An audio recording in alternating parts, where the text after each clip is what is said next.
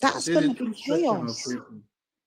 The two sections of people that are actually clamoring about Biafra right now are the paid agents and the ignorant and the naive ones that don't know anything at all. But among them, deep down, they sense it, they know the reality, they know it's not going to be possible. And even if eventually they get it, it's going to be a calamity for all of them, for all of them. And again, if it goes all the way wrong, another thing as well, because of the way that they're landlocked, when we look at that, hold on, let me just have a quick look, just to remind myself. They're landlocked though now. They are dots in the nation. This is what I'm saying. I just got to remind myself what it looks like. It helps me. But the way that I remember them being landlocked in, here we go. The way, see there, the yellow at the bottom, right? So the way that they're landlocked in, if it all went wrong, I'm just thinking from a diaspora perspective. Sorry, guys, wait with me. But if they're all landlocked in like this and they get Biafra and it all goes wrong, how does that then affect their neighboring surrounding people? The Edos, the Galas, the Ikoya, the Ibibio, the Ijo. How does it affect them?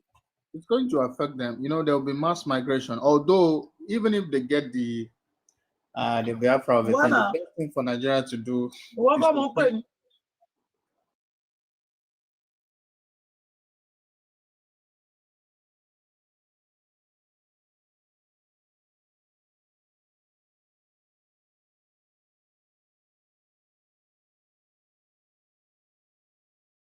it has not.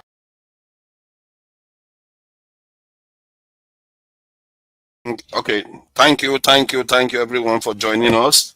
I would like to read some serious disclaimer today, because it's important that we keep ourselves in perspective today. There's going to be a lot of information that will be shared. First of all, whatever we are going to say here today is to try to bridge gaps and try to reach a common sense approach that is better for everyone. When I say everyone, not only for Nigerians, not only for the diaspora, not only for Black people, the entire community of human societies. The idea is that these discussions are meant to be had so that we can relate to each other and understand each other better. Because if we don't communicate with each other openly and honestly, chances are that you are going to have misunderstanding that is going to lead to more divisions. This is why we are going to have these conversations, as tough as they may be, because we are going to be asking those tough questions. And I don't think any side is clean on this. Not one tribe, not one race, not one country, not one continent. Nobody is innocent on this, and no group is innocent. We have to ask those tough questions, and nobody should take it personal. We are trying to bridge gaps, and so that we can be able to live more amicably in this world of ours, because I think and I believe these times demand it. So this is why I posted, in the case of Nigeria, I posted this picture about if it is time for Nigeria to pass a hate speech law. As a matter of fact, if this current government can do it, all half of their sins, I'll forgive it. And no matter anything else they do, I'll forgive half of it. The reason why is because when you pass a hate speech law, it's going to deter people from wanting to divide among tribal religions and so many other lines that lead nations to become unstable. That is very important. If one leader can be able to put that together in Nigeria, I'm willing to forgive a lot of recklessness and a lot of sins that they've committed. So that is one for me. And in terms of my own belief on that, we are going to be covering a few topics. Obviously, we are going to be covering some of the things Trump is doing around the world, because it has impact everywhere, including on the continent and in Nigeria. And we are also going to be covering areas regarding the Gaza conflict. If you are not covering the Gaza conflict these days, it's deliberate. You're hiding from it, because it's the leading topic in the world today. If you look at any topic in the world today, Gaza is the one that spreads all through the continents in the world. So not covering it is just burying our head in the sand. Let's not pretend. Then we are going to be talking about the issues in Nigeria. I think somebody said corruption has ended in Nigeria. We are going to confront it. Maybe it's true. You don't know. Maybe corruption has ended. Who knows? These things. And then I also talk about the Igbo hate in Nigeria that is going on right now, and whether it's justified. Some Southwesterners, some, remember that term, some are out there. I don't know who is funding them. They are forming and creating some very, very terrible videos out there on the TikTok, saying all kinds of terrible things about the Southeasterners, all kinds of horrible things. And they deliberately are doing it. You can see that they are trying to inflame tensions for whatever reason, whether they are upset that an incident that occurred in Lagos this week led to somebody, getting killed that was a Yoruba person by an Igbo man. It's not an excuse to go out online and start spewing garbage out there.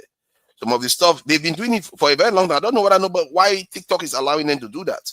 Because that's terrible hate speech that we are seeing there. Some of the things they are saying is horrible. That they're calling people dogs and all kinds of stuff. It's really, really horrible. Poisonous comments. It's almost, for me, it's almost as egregious as the one we had from like Simon Ekpa, or even Nnamdi Kanu saying that they should go and kill people's children. I shouldn't be using the K word, but point is that they are advising people to commit certain things. Very, very divisive terms. And this is why I believe that Nigeria may gain from passing a law that prevents people from behaving like this. It's just wrong. And let's carry on. I will talk about that. For me, that's quite serious stuff, because this is not election season. And look at the kind of language that is coming out already. It's not even election season yet. And the last time, and that's the thing Nigerians forget. I'm going to rant on this one because I'm going to let people talk. The last time this election cycle was occurred, a lot of Southwestern Easterners lost their lives. Now, a lot of Igbo people were killed. Some of them injured, not too many, like it's not like 20. I think about 3 or 4 cases I heard of. And injuries, a lot of people got injured in Lagos, and they make it look like it's the other way around. I don't understand that. I don't understand why some Southwesterners are trying to amplify it. It's making it look like it's the people that are attacking them. I don't know, because we were here online and we saw what was going on throughout that election. Nobody has said that an Igbo man killed a Yoruba man during that election period. It's the other way around. And yet they are the ones angry about it. I don't know whether they've released the one that said that it was Igbo in Lagos. That's another thing that the Southeasterners should contain. But I'm not sure they still release him, because he claimed that he was Igbo in Lagos. This type of behavior that this government is doing, it makes people think they are siding. They are taking side. They are supporting only Southwestern. This is bad behavior. Our leaders should be setting better example than this. But I will leave that for now and then move on to the next one. The next one is about Airpeace going to Brazil. Airpeace is one of the heroes of Nigeria, isn't he? He's flown Nigerians from South Africa, from Egypt. Anywhere Nigerians are in trouble, this guy is the guy that goes there to fly them back, even before Abike Dabiri opens her mouth to say anything. And yet, Nigerians don't remember this. So the one that they remember is Southeasterners are the Southeasterners are that, and they don't remember the good ones, the ones that are doing good things. They always associate them with people like Simon Ekpa. So we have to, as a people, learn how to rein ourselves in when we are having conversations like it. I must say, maybe this is my bias, I don't know. In my mind, the Southwesterners were quite reserved. They are very reserved people in terms of insulting other group. They show respect to other people. But this time, they completely, many of them have lost it. I don't know whether it's power, their guy in office, I don't know. Many of them have lost it. They've lost perspective. They are saying all kinds of terrible things about other people, especially the Igbos, for whatever reason. I never associated them with this type of culture, and they are making a mistake. Make no mistake, that one is a grave mistake. All those people that are doing it, if the elders don't stop them, there will be consequences, and we're all going to be poorer for it. This is how life works. There is always going to be a pushback against that type of behavior, because we've seen this in 1966. There were consequences to it. If we keep laughing at one side, insulting them, thinking that there will be no consequences, you will find out who will be laughing in the end. We are all going to be crying. Let's go on to the next one. Okay, I finished the main topics anyway about Airpeace. That guy is a great guy. He's been doing a lot of good work. May he fly safely to Brazil and back. I hope the Nigerian government look at ways to subsidize our airlines. Whatever way they are going to do it, let them come up with a way to subsidize the airlines so that people can be able to fly our airlines cheaply. Maybe even just focus on only Air Peace. Don't subsidize the others. Subsidize only Air Peace airlines so that Nigerians and other customers can fly Nigerian airlines to Nigeria. You know, that way you get cheaper flights and Nigerians are going to be returning back to Nigeria to spend money in Nigeria. I don't know, man. Yeah. If I was the government, you keep saying buy Nigeria. You're not supporting Nigeria-made airlines and products as much as you should be. Personally, that's what I would do. This type of stuff is common sense. It's not because I'm giving a peace charity. What it's going to mean is that those people that are going to come to Nigeria are going to come to Nigeria to spend more money. Money matters. Economy matters. So if common sense people should do common sense things, not because it's not your APC is not your man, you decide to just hold it back and not want to support him fully. Innocent, I don't know whether Nigerian government is supporting Innocent fully, but Innocent has been around for over 10 years or more, and the support he's received, at least before now anyway, that I know of, has been quite anemic. It's not, it's not very big. So that is something that we have to keep in mind. And if this government is now saying that they want to support Nigerian-made goods, Buhari said the same thing. But did they actually do that in a big way? We'll see. Maybe the support they are giving, the fruits are not fully, germinated yet. We've not really seen the real results. Maybe the results will show up. I don't know. Anybody that has information about that, they are free to come and share with us, because this our information is quite important for our people to know. If they know that, maybe the way they are, insulting the government, criticizing the government, is not going to be as venomous anymore. So it's good that people share the good things the government is doing. If they have it, come and share it openly. Nobody is going to stop you from sharing that information here. This is about facts. This is not about feelings. This is not about denial. If it's painful, I'm sorry. If you're not ready for painful conversation, then don't bother coming here, because we are going to ask you questions. If you're saying stuff, you're going to show proof of what you're saying. If we find that kind of statement that you're making requires proof, we are going to ask you for proof. So yeah, if you tell me that the sky is blue, I don't need proof, so that's fine. I will accept it. But if you come here and say something that people question, you will have to show us proof. That is just only fair, really. Otherwise, you're going to all be walking in the dark. Okay, so I've ranted enough, and I'm going to try to keep quiet when the show is going on. This is 12 minutes of ranting, and when the show starts, we are going to ask questions of people. Don't feel offended if they stop you in your flow. Try to hold your thoughts. Don't let yourself get distracted if somebody is asking you a question. Hold your thoughts. When we ask you a question, then you can carry on with your conversation. The idea of stopping at that moment is because you may make too many points and will not be able to ask you too many questions. So we want you to, when we ask you a question, you're able to answer it. It might be more efficient for us to go through different topics. And sometimes it may not necessarily go smoothly. Sometimes somebody will interject. And when they interject, you allow them to interject. But when you interject, try to keep it very respectful and short. If you want to interject for about 30 seconds, 1 minute at most. If you go beyond that, you are not being reasonable now. You are not respecting the other people that are waiting. Okay? Let's try to be respectful of each other's time and not, over talk. So that I notice that some people complain about that when we have a show, that I allow one person to talk for 10, 15 minutes.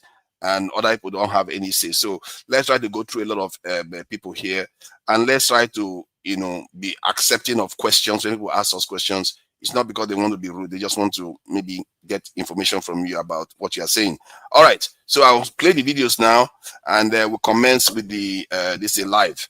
All right. Let me go with. I'm going to be starting with Israel. We're going to talk about Israel. We're going to talk about. You're going to see the videos. It's going to cover the headlines of the things that happened this week. And so that we all catch on. Yet started its main offensive to take Gaza City. But for many, this looks and feels like an onslaught. The Gaza Health Ministry says that more than 60 people have been killed in the past day. Among them, these children. We're told they were playing near a roundabout when it was attacked. Their families utterly broken by shock and grief.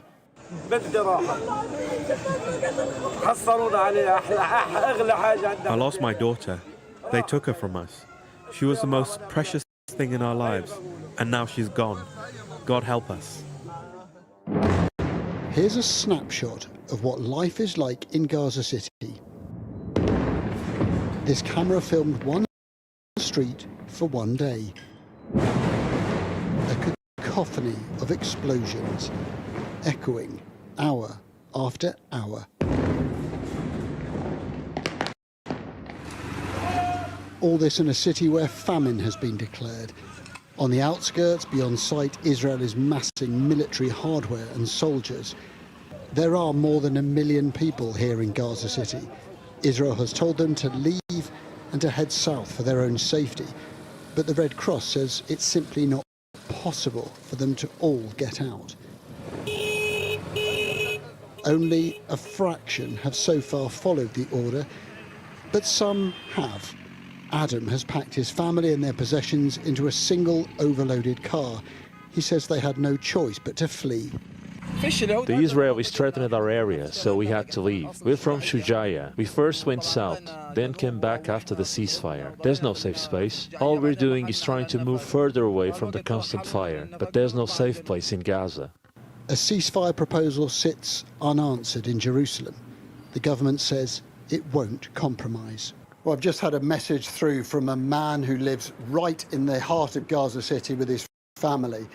And he says, our choice now is to remain in the city and face certain death, or to leave and end up on the streets without shelter or compassion. We live in a state of constant tension and fear.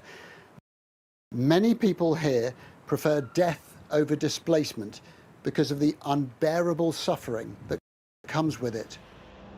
The truth is, the battle is starting while life goes on. 7 Israeli soldiers were injured after a bomb exploded beneath their vehicle. Hamas is warning the remaining hostages will be placed in harm's way if Gaza City is attacked. And if there is no ceasefire soon, then Gaza City will be plunged into terrible violence yet again. Adam Parsons, Sky News, Jerusalem. In southern Gaza, and one of the few still partially operating in the strip was hit twice by Israeli strikes. At least 20 people were reportedly killed, including journalists and medical staff. A new investigation by BBC Verify has uncovered that the hospital was hit 4 times. With me now is Merlin Thomas from BBC Verify. Hi Merlin, so tell us more about what you've uncovered. Initially, reports from Gaza said that Israel had hit Nasser Hospital twice, but our investigation has uncovered that, in fact, Israel had hit the hospital 4 times. Now, let me talk you through the timeline a bit. There was a hit at 10:08 a.m. local time when Hussam al-Masri, a journalist who was operating a live feed for Reuters, was killed on the eastern staircase of Nasser Hospital. Now, new footage we've obtained shows that at practically the same time, the northern staircase was also hit. Now, let me show you the footage. We can see smoke pouring out of the northern staircase as well as the eastern staircase. Now, the blast at the northern staircase had previously gone unreported because the so-called double strike on the hospital had overshadowed this blast that we have uncovered. And videos we've seen show an injured person being carried down the stairs, and we've shown the videos of the damage inside the hospital as well to munitions experts who said that this damage appeared consistent with a relatively small munition travelling at a relatively flat trajectory as well. And then how does this follow through? Because there was then another strike. Yes, so 9 minutes later, Israel hit the eastern staircase again, and that is where there were first responders and journalists, and that is when they were killed. Now, just before I show you this footage, I'll say that we won't be showing you the moments of the hit itself, but when we slow the video down and watch it frame by frame, we can see that actually there is one projectile, and then you see the blast itself, and then we see a subsequent projectile as well, which those 2 projectiles are within a fraction of a second of each other, which brings the total number of times that Israel has hit the hospital to 4 times. And Israel is conducting its own investigation. What have they said? Well, their statements on this attack have evolved over the past week since the attack itself. So initially, the Israeli military said that it regretted harm to uninvolved individuals. Then, hours later, Benjamin Netanyahu, the Prime Minister, said that he called it a tragic mishap.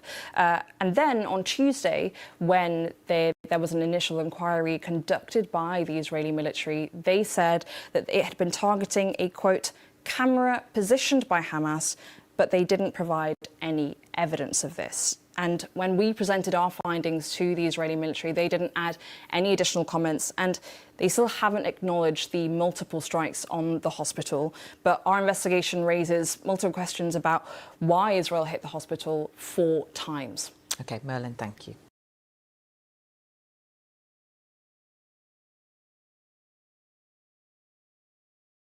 And to see what happens when we get outside the U.S. So I'm looking forward to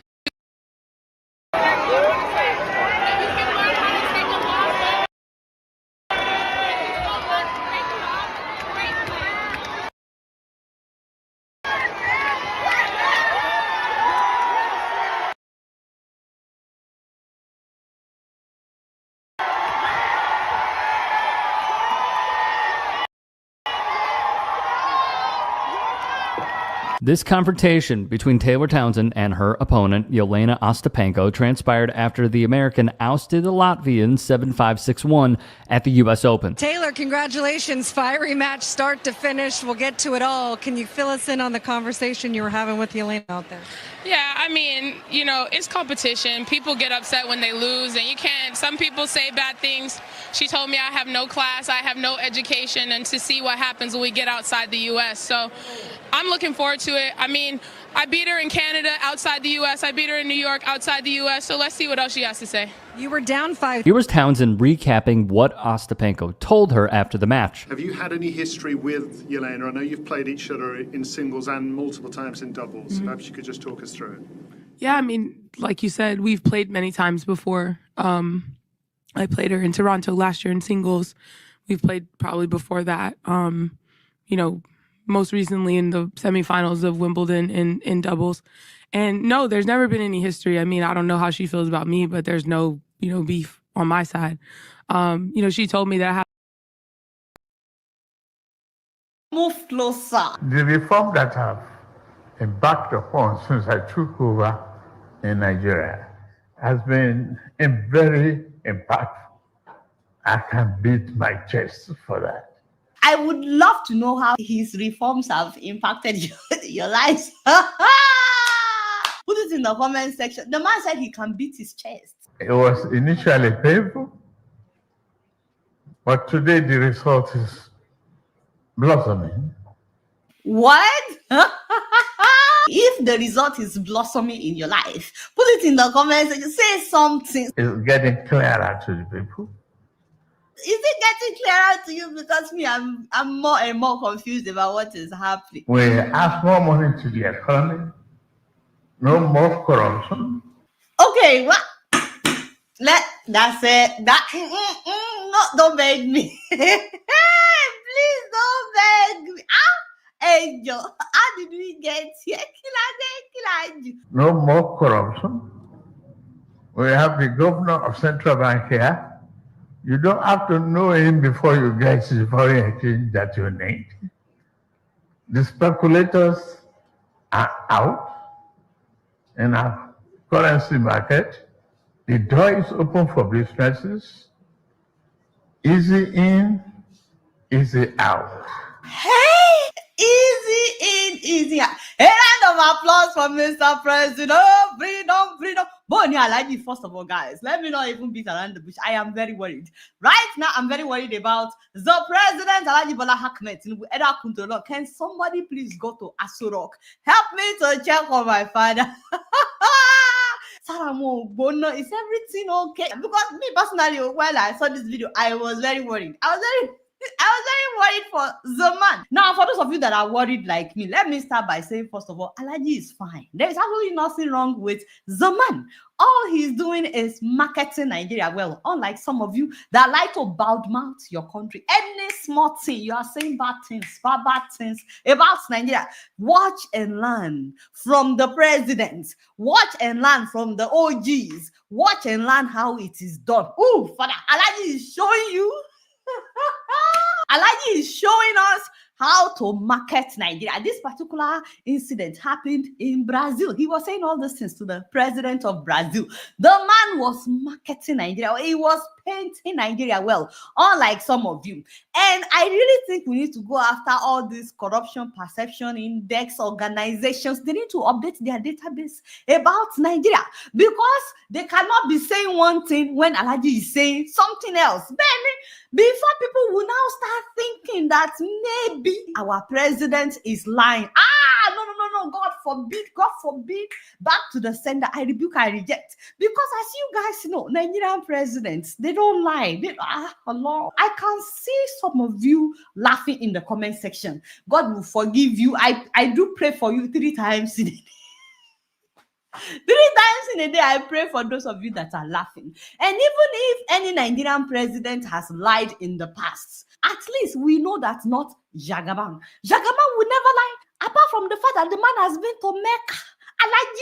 He's an allergy. Somebody cannot go all the way to Mecca to pray and then come back to lie to people. And the same way with his wife.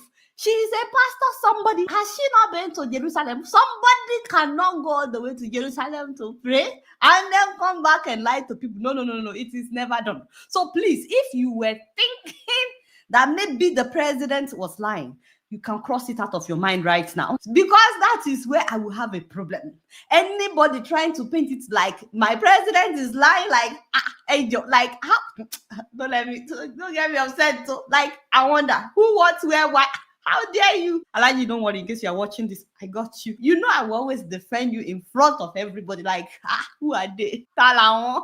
So anyways, the president was not lying. It is either of 2 things. Number 1, maybe the people around the president have not been telling him the reality on ground. Yes, sometimes the people around the people of power, they say what they think that the president wants to hear, not necessarily what is actually happening. So you cannot blame the president for not knowing whatever you think your reality is. Maybe he doesn't know what is actually happening in your own neighborhood, or maybe whatever you think your reality is may just be happening in your own corner of the country. Maybe it is not a general something. So maybe he is not feeling it in Abuja, or let me say inside Aso Rock. The other possibility is maybe your reality is not actually the reality. Maybe your reality, or what you think your reality is not actually the reality. See, Alhaji is trying to wake you up to the true reality. Alhaji would like for you to know that the reality of your reality is the reality that he says is real. Does that make sense? The reality of your reality may be the reality that he is saying is real. So maybe. Oh my God, Adiola is killing me. So yes, there's no corruption in Nigeria. It's acceptable. This is true. I don't know why people keep trying to malign the name of the country that there is corruption. It's clear. It's obvious. Everybody knows this truth, that there is no corruption in Nigeria anymore. Adiola, you are sinned against heaven and against hell. How dare you besmirch the president's good name? That the corruption is still in Nigeria. Ovie, welcome. Thank you for joining us. About the tennis, though, the lady, it's funny, the Ostapenko, I think that's her name, said to Townsend that she's not educated, and also said something about her coming outside America. You see, people know now that when you're in your hometown, that's where your strength is the greatest. Trying to tell the American to come outside America that she's going to see what it's like. All right, so that is that anyway on that issue. I think I've covered quite a broad spectrum, not that broad, obviously. To be fair, most of the stuff going on in the world is a little bit one-sided. It's mostly Israel, Ukraine one, there's no breakthrough so far. So the only area that the most, for me anyway, the area I found very disturbing this week was the level of anger in many southwestern people against the Igbo people. And the reason why I'm talking about it, I would have just thought, okay, let me just forget about it. It's not going to matter. But the reason why I'm talking about it now, because it needs to be forestalled now, before 2 years' time. If an election comes up with this type of feeling on the ground, I don't know what Lagos is going to look like. Oh. I really don't know what Lagos is going to look like. It's not election season yet. This is the calm season. Even terrorism is low now. Those ones are taking a backseat. But yeah, this one is hot already. And many of these people are diasporans. All these diasporans, I don't know what's wrong with them. They go overseas and they start poisoning the country from overseas. They are not trying to be helpful. They're just saying negative things, not trying to say, oh, people are attacking us, or they are saying Lagos has no. They were just attacking them. Talking about they are not from Nigeria. They should tell us what their progenitor is. I think they are still doing it now. Even they are still online. They've been doing this for days. I don't know how TikTok allows them to carry on doing this. They just do it for days on end. I don't think if you're on YouTube, you can do something like this, I think they pause it now. I think they pause it, the live stream now. It appears they've not paused it, it's there.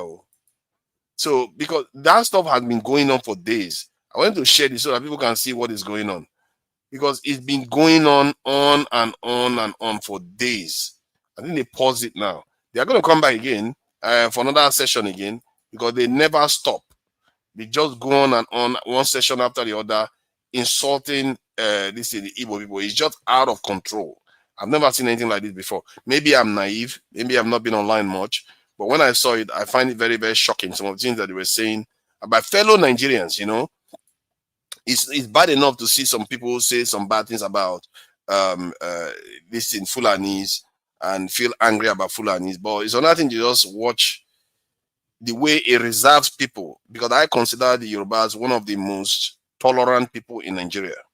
They are one of the most tolerant. For them to start becoming this way, and the people in power are not doing anything to stem it, I don't see them stemming it at all. If anything, they are encouraging it. So it's a bit of a problem, and I don't know what this is going to mean for 2012. It's almost as if they are trying to scare P2B from even running. All this is because of P2B, If P2B doesn't have any chance, why are you bothering? Why are you worrying? Why are you worrying about Southeast at all? If he doesn't have any chance, your guy is going to sit into office. So then stop. I don't understand why they are doing it. They've been doing it for days. I wish when they come back online while we're on this show, I will highlight them so you guys can see them for yourself. Ovie, what do you make of this? I've spoken enough about it already. What do you make of this? This in some of the headlines, depending on which one you feel like you want to address first. All of them are one. There's no anyone that they're all one. They're all connected. They're all the same. Is it because some people say they are from Israel or they are Jews? No. It represents the times that we are in, Just like evolution, right? Just like human evolution. The time they'll born you, they'll nurture you, you grow, you be a man, you old, and you die. That's a cycle of life, right? Even the Bible says there's time for everything. So when I said all now one, it speaks to these times that we're in. All you need to do is to understand First World War, right? And to understand First World War, you have to take accounts. You have to take into account the events that happened from 1800 to that eventually accumulated to all-out war in 1914. So, and because a lot of things were happening at the same time. So the Americans came out. Just hold on. Just hold on for a second. They've come back online. I don't know how they go off and come back. So the reality. Hey, sorry to interrupt, but you had to mention that, as you said, the things that the atrocities that they do, that came into my brain. Like, these people are highly. If you imagine one man giving money for his daughter's school fees, and you want, I don't know what did that video. Maybe you want that accident. Maybe his daughter was sick, something like that. And you want to use that money, and he was showing his daughter where he's going to bury his daughter. I said, what in world are we living in? So you value money more than your daughter. And that money was given to you. So that culture is going on that kind of territory. And I don't know what the people are, I don't know what's so special in that kind of culture. So culture that's very, very selfish. As long as that culture is very new, they need to refine it for better. And the way the two look like now, that culture can never have a leadership. Because that culture is not yet matured. It can never, that's why they're having crisis in their territory. They can never have leadership. So see, you have a long way to go. When you cannot organize yourself to become to anarchists, that telling me you are developed. You cannot govern yourself. Every time you see everywhere you're only fighting and biting yourself. That kind of anarchist, that's barbarians. And that's the culture. One will be buying each other. So you still have a long way to go. I wouldn't want to have them as my neighbor. I wouldn't want them to have them as my neighbor because I look too deeply into that culture. I find so barbaric. If I don't think it can happen like a BBO like that, I don't think they can do that kind of behavior among Calabar people. So I'm just so shocked. There are women are not being treated with respect, though. Because I heard even some senior brother to your husband can come and take your property when your husband buy, and rather you wretched and abandon you. That kind of culture. So that is just a snapshot. It goes on like this continuously. Like they just pile on one bile after another. It just doesn't end. Like they've been going on like this for days. It's like I don't know how TikTok allows them. They are speaking English. They're not hiding it. Just calling other people. They are calling them barbaric dogs, animals. Like these people, where did they come from? They are not Nigerian. They're saying Igbo people come from somewhere else. These are Nigerians doing this. So what kind of situation is this? I don't understand how our leaders enable this type of behavior to get this way. Let's face it. It started from the southeast to that's how Nnamdi Kanu came to be, and Samuel Nekpa. Maybe this one is a kind of reactionary this thing that you're seeing now. But I think mostly it's tied to do it has to do with politics. It has to do with the fact that P2B is running, and for some reason they are afraid of him. I don't understand. If you are so sure Tinubu is going to win, why are you so worked up about P2B? I'm going after Southeasterners because of it. Constantly. Non-stop. So, and somebody has to call this things out. And from my own experience, even talking to some Southeasterners, they also enabled some of us in like one Southeasterner came on this and say, Opobo is they are indigenous Igbo people in Opobo, indigenous people in many states in Nigeria. You shouldn't be saying that. You have to know that those people migrated there. Even if it's 200 years, 500 years ago, you don't say they're indigenous to that place because you are trying to cause rift among people. And when he said that, the lady there was even more venomous with the curse that she heaped on him. And this is where the schism is. Because I was on this panel. This is how complicated this issue is. So that people understand that all of us in Nigeria, we are at this. We are all causing this problem. I was on this panel where some Southeasterners came and said the Opobo people, the Ibani people, they are Igbos. I was like, I'm from River State. I know their language. What do you mean? They don't sound like Igbo. I had to play the audio here. I said, do you hear one word inside their language? He said he didn't hear one word. Then why are you saying they are Igbo? If you keep saying those things, it's what people react to and say they start attacking you. You wonder why they're attacking you. We have to stop this behavior. We really have to stop it. I've heard a lot of people say Port Harcourt belongs to Igbo people. On this panel, maybe even Odi said it. Why do we say these type of things?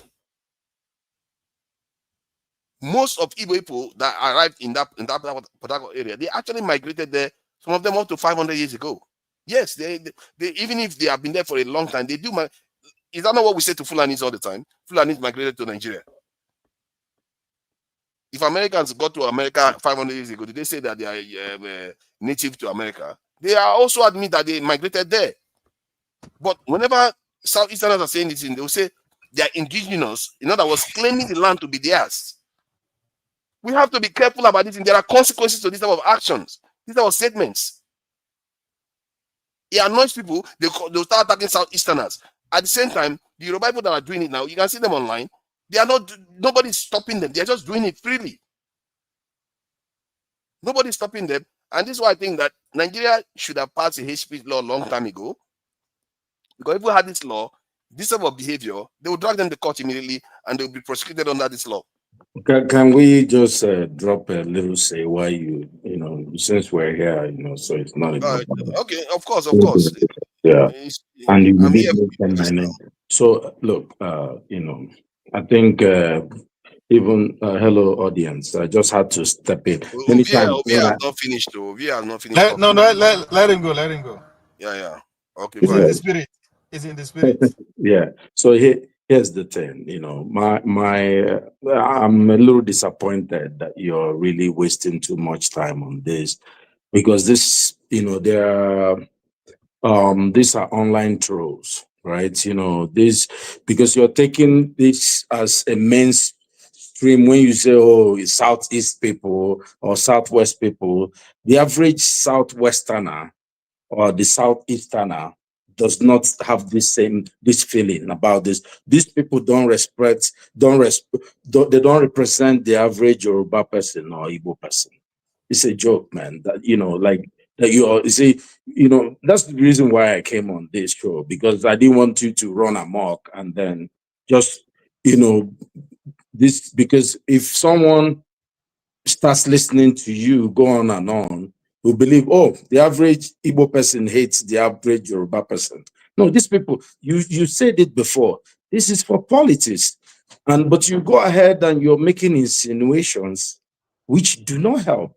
You say, oh, it's the Igbo people that started it. How could you say that? Don't you know the history of Nigeria? Don't you know what has happened even before 1960? Are you kidding me? Are you saying this? So why the British use ethnic, it's divide and conquer. It's ethnic rift that they used to rule Nigeria. Don't you know the origin of this? These tribes have lived together in this geographical space for so many years. Instead of I would expect someone like you who hosts a very important show like this to start talking about, say, look, these people do not represent these people. Look, Igbo people are marrying Yoruba people in droves. Yoruba people are doing the same. They don't hate each other. People are living together in Lagos. This hatred, or so to say hatred, just started with Tinubu's election. These people introduced this in 2023, just before the election. These people have had no problem. Stick one election in the Southwest in massive ways. Are you serious about this? Igbo people respected Awolowo for a very long time. Even when the whole idea about this 1960s school was that this young man from, the place that you say, oh, now you say, oh, Igbo people are claiming Delta. But, the problem, or claiming River State, or something, claim what? Nobody's claiming anything. Even for you, someone who, like, when somebody says colonial masters, you'll be crying. The way you start talking about Port Harcourt as a geographical space, it's a shame. Port Harcourt is not even, it's a name of a white man. That you talk about it as if, oh, this is not people's ancestry or some type of, what is Port Harcourt? So my point is very simple. We do not, Nigerians, look, it's politicians that are causing the rift between us.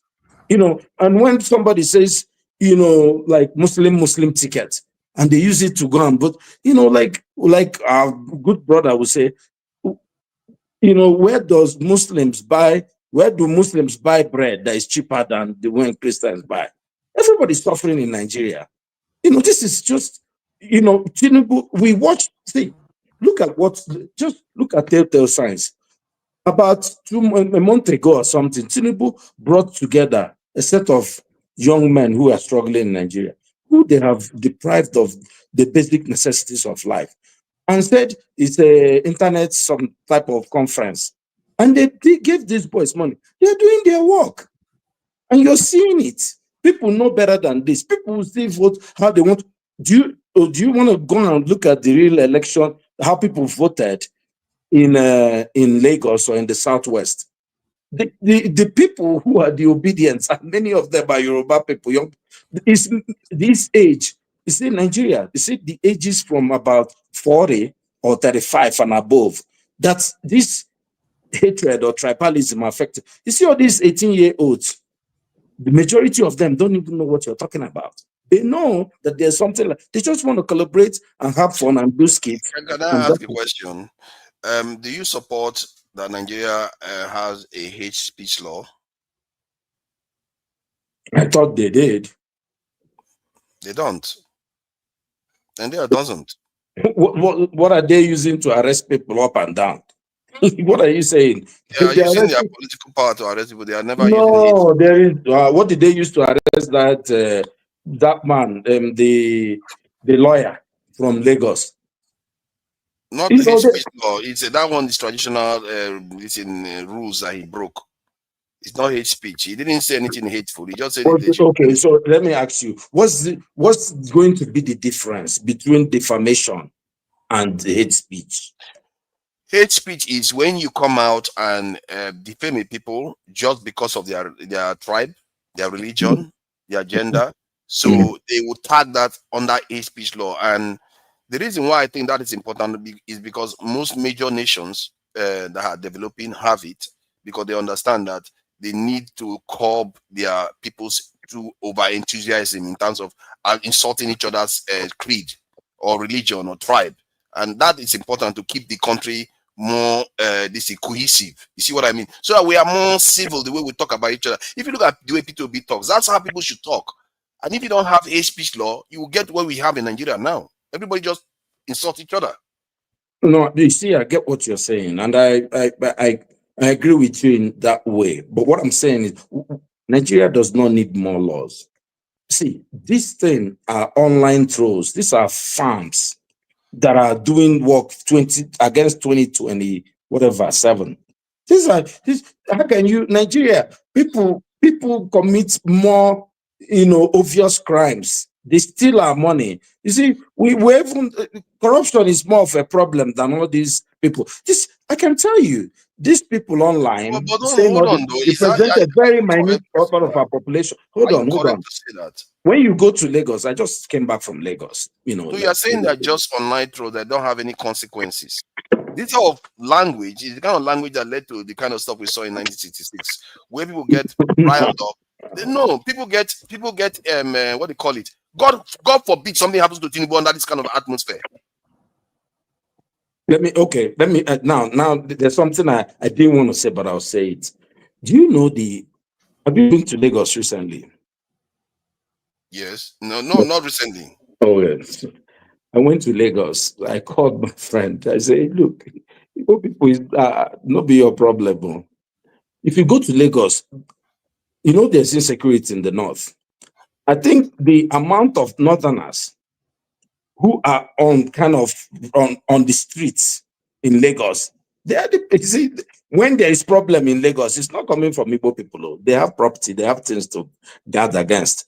When you go to, there are 3 megads for every house. They are on the streets. They are sleeping on the streets. Go to Lagos and see when problem will develop in Nigeria, in Lagos. It's not the Igbo people. You see, the recent fights between tribes in Nigeria, it's not been between Igbo people and Yoruba people. You see, go and check it. Are you sure? Oh, the fights, real fights. During the election, it was mostly Southeastern that I saw got harmed. They were attacked. I'm saying fights. They also killed the Southeastern during the last election. You are not aware? I'm not saying that didn't happen. I said fight. People say, trust me, the Southeasterners have not put up a fight against our Southwestern brothers. There has not been an organized way. I think there was one this week, though. I don't think you are following the news. There was one this week where a Southeasterner stabbed a Lagosian, and he ended up dying, and it led to a lot of tension. You are not aware of it. There's more. Mob action is different. Look, there's jungle justice. Mob. I'm talking about real fights. People can allude to this, or you can simply. There has been, if you go around Apapa area, there's been fights between the northerners and when I say northerners, it's a loose term, right? I don't want to. I'm just careful not to use tribes here. And people from the southwest. Look, let me tell you, the Igbos are not the problem for cybercrime acts. That's somebody. So let me tell you something. Cybercrime act is a hate speech law. No, that's for internet now. Okay, I get what you're saying. The people are they not online? Yeah, I get what you're saying because they are online. But yeah, it's they already have that law. That's what I'm saying. What if they say it on the ground? They will get away with it because it's not online. It should be more general. No, it's defamation too. Look, Nigeria doesn't need more laws, my brother. We just need to enforce the one we have. We have too many tribes now. We have too many. And people like to insult each other. Nigerians have big mouths. No, Nigerians don't have more big mouth than any other people. You see, the problem we have is our leadership. Look, this, you know, are you serious, forefather? This thing is just about election. After election, let's say Tinubu loses now. You know, everybody will start finding another person to fight. But let's say, God forbid now, our lovely president does not wake up. Nobody will talk about, you see, things will change. Look, let me tell you, the war Nigeria had was an orchestrated war. It was a war that came from, look, do you know what led to that war? What led to that war was a lot of people being killed for nothing's sake. It's just people talking online. Do you think an average man going to Alaba to go and open his shop is listening to people who telling Igbo people they are stupid online? Are you serious? The man wants to get money and send his children to the UK and to US to become nurses and become lawyers. It's not his problem. It's not what somebody is saying. Don't close his shop or come to his shop to come and fight him. Look, let me tell you. The day when there is fight between Igbo people and Yoruba, you don't need anybody to tell you. You will know. Nobody is fighting. Igbos are not fighting with Yoruba people. They're not quarreling with Yoruba people. People just don't want to be to the president. Hold on. Were Igbo fighting the Northerners when they were attacked in the north? No. That's what I'm saying now. Nobody has attacked Igbo people at that level. They're just talking now. This one, look, what happened in the north was introduced by the West. It was BBC. If you remember, the program was started. I don't really want to be visiting that because we will now turn back and start 1966 and all that. The program was calculated and started by the British, by BBC. They introduced that because if you know an average northerner, this what stops that? You don't know why I'm finding this a bit alarming. What stops that from happening again? The fact that we are just they don't control look at what Kene is calling me. I don't know what is wrong with our people. There's something seriously wrong my with brother. Let me tell you something. Let me just land on something. This is the internet era, and look, BBC does not control the narrative. Things have changed though. 40 years ago, everybody will be listening to what BBC says, and it's law. Now, you say your own. You see that you're saying your own here. The other person is saying, I never heard that thing you're saying. How many people have Twitter accounts or what do you call it? What's that? TikTok, yeah. Nobody's listening to those people. Many people say, leave those people. It's when you come and attack people now. By the day you hear 100 Igbos killed for just being Igbo people in Alaba. Just wait for that day. This one, did you just say you want to wait for that day? No, I'm saying, oh my God. You see, you're trying to. What I'm saying is that don't make this important. My own point. This is important. No, you're the one. This is Tinubu's or APC's internet farms. So that makes it less dangerous. It's for election now. It doesn't make it less. Well, it makes it less dangerous. Yes, if you want to go by that. It's not that it's good, but I'm not attributing what you're saying. I'm just saying that your assertion that Southeasterners started this. I think you're just being disingenuous. No. That's what you said. See, I think you've said that before. You repeated that before. When I say Southeasterners started it, I was talking about Nnamdi Kanu and Samuel Ekpa. I actually mentioned their name. They started this attack where I also even went and talked about the example where Nnamdi Kanu was saying that they should kill people's children and all that stuff. So, and like I said, I have to start it from the beginning. Most of the history of Nigeria that I've ever been in, the Southwest generally are very, very cordial people. They don't go out of their way to seek wahala. They are troublemakers if they want to make trouble amongst themselves. They don't seek trouble amongst other people. But some of the stuff that is going on recently, especially since P2B got into office, because we heard about what Nnamdi Kanu said. That didn't even rile them up that much as P2B challenging Tinubu Tinubu is one that made them even more angry. It's like crazy. I like how has politics become so ugly? Whereby just somebody challenging Tinubu made which people angry? Many this is Southwesterners angry with No, you're not. This is you're confabulating. Why are you saying many Southwesterners voted for P2B? What are you saying? You made but many of them the people too, Tinubu's strongly against him. political machinery angry, and they are doing this thing now. Don't say see, it we are as talking it is. about. See, you don't seem to understand. You are making it look like it's just a few people. It's not just a few people. It's a little percentage. No, of course. No. I disagree with you vehemently. The average Yoruba man has no problem with the average Igbo man. You don't paint that narrative. Maybe you are. I'm not saying that is what you are saying is wrong there. I'm not saying what they are saying, but remember, when all this, the same thing is in the north. You see, what you are saying now is complacency. That's what I see. Because what happened in the north the day before that day, nobody knew that it was going to be like that. The few that are poisonous, if you leave them, they're going to cause problems. And their cousins are not going to reject them. Their cousins are not going to reject them when they cause the problem. They will back them. That's the problem with this type of stuff. And when you see danger coming, you have to address it head on. And personally, I don't like the idea of, you said it yourself, that it's an online farm that somebody's funding, because you can see that they are deliberately doing it.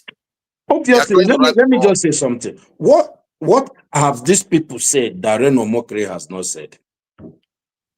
That you guys are not from Nigeria. That I don't know, whatever. Which if you know how far these people have come, how far they went. See how much mainstream. Because why don't you see how much mainstream? These people, they have no even name. So you see, we are putting our faces to this camera.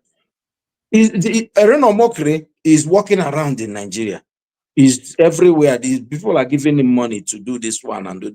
There's no name that he has not called the Igbos in Nigeria, but he's walking around. You should have been very upset. What did he call them? What did he call them? This one, you don't know what these were calling Igbos. These are farms. They are not important. That's what I'm saying. It's not mainstream. I'm talking about Tinubu people has even, Tinubu's wife, is he an Igbo? Is he a Yoruba woman? She's not now. She's doing it. You can see. Look, will you say now that Igbo people have problem with this? Is she Yoruba or something, right? Igbos, do we have problem with our Yoruba brothers? But you now say, she said, you can't trust Igbo man. Which one? Which one? Some of the attitude you are displaying here, I fear is part of the reason why some Igbo communities get attacked, because you are very complacent. You behave like Abel. You don't see danger coming. Yeah, don't worry. When people say this, don't see danger coming. Look, let me tell you, the only people who have had the balls in Nigeria to fight the imperialism, to fight colonialism, to fight are the Igbos. We are not scared of anybody. When it's time, if there is time, we have raised and fought the whole Nigerian. How about avoid it altogether? You're not scared. How about when it's time? Don't worry. You don't worry not about Igbo. Worry about your own Port Harcourt tribe. Don't worry about I worry because we are all hooked in Nigeria together. So when it's time, don't worry. You will know. Don't worry. When it's time, we will take care of it ourselves. Why don't you focus on your own problem? No, They have used military man to do election for you in Rivers State. You're crying about people insulting Igbo people online farm. But your people, they have taken all your money. Look at the Rivers State is the desolate land. This should be the richest place this should be Dubai. They have used oil and all the sand is black. The fishermen can't fish. They have Tompolo dancing and using red scarf. Instead of you going there to go and you say you're not Igbo, you're angry that they say Opobo is you want to drag us to that little discussion. Igbo people know what they own or what they don't own. Don't do that. You see, this is why Nigerians, I don't know what is wrong with people, Something is seriously wrong with Nigerians. They do this thing that causes problem for this country. And these tribes, these big tribes, are the troublemakers. They just go around saying stuff about other people, claiming territories that doesn't belong to them, and they don't understand that they are even creating a rod for their own back. Did I claim What kind of territory? behavior is this? All right. Look at Kene saying that God is Igbo. All this sort of stuff, they just keep doing it all the time, and they wonder why. Can you hear me? That's why I want to have this conversation, because Can you hear me? we need to confront some of all these things. Father, you are the moderator. You guys have spoken for 1 hour. So allow me to have my own 1 hour and you, then follow by what you do 1 hour. Just like that. No, what do you mean 1 hour? You said you should allow him talk now. See, Tunanja, when you lay all your topic on ground, when I first come, there's a reason I did not want to start there. See, you don't even understand the role you are playing. You don't understand the role you are playing. Please elaborate. I would like to know. You are amplifying whatever that you think you are seeing as a problem. Some people hate this people. You are amplifying it. That's what you are doing. And guess what? Earlier on, I was trying to stress the fact that now we be the problem. And if I have to narrow it down, especially those people who are educated, who never lived for village before, who just understand one way, because we are very few. Right? I'll put it to you today in Tunanja. If you go down to average Nigeria that you talk about, there's no local government that you visit in Nigeria today that Nigerians are living, that you not see an Igbo man, an Hausa man, an Igbo, everybody just living their daily life, just doing a normal business. No local government. Now, if you now bring it up to the top, the governing elite, guess what? You talk about air peace. Now, Igbo man get down. Is the #1 beneficiary of this government. What does that tell you? There's nothing like that at the top. But me and you, who claim to be exposed, educated, cosmopolitan, just are talking rubbish. But you know my joy? Whatever that we are talking about, nobody they hear them. Now only us they hear them. And that's why it's easy. It's easy for the few governing elite to always form a contractor agreement with the base where don't know anything to always take power. You said it yourself. What is happening is exactly what happened in the 60s. But what you fail to figure out in that city is that the elites outnumber the position that were available. Jesse Nnamdi Kanu and his Nnamdi Azikiwe and his own elite in that angle. Jesse the Tafawa Belewango, Jesse Zik. There's only one position. The position of you can only be one judge. That is exactly what is happening today. The number of elites that we have in Nigeria exceed the position, but guess the danger part. The numbers of poor people is increasing. What the heck do you expect? So you come here, you won't just you are trying to say, okay, this one no hit on, this one no hit on. There's nothing like that. It's just between me and you, and that's because we are not exposed enough to the reality of Nigeria. Obi one power, Tinubu one power, Atiku one power. Now only one person of them will get power. And guess what? It's a matter of life and death. Whatever that you think is happening, people are inching on that to commit. It has nothing to do with them. But me and you spend 1 hour. They talk what? Something that has nothing to do with the reality of having Nigerian. If you claim to speak for having Nigerian, we should be ashamed of ourselves for God's sake. Now, because we speak English, I guarantee you, if the same way they talk in our own language, we're not going to talk all this one, because if we listen to ourselves, we will be ashamed of ourselves. Me was sit down here, so if war break out for Nigeria today, I carry gun sit down for front of my papa's house. If I see Boma, they come, I go shoot them. You know why? I go think he won't go attack my niece, Chibuzo. That's my niece, that's my brother's daughter. If I see Yoruba man, they come, I go shoot them. You know why? My nephew, Ojo, also live in my house. Even if I see you, the Niger man, they come, I go do the same thing. Because our sisters who are married to your people. What the fuck are you guys talking about? Now, when they amplify all this nonsense, go Sokoto Igbo man, they do business. Go the remotest part of Igbo land, there's an Hausa man doing his own thing. Has not idea of what we are talking about.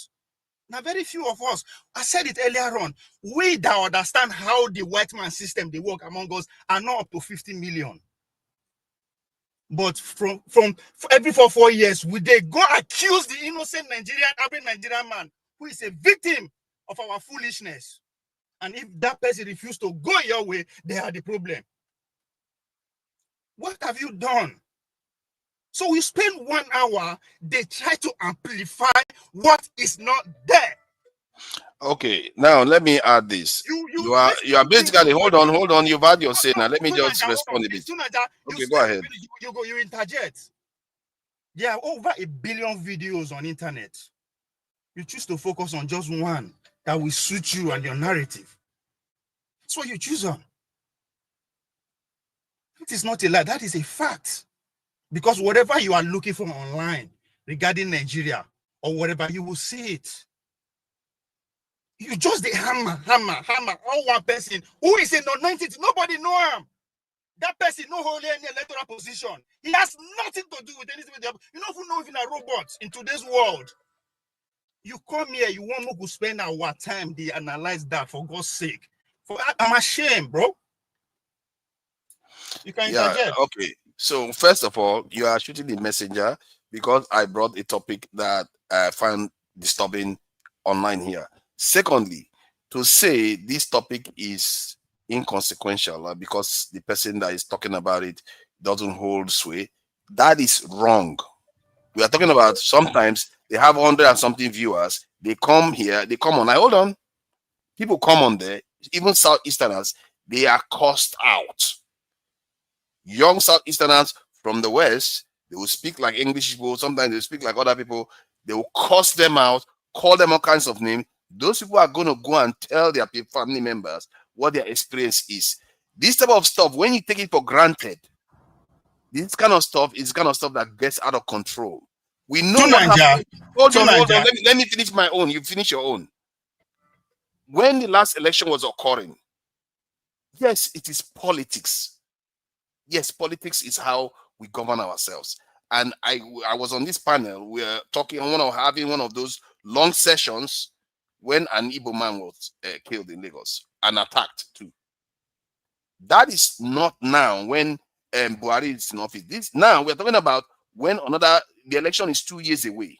To Nigeria, you are seeing already. All this the way they talk. So I didn't say what you are saying is wrong. What I'm saying is that the role that you are playing.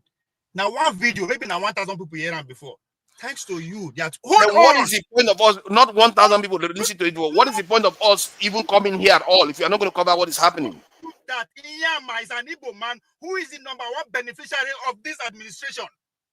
How do you defeat that argument? What do you mean is the #1 beneficiary? Who has more influence? Is it the person on internet who's spreading hate, or the man who's actually responsible of actually implementing policy that will put me and you in this What position? Are you worrying about? You are talking about that one. I'm talking about what happened before the election, and that is likely to happen again. And when that happens again next time, hold on. If you carry on like this, if it happens again, people like you'll be responsible for it because you are being complacent about such behavior. Hold on. You just that you are admitting the role you are playing. Guess no. What? Hold on now. Let me break I'm the one that got them to speak like that. Allow me talk now. You are a moderator. Let me speak. We are 220 million people in Nigeria. Hold on. The voting age in Nigeria will be 150 million. Give and take. Now only 9 million people elect your president. Please, you are literally attacking somebody that is trying to confront the problem. This is exactly what people do. To Nigeria. Until there is dead body on the street, people never stop. Blame the messenger. Can I finish? Yes. Now you be the messenger. You're calling the wrong message. Go ahead. You understand? So I'm not saying that is your original thought. I am just saying that you are amplifying it. Guess what? The 2023. The same Igbo man, Hausa man, Yoruba man, come back and say, this is who will be our president. So, what are you talking about? I'm trying to tell you that we that are amplifying this among us, we are the minority. We are also the problem. So the solution will never come from us. If you want the solution to come, stop amplifying it. Because it has nothing to do with average Nigerian on the streets. And I said, I put it before you. Go to Sokoto, go to Anambra. They are everybody coexisting peacefully. Those are the majority to Nigeria.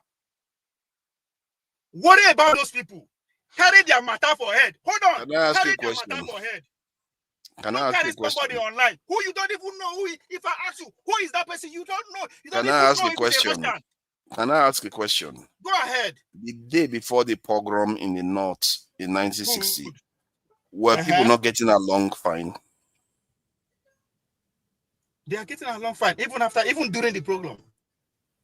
Okay. So what's So your point? during the program, so to you, it doesn't matter. Like people like you during that time will be saying, "Well, don't worry about this here. People that are paying and Igbo people are the problem, and they kill their Tavala Baleba. No, Don't worry about hold them." on. To Niger. See, the last speaker said something. The role the BBC play. Now see the educated of like me and you. I just said it to you to Niger. The reality of the majority of Nigeria is they are coexisting peacefully. The narrative that you are amplifying is it among the minority, us when they online. You are acting as Hold if on. I don't know that Sorry, we coexist. I sorry, asked the same question. How many of them there? I asked them on that panel. How many of them there that I don't have? just want to ask Ovie a question, if you would permit me. Please go ahead. Ovie, you're suggesting that there's no tribalism in Nigeria. Is that what you're suggesting? There's no. What do you mean by there's no tribalism in Nigeria? No, Define I'm tribalism. asking whether you're suggesting that there are no divisions along tribal lines. I'm just telling you where the tribalism. I just told you where the tribalism is. It's among the minority. We don't count. That's a fact. Minority. Okay, I agree with you, but majority live. Hold on, to Nigeria. Majority live together in Nigeria. That is not how what they see. This is not how Okay, they I talk. thought you were talking about minority people as in tribes. We the so-called educated one, we go school, where them brainwash us. Now we they carry all this in our head. Guess what? The leaders don't see that. I just tell you, as we speak today, the number one face of the nation of Nigeria, the capital is number one. Now, Igbo man. So it doesn't matter what you say Yoruba man, it doesn't matter. It doesn't matter to you. And no, guess what? You don't count. It does. Ovie, it does, because Nigeria had a history where people kill people on tribal lines before. Yeah, tell me where that history no day. So yeah, but doesn't mean you should be quiet to it. No, that's not the that's the point. To Niger, if an elected officer they come, they speak all this kind of rhetoric, I understand. You understand? I don't expect you just because internet don't hold on.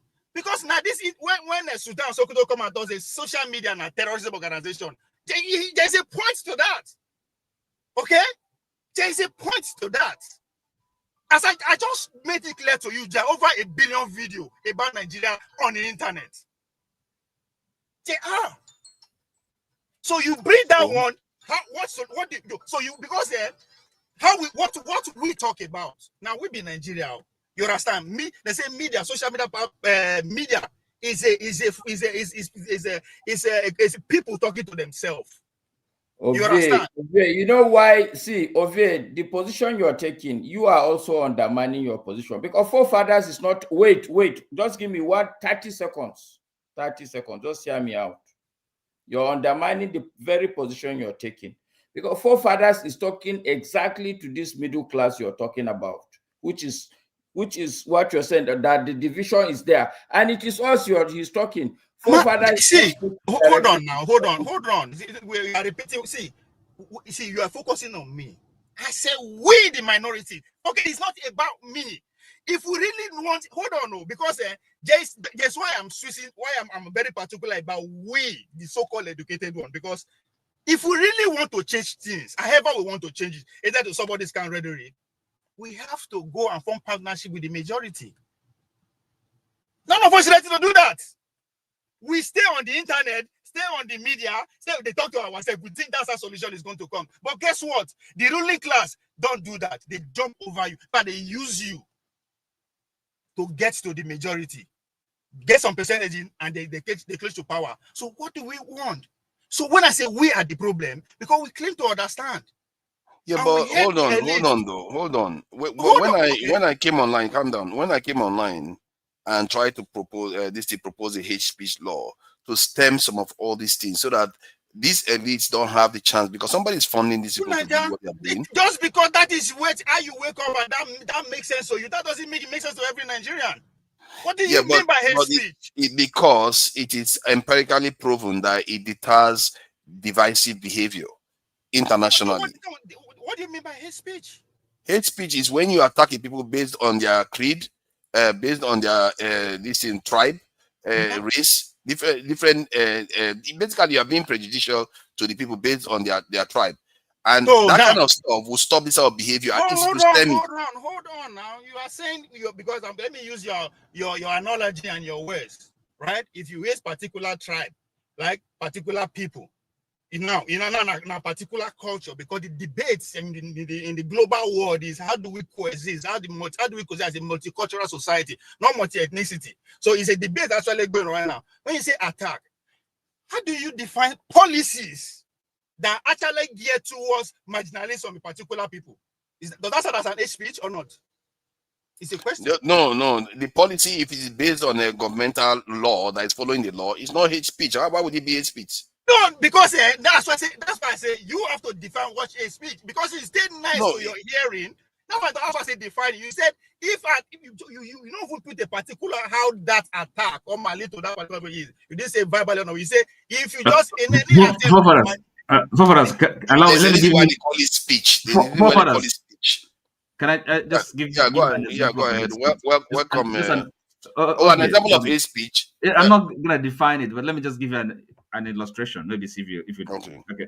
Now, I'm sure you've heard that I think the president's special advisor or maybe Bayo Nandoga, right? At some point he said I think after the last election, he made a statement that the last time the Igbos, I don't know whether he used the word Igbos or but should have an influence on the or rather have an influence on the politics of Lagos. Is that a hate speech? I mean, does it sound to you as a friendly or hostile in utterance for a country that is supposed to be multi-ethnic and plural? Does it cling to you as a provocative?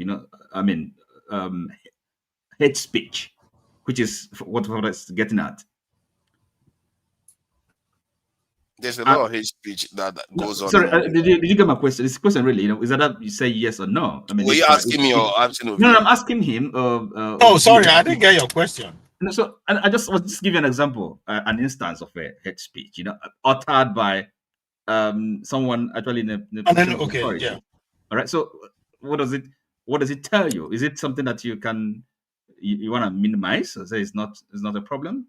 What is the content of what he said? That the last time, okay, that Igbo should have an influence on the politics of the Southwest, of Lagos, perhaps. Okay, in other words, he was referring to a particular ethnic group, okay, and said that they should not have, even though they live in Lagos, and and we are one country, isn't it? Yeah, no, it's coming from a place of hate because it's not coming from a place of is that the hate? That's the hate speech. What I was talking about. It's something like that. Okay. Yes. So and then you're asking as if you don't understand what it means. And by the way, the forefathers, when I say what does it mean? Because it's very easy. So somebody in power to say, to classify this as HP, this as HP. That's very easy. Right, but until you are the receiving end of that, equally, you may not think is an issue.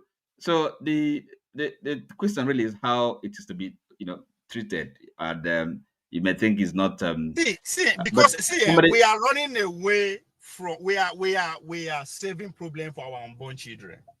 If there is a speech, why is there a speech? Nobody wants to talk about that. It's a reason because hold on now. Before you call it a speech, that means it's not normal. It's abnormal. It's not what a normal citizen should be taking on, right? So you now ask yourself, why is this person behaving like this? Okay, let me take it from there. Okay, now, okay, yes, and therefore the question really is not maybe just to kind of dismiss it, say, we don't have a problem here, but rather, if Favadas has brought it up, we should be asking the question. I mean, what is the cause of all this? How do we tackle it? How do we deal with it? But this is quite different from kind of dismissing it. Waving it with, it's not. We don't have a problem here. So I don't think. No. See, listen. This is communication, right? He is the presenter. It's the communication, and I'm saying, right? Favadas is the moderator. He brought up a topic, and you think it's not worth discussing. But no, the mistake he made was to set a precedent about how that conversation should go. That's where he implicated himself, right? To say what? No. Sorry, you spend like 5 minutes. Hold on, you spend like 5 minutes going on that particular topic. About how what should go? In the conversation about the hate speech that you uncovered. So does that diminish it in any way? No. See, that's why I say you are controlling the narrative. That's why I say there's a narrative. No, I'm not controlling the narrative. Hold on. So in that case, what you should do, or what maybe if you think he's a kind of over egging it, then maybe you just address it in a way that. See, the point is that solution oriented. I am not dismissing anything he even claim or say. I am just saying, this particular problem that you are amplifying is just within us, the minority. What I'm saying is very. No, I don't even agree with that. I don't agree with that. That's another point. And it's not even accurate. Somebody's funding them. What do you mean? It's just among somebody's funding them. Okay, look. See, once you disagree, wait for your time and make your point. You understand? But you need to understand what I'm saying. Do not just say somebody is funding them. That's what I said. It is the overproduction of the elite. Yes, so so that makes it any less consequential? No, hold on. See, look, you are trying to make it as if it is a problem of every Nigerian. It's not. It will become a problem of every Nigerian at the right time. To Niger. Do you know why I use that myself as an analogy? Use my nieces and nephew. Tell me, when is it going to be like that? Oh my God! You are not studying in society. How is it that how can you live through history and see what has happened in life in so many places?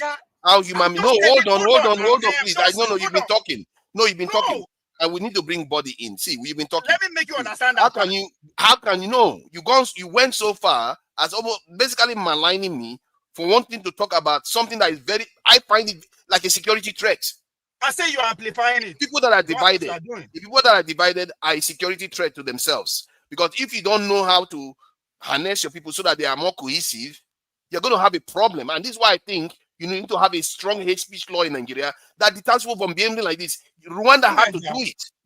You can't run away from it. And look at how Nigerians are treating it as if it's a joke. It's not a joke. Hold on. No, hold on, please. Hold on now. Let me finish what I'm saying. No, let me finish what I'm saying now. It's not even 1 minute. Like Kene now and Chuk, they are very, very IPOB-minded people. They want this to happen. They want people to be attacked because they want to break away from the country. They want chaos. That's why he supports it. He's supporting Ovie, saying that why am I calling these other people out? How can people be attacking Igbo people? You say you are for Igbo people, but you don't have any issues with it.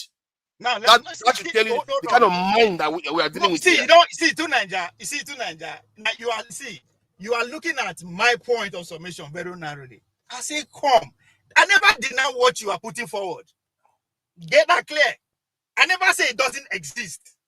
Right? I am just saying this is where this problem is. The example you are giving, these are people who are in the same class. Let me tell you the future of Nigeria. Tell me how my nieces, my 3 nieces will fight themselves. Tell me how they did it before. No, they were never together. No, there was no Nigeria. They were. To Nigeria, you are talking There's a lot of Southeasterners that were married to Northerners during that time. We didn't know that. To Nigeria, listen, again, hold on. Do you know how many Tutsis were married to Hutus? What makes you think that prevents chaos from occurring? To Nigeria, if second civil war happened today, it wasn't because Yoruba they insult Hausa, Hausa they insult Igbo. Now lie. That's what I'm trying to tell you to stop. Yeah, but That is not what the danger is this, that people that can, and actually politicians, can capitalize on this kind, So that is the thing. It's not about that. See, we are okay. in Now you the are end. making It my boils down. point. It boils down to it's politics, right? So, and You that are is making really what so now. politics is the cause, and can be the solution to it. So that's what we should recognize. But it's not. So it's not about maybe if like individual relationships, this mutuality of affection. Listen. Okay, when it's politics, that's the problem, and that's the solution. You just made my point that there are 3 classes of people that constitute Nigeria, right? What happened is the few ruling class will form alliance with the majority to take power. How they do that? They leave me and you in that delusion that we cannot stand each other. You see, so the solution will also come from me and you. You understand? Hold on. How to prevent it? Is it not to stop people from doing it? Hold on. See, there's no way to stop something if you don't go and meet them. That's why I say me and you. Hold on. You can't just meet. Please. You have to pass laws. Let me always break the rules. No, let me finish my point. It is very easy. Now, see, those of us that understand really how the system works, now they talk to ourselves.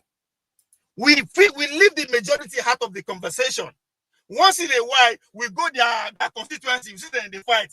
They are behaving animalistically. I think you are really conflating a lot of things. You are acting as if what I'm talking about has nothing to do with them. The idea is to have a system, a culture more like, that discourages these things. I don't know why you are acting as if it's a problem. That's what we are saying. We have to discourage this bad behavior. Kind of education is not enough. Because some people will go out of their way. No, I need to bring body in. Let me just bring body in because he's been here for a while.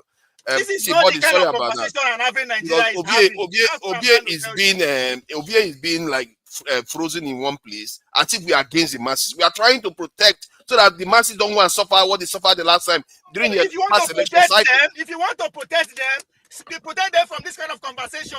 They don't have what?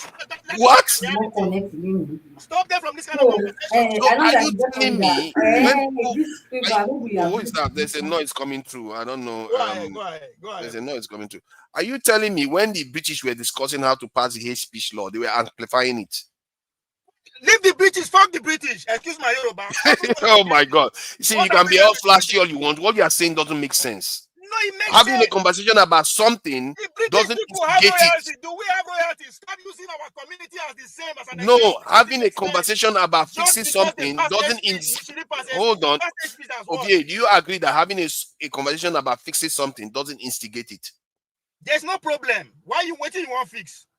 You see now, there's no problem. Okay. Yes, the problem is just between me and you. I think we've had each other now. I think Body has fallen off after all the waiting. He managed to fall off again. No, don't bring innocent people into our problem. Now our problem with the educated one. Don't bring the innocent people into it. Let's deal with it ourselves. Spare them from it. Yes, if you say that's why we are the ones that pass the laws, isn't it? That's what we are talking about. So that is our problem. So that's exactly what I'm saying. Whether it's our problem or not, we need. But you agree that we need to do something about it. The hate speech is not against us. I see the poor man go suffer, and me and you will not suffer the hate speech. Let's say let's not spin. Let's not spin. Let's not try to be. I'm not here for having postures, Ovie. Do you agree we should do something about it? To Nigeria, that hate speech, and we have money to buy judge, buy police, buy politicians. I won't suffer it. But the poor Nigeria will suffer it out of their innocence. Out of their innocence. So we are just assuming that they are going to be convicted. Hold on. Hold on. Are you saying that because you are afraid that poor people are going to be victimized by the law, we should not have any hate speech law? They are the majority. And then the majority. See, some elites actually say hateful things. Some elites actually say hateful things too. So they should be contained. That's the nature of human. What are you talking about? Oh my God! Okay, now you are for free speech. Let them just say whatever they like in a country with almost 500 tribes. It's all right. I'm not going to get power no matter what I talk. Why the UK has far less than 500 tribes, but they have a speech law? But you are saying in a country with over 500 tribes, you should not have a speech law. I get your position. I get your position. It's okay. Hold on. I get your position. My vote no count. When you are putting the law, you know they consult me. All of my vote is a threat. You see the problem when we get? Like, what is your threat? You know, say, Ovie, you are being stubborn today for no justifiable reason. You're just being stubborn. You have to fix a problem. When you see a problem as a grown person, you have to fix it. You can't just leave it because it's going to result in problems later on. Please, how do we solve it? We should not solve it by imposing law on the majority. I think we should pass laws on the elites too. It's a minority problem. Maybe Erufai wouldn't be saying some of the things he said if that law existed. Forefathers, I thought you had some other headline. We're not for victim of that law. That's the problem. I've heard of what's his name? Atiku say that they have to make sure the people that they elect is northern leader. No, they should not elect somebody from the south. Those sort of things has to stop in that country. Let the penalty be death threat. They will see break it and nothing will happen. At least let the law be there. Let the law be there first. You see, over poor people. Oh my God! What does it matter? So we are worried about it matters the people because it's they going are to the affect. majority. Okay. Advocating anarchy. There should be no law because it's going to affect. That's not what I said. That's not what I said. That's basically what you are saying. I didn't say there should be no law. We should pass a law. See, all laws favor the rich to an extent. Don't you know that? You are being specific to Nigeria. You say hate speech. Don't say hate speech. We don't want hate speech. That is your own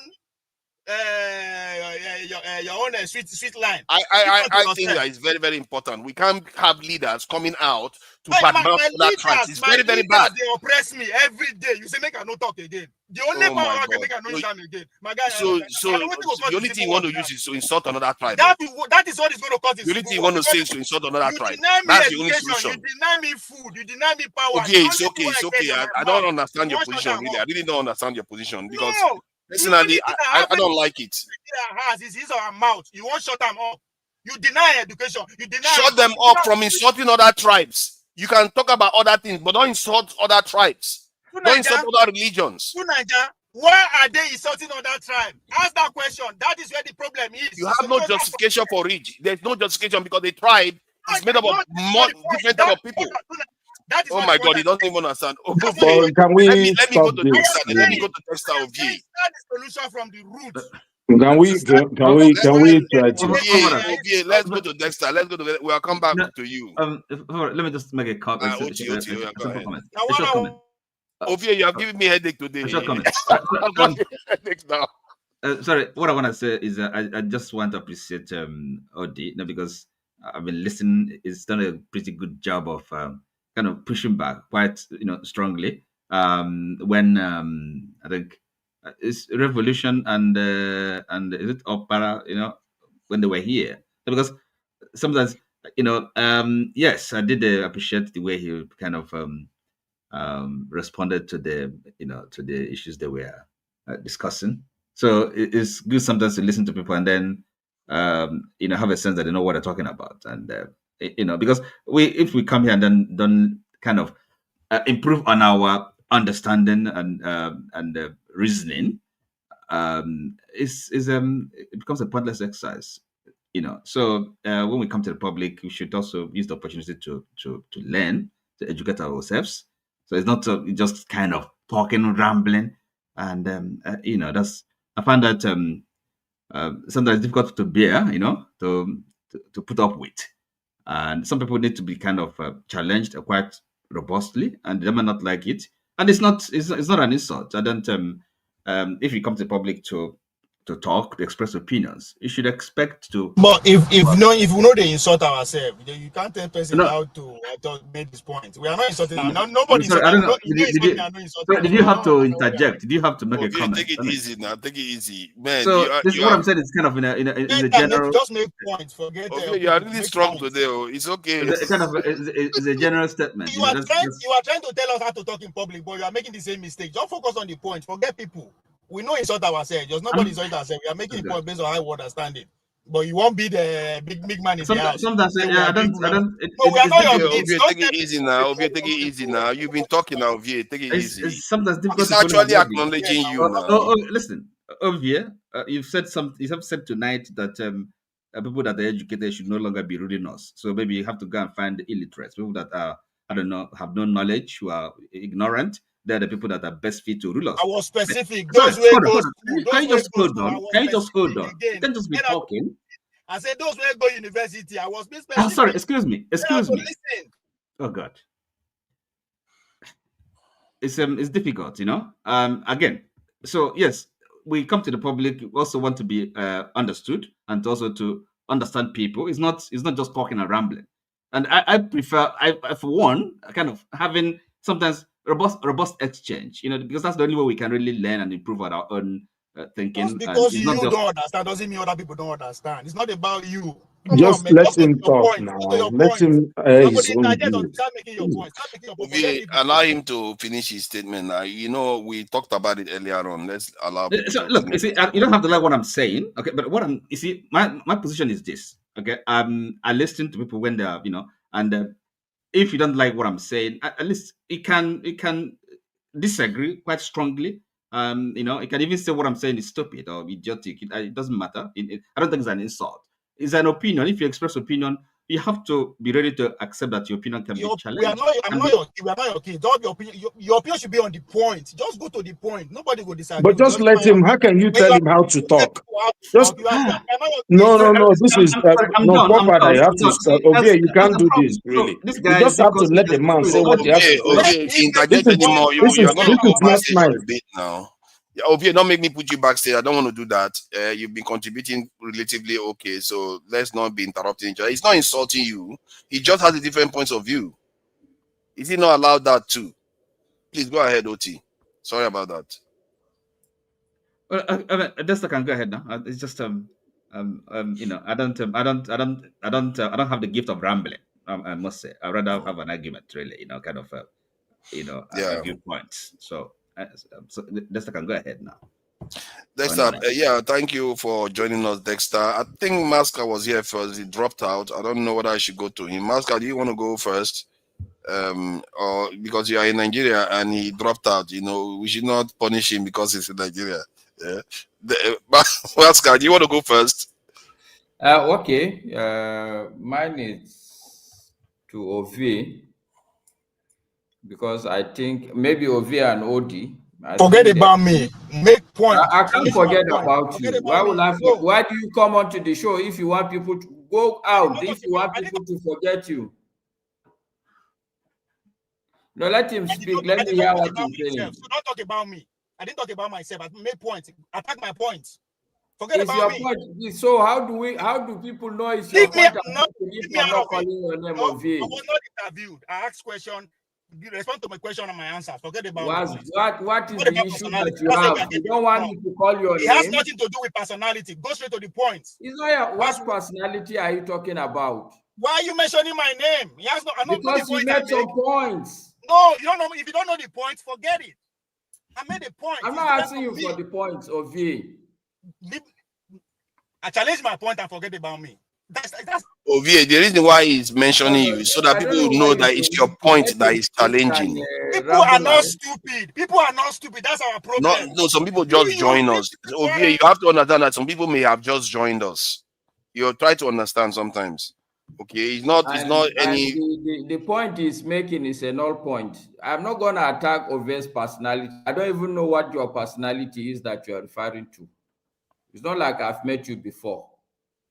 Okay, but if I'm going to talk about your points, I therefore must ascribe some identity to the points. The easiest identity is the person who propagated them, which is your name. Unless, okay, no wala, I would say the man with Dada, I want to attack his points. If that's okay with you. That is being intellectually lazy. Go straight to the point. We're not talking about me. Like, how is that hard to understand? Okay. All right. Okay. He's not in a good mood today. The man with that. See, anyway, what I'm saying is my points are going to be just restricted to OD and Ovie's perspectives. Okay. Yes, maybe they are right that forefathers should not amplify issues. Okay. But I think they are missing the point forefathers is making. Even if it's not an issue today, I think he has a point of saying that let's look at how to mitigate them. They may be very insignificant, but the white people say a stitch in time saves nine. This is the major problem with black people generally. We see the problem, what do we say? We say we lack maintenance culture. What does that mean? A small problem here, a small problem there, we ignore it until the whole road becomes impassable. And the argument that this thing is not among the poor people is a lie, because when the people are going to start killing people, it's the poor people that will be doing the killing. So let's stop deceiving ourselves. Yes, maybe I would totally agree with them. I'm sitting in a Yoruba man's house. I have no issues with him. We've been friends all through. But the day in Lagos, they say Hausa people are going to fight Yoruba people. There are only two options for us. Either I leave his house and run into a Hausa area, or he finds a place to hide me. This is the reality. So we shouldn't be putting all these things under the table. Yes, I agree. There may not be issues now, but a stitch in time saves nine. That's all I'm going to say about it. Thank you. That's a very solid point there. And that is my whole thing. We have to stem it now. This is why I'll say, is it time for us to pass that hate speech law? Because I've seen it happen. Big people in Nigeria saying bad things about other tribes. It's bad. It's really bad. And when they do it, all these smaller people become charged up and they start suspecting each other. It's not good. And I think that's a security threat to the country. Because if you have a people that feel marginalized and all people are getting attacked, you can see how easily you can be divided as a people. Why do you think other countries have it? You think they are stupid? With all their money, they still have hate speech law, and they have less tribes. You can count the number of tribes they have with your two of your hand, but yeah, they still have hate speech law. We have 500 tribes. Why shouldn't we have it? These type of things we are supposed to be putting them in place to make sure we have a cohesive nation, so that our leaders don't just come and start dividing us. If they say any kind of nonsense, then you drag them to court. If like what Atiku said, if he said it again now, they will drag him to court, because he was saying that a Southerner, they should not vote for a Southerner because he's a Southerner and Christian. You can't do that. In a nation that you want to build, that you want to work together, when trouble comes, you will want us to be united. If people are just saying this against each other, you can see how easily it will be divided. I can tell you right now, I know many Nigerians that will take gun from Oyibo people to kill fellow Nigerians because they hate fellow Nigerians so badly. And this is how you stem that kind of stuff, so that the next generation that is coming will not have that kind of bile in them, going on and on. Look at what happened in Lagos the last election. We know what happened. You want that to happen? This is 2 years before election. They've already started. That is what alarmed me so much. Like, why is this people so? Why are they so angry now? Because they are poor. I don't know why they skip the elephant. Is he Igbo man that made them poor? What do you mean because they are poor? They were attacking Igbo man. Are you the point Igbo man or some Yoruba man? That's what you the point out. People are poor. Nigerians are poor. We know that. What are you talking about? To get them out of that poverty, to get them out of that poverty, they have to be more cohesive. To get them out of that poverty, you can't allow politicians that play on their emotions. Solve the root, solve the problem. Yes, poverty is increasing. It's increasing. Can you the UK is not poor. They still have the law. Why do you think they have it? They are not poor. They still have the law. How is this hard to understand? Nigeria, the reason why the society of UK be like that should not be applied to us. We're two different people. There is a fundamental problem. Why Igbo man go hate Hausa, go hate Yoruba? Why? That's not normal. Why? Igbo man doesn't hate our. You said it yourself. Igbo man doesn't hate Hausa man. They are instigators. It's time for Dexter. No. Hold on. You mentioned my name. Let me just quickly say something. I don't want to go into the back and forth. Everybody has their own opinion here. And my problem is amplifying an online troll, an online farm. That's what Forefather is doing. And this is what I disagree with. I said, if you listen to his monologue, he said that the Southeasterners are online and the Southwesterners are online, calling out the Southeastern. I said, no, you're not capturing the moment. What we should be doing is to say what is actually happening. Say, oh, Southeastern has started it. This one's that. Say, this doesn't make any sense. You know, we what you do are have a doing, history. what you are doing, and hold on. No, What you no, are can you doing, just let me make my point? no, what, I'll play the You know, video or anyway. you I'll can play the just video. speak for Go yourself. ahead. You and you see, I've just waited, and you people have been going back and forth. I'm responding to Maska. Just know that I'll play the video. So be careful what you say, whether you are going to tell lies right now. Are you kidding me? Are you gonna arrest me or something? Like, am I scared of you? So my point is very simple. You know, look, this you're asking leadership that builds an online farm to throw tribalism for election purposes. Same leadership, you're asking them to go and put up a hate speech law or something. You know, can't you see that we're just wasting our time? There are so many, you played so many videos. We could have gone to the second one, but you really, really want to get into this. I said, and I repeat it, Matka said he's saying, Igbo people don't have problem with Yoruba people. Hausa people don't have problem with all the, where you have tribal wars or racial wars, they are usually instigated by leadership of countries. You know, this is one thing we know. Even in the perfect America you're talking about, there are people building white villages in America. You know, there are people using racial slurs. There are people who are saying obvious things. The people are saying, oh, Igbo people are ugly or whatever. You know, if you come to America and say black people are ugly, people are not. When you say maybe buy black people or something, or like this is when you start getting into trouble. People talk about Trump is the main person that talks about, you know, black people as not being educated and not being smart. You know, he's the president. Are you kidding me? You know, so the idea that we are here discussing an online farm, this is exactly what APC wants. We're wasting our time. That's what I'm saying. Igbo people don't hate, you know, of course, we've had bigotry, we've had tribalism. Everybody knows that.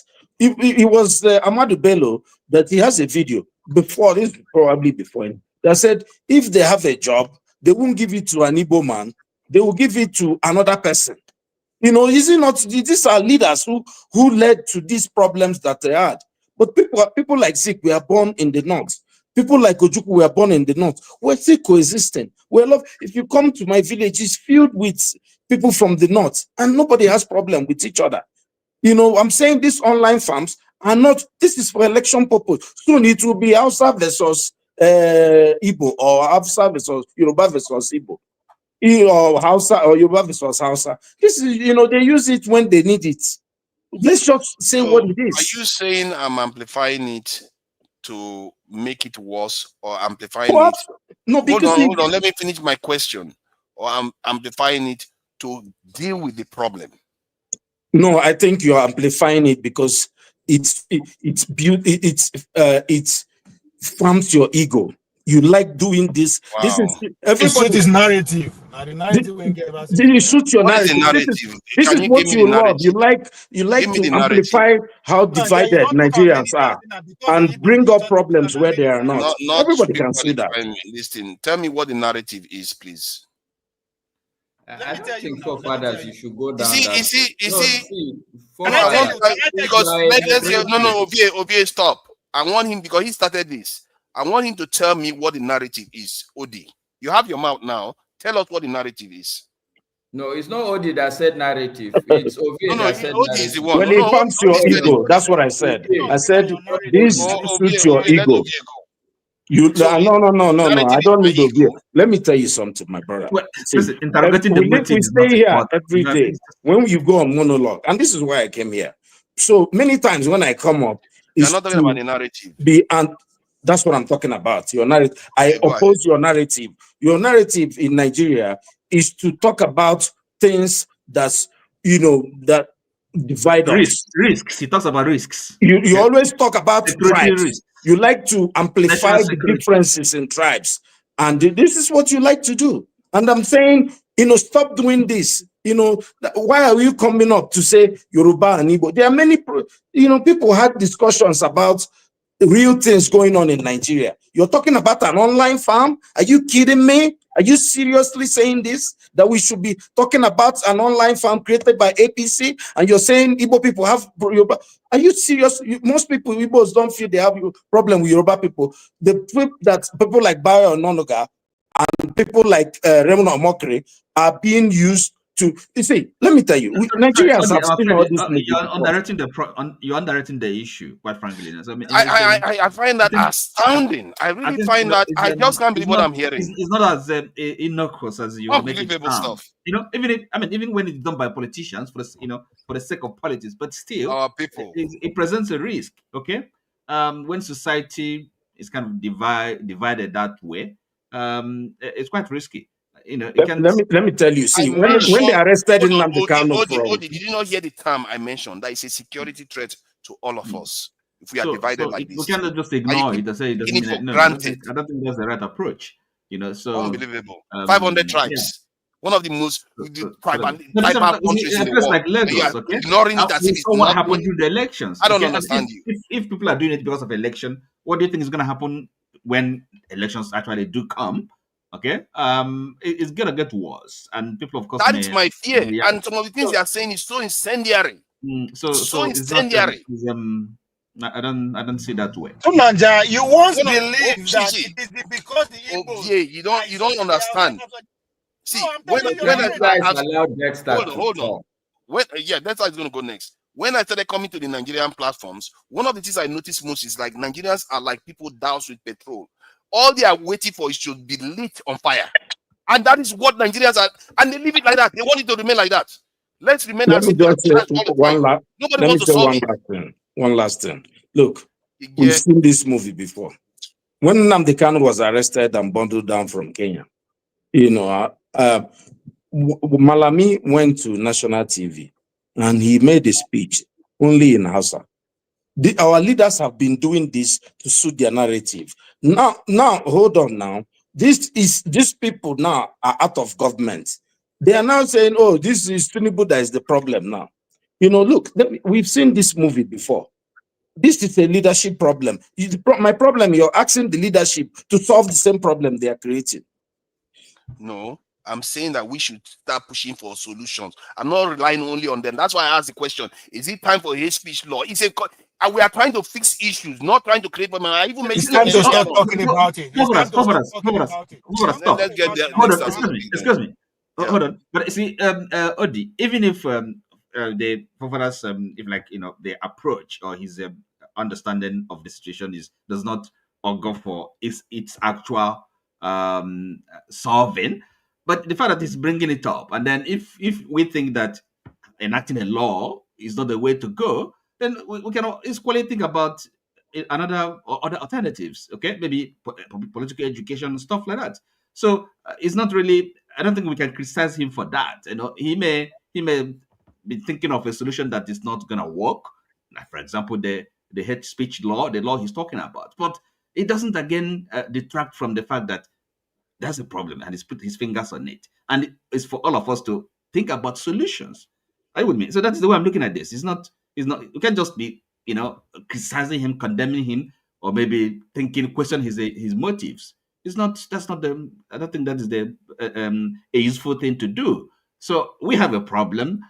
We cannot ignore it. And as someone has rightly said, it's better to be nipped in the bud. Okay.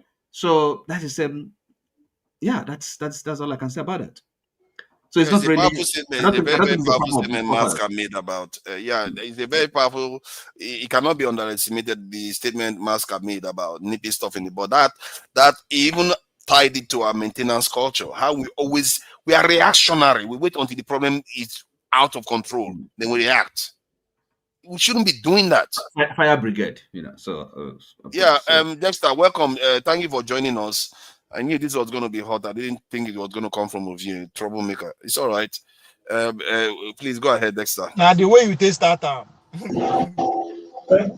Thank you for that, and all the esteemed guys, girls, adding fire to the panel.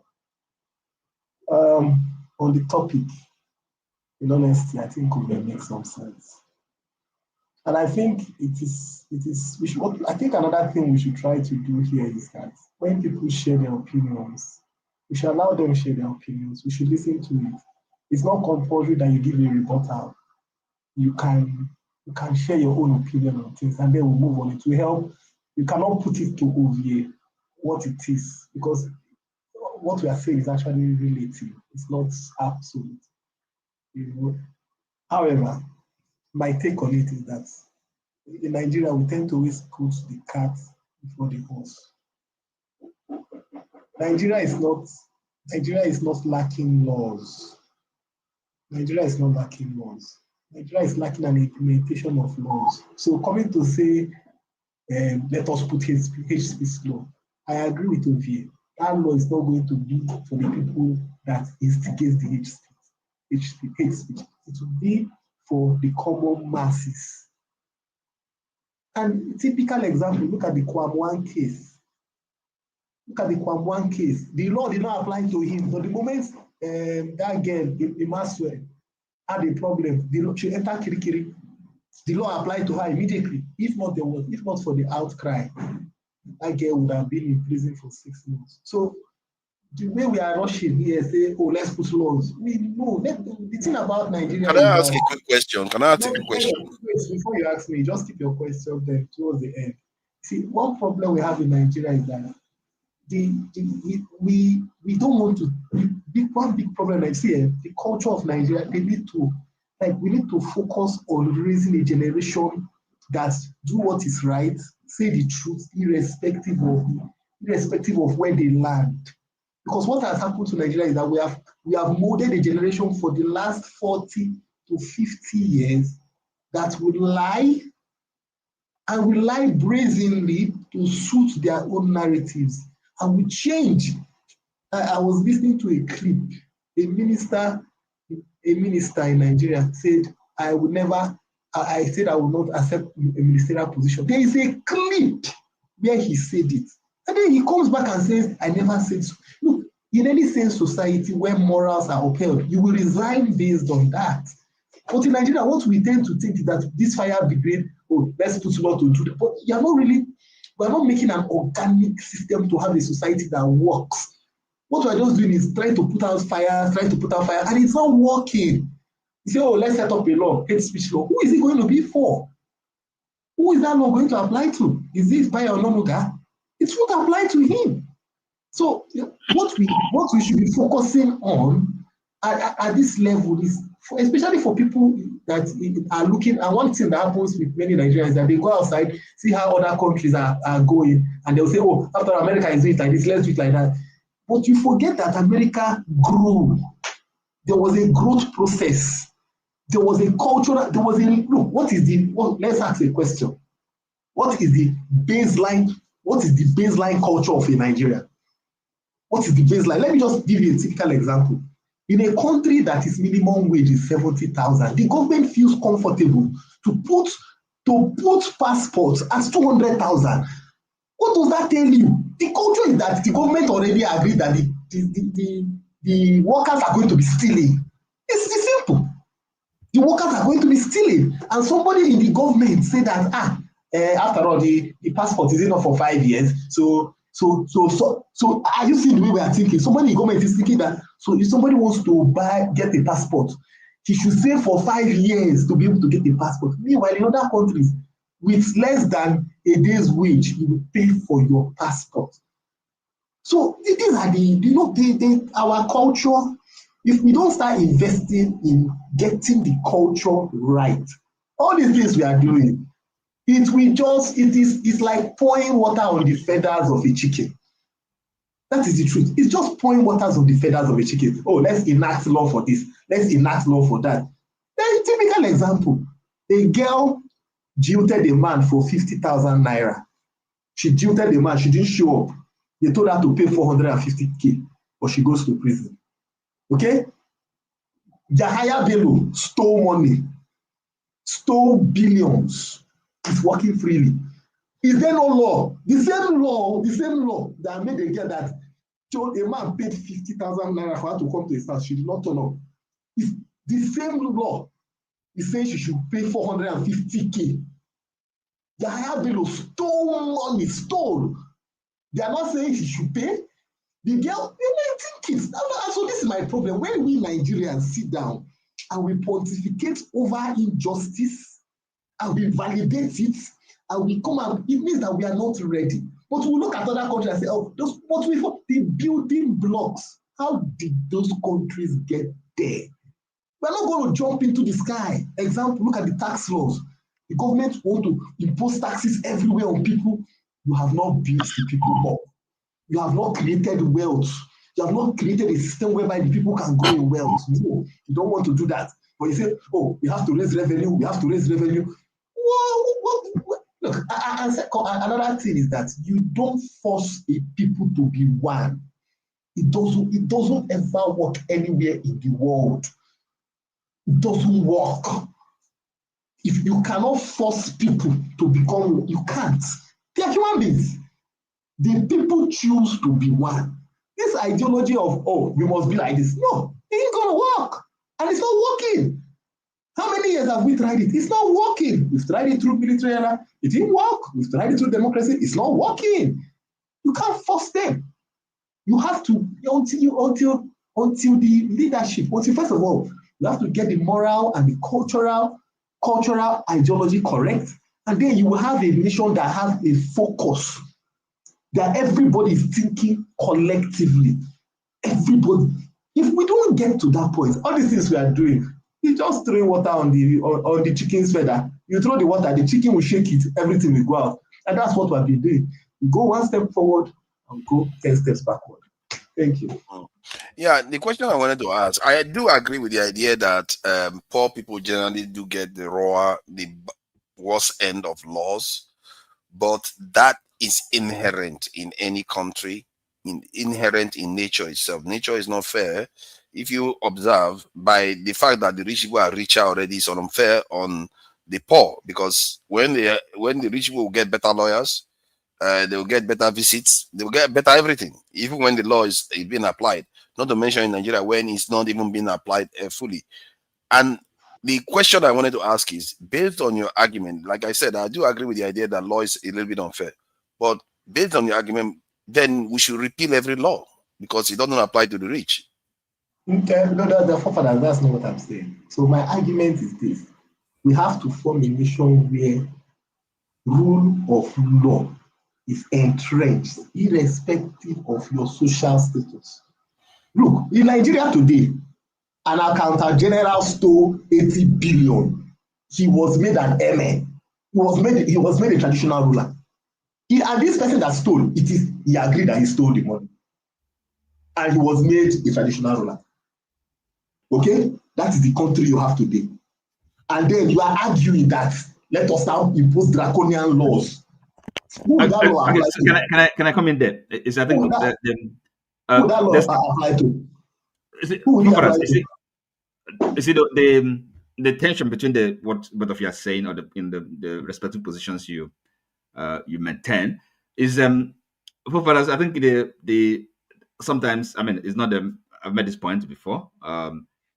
It's like not getting the basics. Okay, first things first. Now, because that's our thinking. Okay, look, okay, we make a law and then we solve that problem. No, but it's not getting to the root of the problem. As Dexter said quite ably said it out, so because this idea that you can impose legislate unity, impose it. No, people, really have to have that acceptance, accepting that, okay, we are one. We want to, we have a common destiny. We want to forge ahead and build it, make the necessary sacrifice, because nothing can be built without sacrifice, building a nation. So that is really what comes first before, well, of course, we make laws, and then you're asking him whether, I mean, he's not saying that we don't need laws or that, so it's quite basic that, yes, we have some people, I mean, you don't have a if like because the premise of his argument was no, that it's it's going to affect the poorer people. No, that's not the premise of his argument. But of course, you can interpret it or misinterpret it. But that's what he's saying. Am I wrong? No. You know, deliberately, you can have misinterpret his views. If I was wrong, he would say it. I don't think. The thing, that's why I said that the tension really is for him. You think everything is you forget the basics. You know, you think you want to build, maybe kind of a skyscraper on the air, without having the firm foundation. So I sympathize with your point. You see, the point is that better to have it and not need it, and need it and not have it. That is the point. It's not like I'm saying the moment you put it in place, it's going to solve all. There are such laws. Okay, there are such laws. So more new laws or more laws are not what are going to solve our problems. Okay, so when I hear Atiku saying some of the things he says sometimes, or some politicians saying some of those things, I think I wish we had those laws, because their words will be different. The kind of word they would choose to use will be different. Hate speech is a symptom of what? A deep divide. That's right. So, what is causing that divide? What is causing that? Is it that the fact that we don't hold on? Is it that these are quite rhetorical questions? Is it that we don't, because we are not we have not agreed to live together, or because poverty is at the cause of it? Because there is a root. He's just manifesting in the form of a speech. So we need to break it down to say, before we get to that, hold on, before you bring out law that will cocktail it, you have to make sure that what led to that point is taken care of, which is exactly the fundamentals. Okay. See, the person asked whether is it poverty or is it no? Poverty is a problem, but that's not the problem. Let me finish. That's not the fundamental. That's not the fundamental problem. Because, okay, no, it's just a question. Let me finish now. Let me finish. It's part of the problem, but the original problem is actually this kind of this acceptance. It's like you see, the Bible says two cannot work together unless they agree. So that agreement, that this is our project, this is our thing. We belong to one country. We share common destiny, right? The peoples of Nigeria have to have that kind of understanding. They have to imbibe it and live it. And then you find out that people are ready to make sacrifice. You find out even though we may be poor, but poverty is not really can be the essential problem. Poverty can be overcome. Okay, poverty is not something. It's not a natural condition. It's not a permanent condition. The point I wanted to address was the point Ovie made, because remember he did say that Nigerians are united on the ground level. He talked about family. Of course, it's not. Most of us have mixed family backgrounds. Is that a lie? That's what I'm trying to confirm. I'm confirming that based on that fact, it means that if he's asking where the divisions are coming from, it's coming from the people that break the rules, that want to create division, just like some people that decide that they want to steal, some people that decide that they want to rape. So people break. There are always few out there that want to cause problems, and that's why you have rules to prevent those few. You are right. Advertising the entire group. But that view is coming from us. That's what I'm saying. I'm not disputing that, but you have to have rules in place to tackle those people. That way you have a more cohesive society. No, if you say online speech, see what you are saying is online. All of them are bad. Speech, my guy. You are saying one man should shut up. Anybody can define anything as a speech. If you greet me good morning, I can say it's a speech. How do you know my morning is good? Like you are putting a commercial out there. The judges will decide that based on their directives. Who put the judge there? It's not the person that put the judge there. Now we put. Yes, but see, by that standard, you are saying we should wipe out all laws. We can't do that. Take care of the law first. Take care of the judicial system first. Make everybody have a trust in that system first, which is what is saying. There's no way I can trust the system when I don't feel I belong.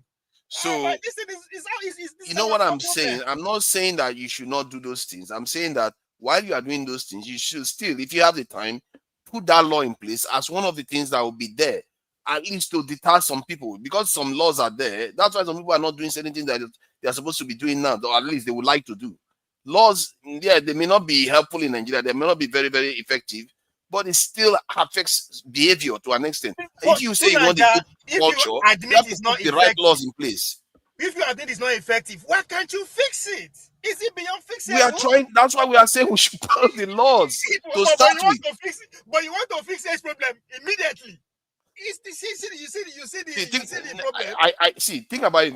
The way I look at this in my mind is that if I was the one going into an office, I would look at the tools that are available to me. If I go into that office and I see that the tools are already in place, I now know that it's implementation that is my issue. But if I have to start going to buy tools, that's an extra bit of work. So if you have a chance to pass a law, put it in place in time. Another person that wants to enforce it to get in there and actually make sure that that law is enforced. Tunanja, if you are in power, you can create any problem you want. I can pay 3 people to go and start either killing people for one village just to remind the law. To start talking anyhow online just to find an avenue to go, which is the point our other brother was trying to make. This platform you are talking about, who is sponsoring them? It's the same us. So when I keep saying us, maybe there's a better way to put it. It's going to deter them. Like they know there's a law against that directly. It is not about them. You don't know them now. You know that's why I say, do you know who is speaking? It could be a robot. This is 2025. No, these are human beings. It doesn't matter whether it's a robot or not. Somebody is funding it to do those things. Yeah, but that is not enough for you to now want to implement law that will actually shut everybody. It's not only about them. I also talked about what our leaders are saying. We heard about what this in Eurofy said. We had leaders that have said incendiary things about other groups. They do that all the time, and they shouldn't do it. To Nigeria, the way you put it is very broad. You have to be specific about the kind of hate you want to stop. You say, what is hate speech? We know what happened in the last election. We heard about some of the stuff MC Oluomo was saying, and you know these things in Nigeria. You know tribalism exists in Nigeria, and you act as if it's not there now. To Nigeria, those people that say those things, there's a reason. No wonder we never pass this law, because whenever they want to pass it, people like you are saying these sort of things. To Nigeria, those people who said it, they don't say that of ignorance. They said it because nothing is going to happen. Hold on. Now, that is not enough to say just because somebody is hearing the law. That means there is a bigger problem. There is a bigger problem. Okay, now, let me ask you this. Since laws don't work in Nigeria, so when they decided that states can produce their energy and everything, it doesn't happen. Hold on, because you are making it look like law doesn't work in Nigeria. I didn't say law doesn't work in Nigeria. Then what do you have a problem with it for? No, because you are saying, just like when person inside bathroom they bab, they sing. He felt that he has the best voice in the whole world. Come back and sing now, you can't hear himself and see they sound like basket. That's what you are doing. You just sit down and say, what kind of wahala is this? Hold on. You just say, this problem. There's a law, let's stop it. Who you be? Because you're not happy. Because I'm the one saying it there, okay, maybe we should get the Akpabio to say it. Maybe. No, but you see, Ovie, sorry, forefathers. Yes. We keep doing a cyclical argument. If it is true that what forefathers is saying has no effect, that go and do law, then why are we criticizing him? Why are you arrogating powers when it comes to what was the word that you guys used now? That he's blowing something that is not a problem up. Oh, okay. No, but that's not what we are saying. But now suddenly, when you come to law, forefather is useless. Hold on. Now. I haven't finished. Now, why am I going to hold on? Why I have not finished? Because you are misquoting me. So let me finish misquoting you so that you can correct me completely. Go ahead. The simple argument, why I say it's a cyclical argument, is that if in one vein you are saying that forefathers' voice is irrelevant, has no value, then we should just quietly listen to him and ignore his monologue quietly. Because both ways is like in mathematics, negative, it will cancel out. Let him rant about blowing up something that is not important, and by also extension, when he say do law, we know that nobody is going to do the law, which is absolutely true. On that, I totally agree with you. Just because forefathers said it, I don't see how a law is going to be passed. But I am just simply saying that, look, if it is true that forefathers' voice is useless, then let's completely ignore it on both sides of the argument. But if we are criticizing him for blowing up, then let's give him credence that maybe his voice has value. Okay, the criticism of Two Niger in this is not, we say he's amplifying what is among the minority class. He's amplifying. Now, I said that because how the few people, the governing elite who hold power, how did they take hold power, right? It's through means like this, right? You don't be surprised, and don't be surprised a senator will wake up in the morning on the Senate and say, Nigerians are talking about it online. But the question is how many Nigerians are talking about it, right? So that is to see, anytime you are presenting an issue, a topic, right? As a moderator, if you don't have an agenda, you don't even have to say a word about it, right? Put it out there. Who said I don't have an agenda? No, forefathers, allow your bit to finish. I literally put the agenda. Hold on, exactly. So I am pointing your agenda out, but people are saying, no. So he is part of the elite, right? That's what I said. He just sit down within the cocoon. This thing. No. The only way to stop this thing is going to destroy Nigeria. If we don't do this, it's going to destroy Nigeria. That may be a fact, right? But in a democratic setting, if not because you are trying to do like your leader, who said we must be together by all means, we must accept this by all means, we must do this by all means, you won't be thinking like that. You should be saying, you are not even putting it before us, right? In a way, out of say, come on, I don't hear this thing, this hate speech, right? He's coming, but you are very specific what these people are talking about. So in other words, you are telling me to narrow my point to that specific word that you are presenting, and it's bigger than that. It is bigger than that. I'm not going to toe your line just because you bring this to say, this is a problem, we have to deal with it. I have to say, come on. Yeah, this is a problem. I didn't agree with you. This is a problem, but this problem where they talk so it's not just between me and you. Why do we have to invite people who don't concern us into the problem? So that's the point I'm making. You have to know. I'm agreeing you own the role you are playing. You are but the role is not just between me and you. This role has caused problems from the 1966. As a matter of fact, even before that, what did Mamadou Bello say? All this type of behavior is something we need to stop. And I said that is not what caused the problem. You see, that's where the argument is. Oh my God. It's a fuel. It's a fuel. This is what I said. Hold on. This is why I said when I look at Nigerians, they are ready to be manipulated. When you look at the discourse you see in Nigeria, it's like everybody has been poured, like petrol is on everybody, and just somebody needs to come and light it up. This is what I mean by when this how the conversation is going on. Hold on now. This is what I mean by when this kind of conversation is going on. God forbid something happens to Tinubu. Do you know what happened in Rwanda? One plane crashed. Many of us still don't know who brought that plane down, but it led to a genocide. To Niger. Do you know why that happened? It's because the ingredients were already in fairness to you, forefathers, in fairness to you, that was exactly what brought about the civil war. People imagine were hold on now.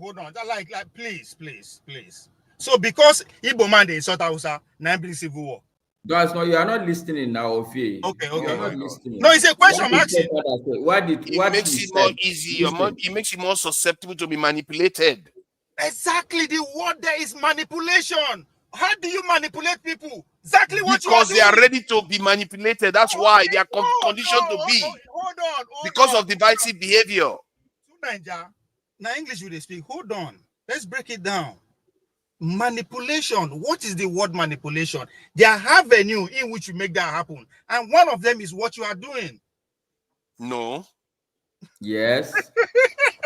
No, the truth is you are trying to manipulate people, and not in a bad way. Anyway, no. I think that's not what he's saying. He's saying that what I'm doing is that I'm being manipulated to do it. Is that not what you're saying? No, you are manipulating people. That's why I say okay.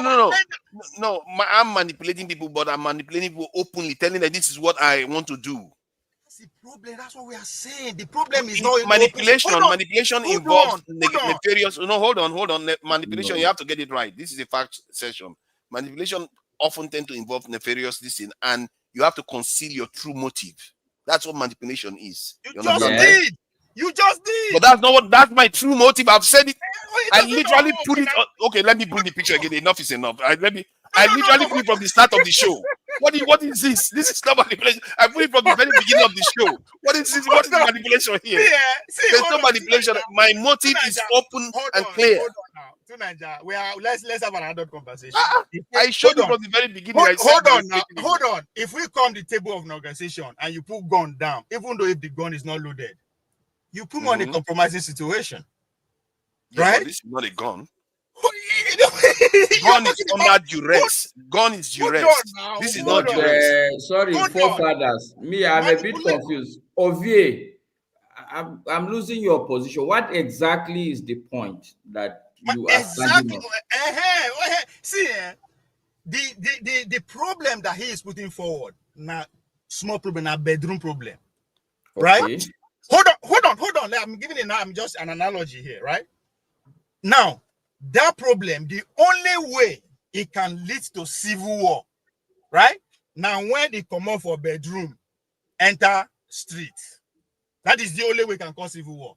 And his forefather is bringing it out to street now. And that's what Yoruba people say. God bless you. May your days be long. Okay. Okay. Forefather, I think you should carry it back into the bedroom. You see what he's saying? The person that brought it out, you see what he's doing? He's basically attacking the person that wants to solve the problem.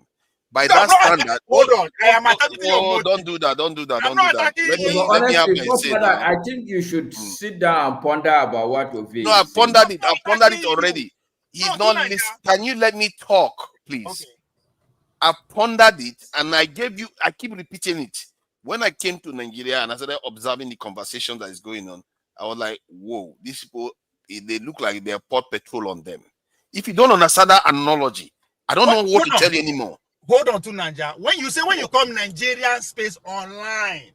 No, I hear you see it on the news. You see the politicians talk, not online. It's still online. No, it's still online. The politicians talking is online. Hold on now, and I am telling you. I was in Nigeria when they went on protest. What are you talking about? You know I was in Nigeria during that period last year. Yoruba people. I have never. Let me agree with you now. People died because they were protesting. It's not only online. Tunaja, I never disagree with you. Look at it. I said it. I started from the beginning. I said those of us where they online, those of us where they educated, those of us where they exposed, they cosmopolitan, where they watch around all the information avenue in Nigeria. We are not more than 50 million people. What has that got to do with addressing a problem? Hold on. By that standard, you know what you are saying? No, hold on. By that standard, Ovie, by that standard, any problem you see, and Masca, you shouldn't back him because what he's saying is negating the point you made. In other words, you shouldn't deal with any problem until it becomes a real problem that comes out of the No, sorry, Ovie, sorry. You want it to spill out onto the street first. No, forefathers, I will back Ovie, but based on another principle. Okay. You need to prioritize what is your problem. You can't start, I will give you a proverb, okay? It's not a proverb, it's just a saying that if you are going to the market and you are going to stop and fight every dog that is barking at you, you are never going to reach the market. This is just a dog barking. Yes. Let's not be deceived that this is the major problem. But sorry, no. But for that, the solution is okay. Now, when I use the analogy of in-room, I mean that 50 million people. Nigeria is 220 million people. Now, when I say, you say, so we should not solve the problem. No, we can solve the problem where the problem is without taking it outside. And how do we do that? Let us stop. Hold on. Yes. I say don't take it to the stop street. Talking about it, eh?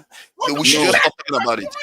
Because the majority are not talking about it. Why are you talking about it? We should keep quiet until it gets worse. We should keep quiet until it gets worse. No, it is never. You don't have. Let me understand what his point. Let me understand his point. Okay, let me hear it. Okay, he's not saying that you should ignore it, but when you take it and look at it and analyze it, you put it on a scale.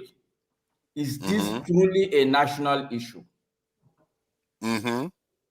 What you mean by it's a national issue is like it's happening all over the place. It's happening in real life.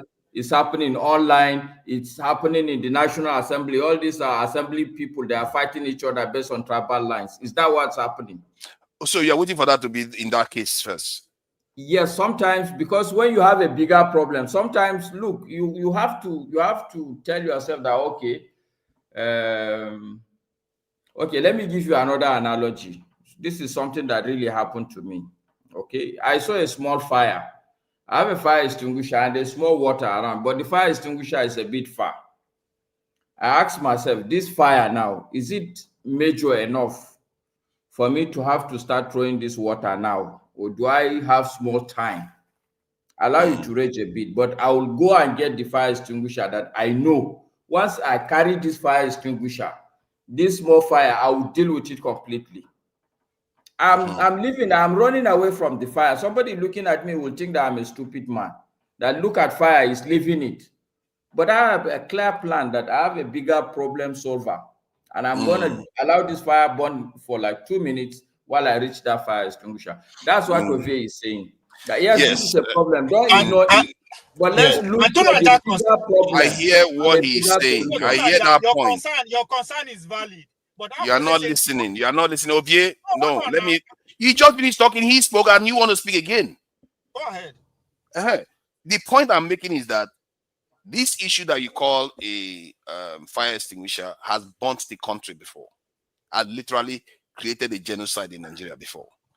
And people have died in the last election. And like I said, I was online when it happened. So we are not talking about a fire extinguisher. We are seeing a fire that has burnt a house before from the same source. And you see the fire coming on again. You say, you know what? Let me go for a walk this time again. No, but Tunanja, this is a fact. This is a fact show. That's not factual. What you just said is not fact. It's actually literally factual. Okay, let me put it to you. Let me put it to you that it's not fact. Okay. Now, I am not saying you should ignore the problem. The easiest way for this problem to get to where your red line is, where you are scared of, is the angle that we are talking that we are pushing now. Let's just keep amplifying it until you get to everywhere. And hold on, because that's what happened that's what caused the civil war. We are talking about treating it, talking about amplifying it. That's what caused the civil war. That's what caused the civil war. Amplifying it caused the civil war? Hold on. Tunanja, if Igbo man they on each other, how you want to hear them? Oh my God. No, it's a question.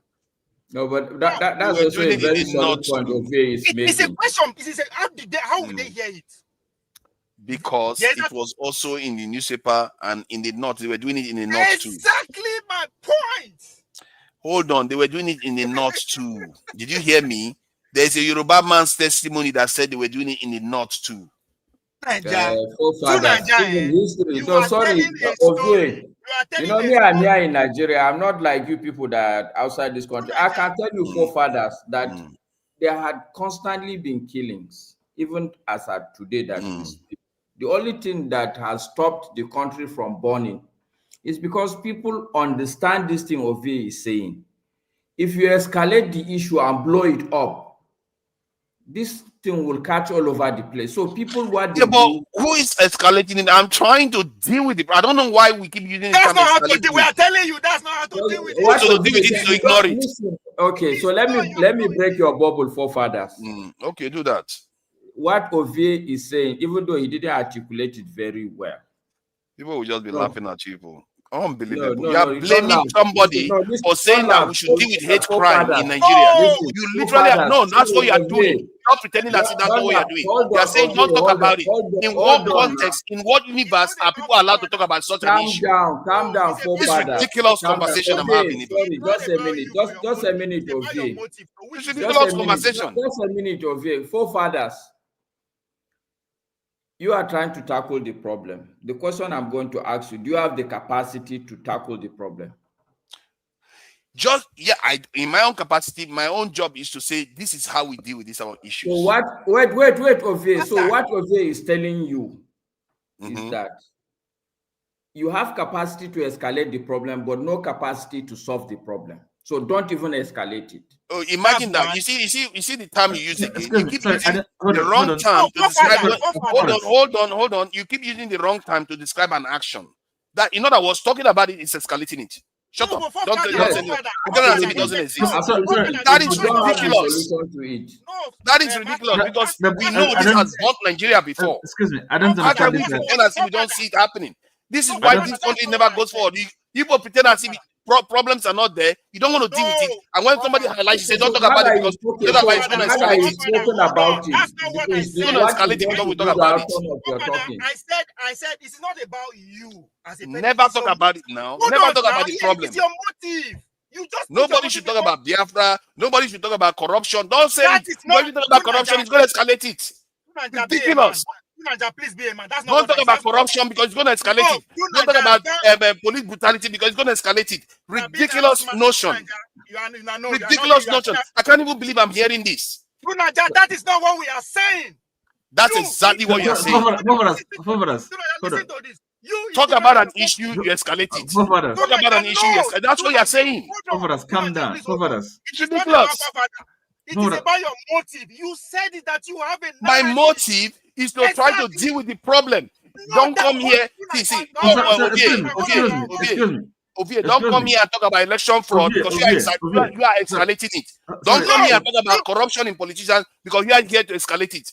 Don't give me that nonsense and tell me that's not what you're doing. That's exactly what you're doing. You're trying to silence me for dealing with for highlighting a problem in the country. What is wrong with you? That's not the point. Oh, that's not the point. Hold on. Now, that's exactly the point. Please don't misquote me. Just listen. I said you have a narrative. Oh God. And you said what is exactly the point. If truly forefathers is escalating the issue, I think by arguing it prolongly, I think we're escalating it.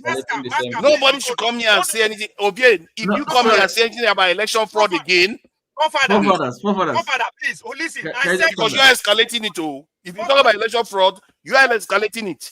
Don't ever come here and talk about election fraud again. Can you allow me correct you, please? Yeah, go ahead. I said forefather have a narrative. That is my accusation before you. And you say, what is it? I say it is known here that you are peddling the fact. You are peddling that the fact that Igbo people were accusing Asa people. That's what caused the civil war. That was your narrative. You never deny it. Which narrative? And I said, sorry. Excuse me. Ovie. No, sorry. Now again. Hold on. So hold on. So look, I must say, Ovie and Masco, both of you confuse me.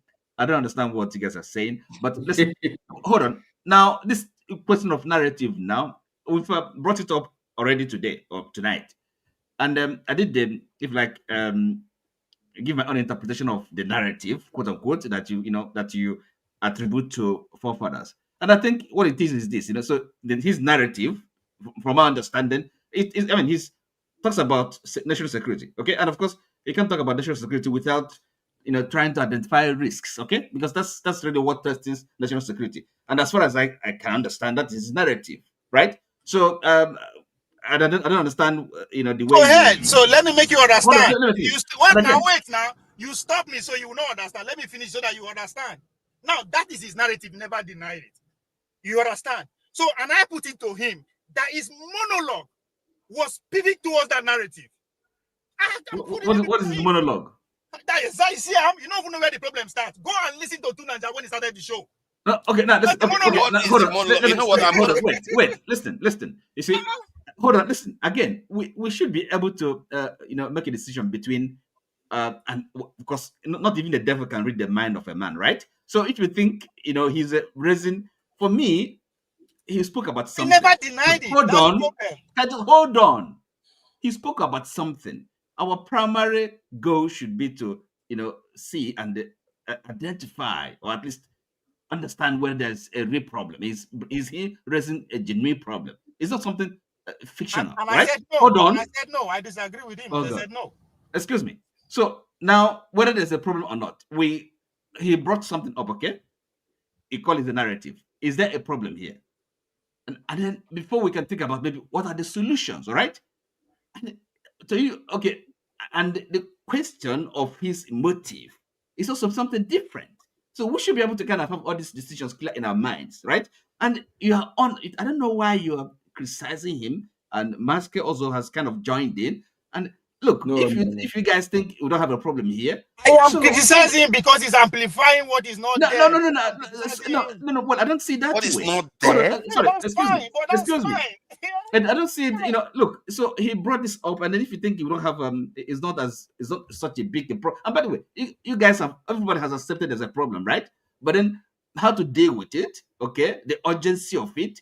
These are separate questions, right? But then, okay, to say that he's amplifying it.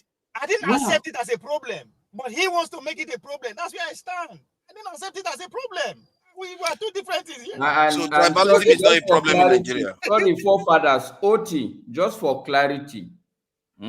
Yes. I totally am in support of forefathers that hate speech is not good thing for a country. But it's a problem. We have that problem here, right? But no, okay, so there are two issues that you need to differentiate. The speech or the issue forefathers is referring to. Okay, yes, you can call it a hate speech. Okay.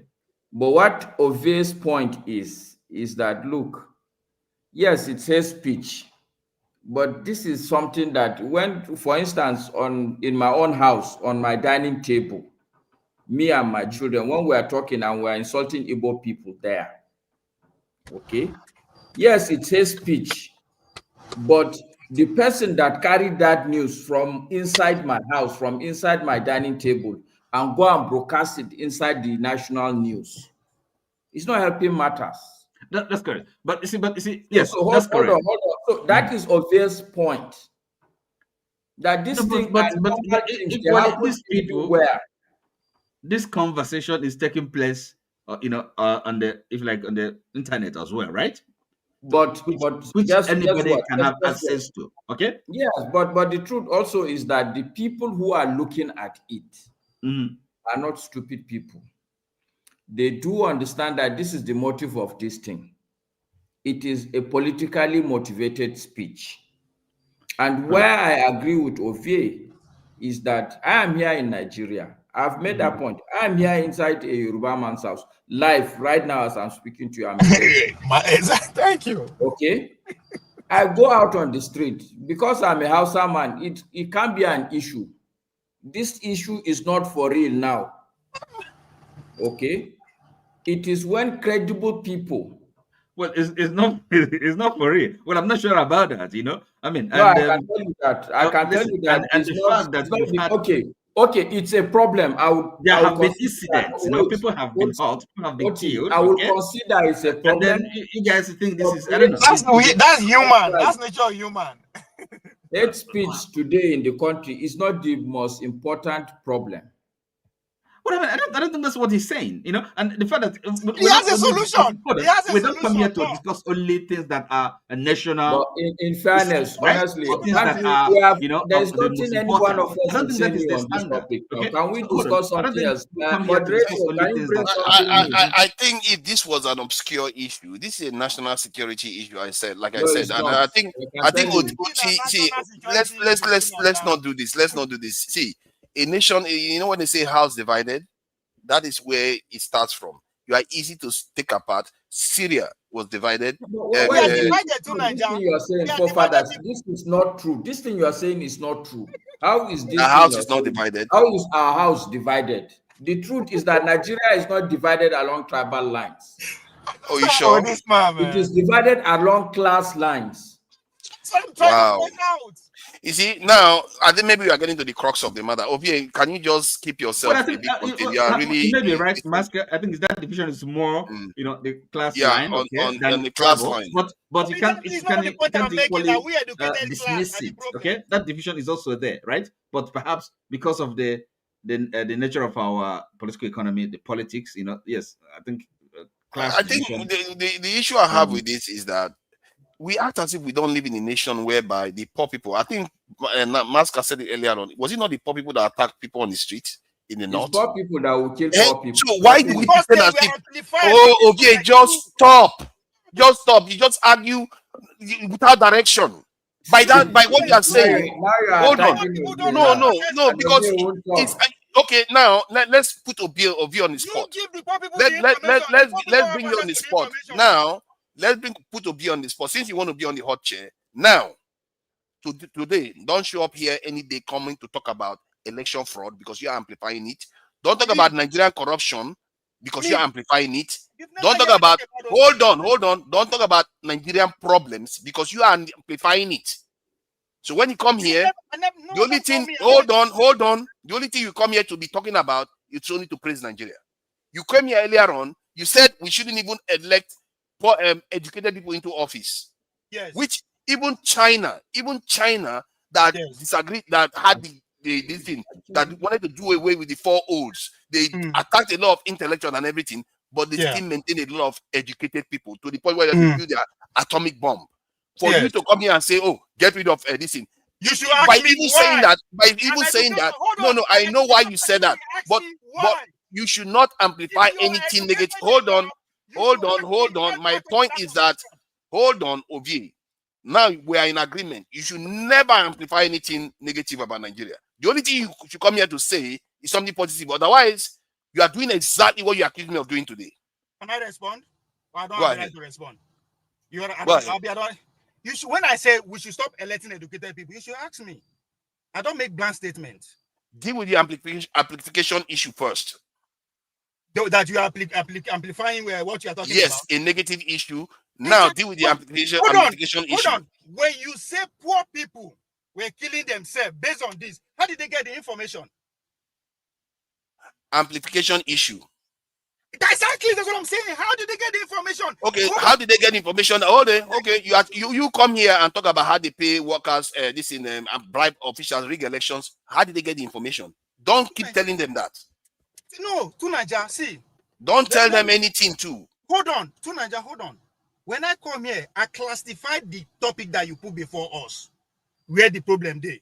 The few two people where they rule the ruling class, with the educated fools, and the majority who don't have a clue about what is going on. Why do you think that is? What do I think that is? I remember you saying earlier on, because we are divided amongst each other. I remember you saying it. You are asking me a question. How do we arrive that?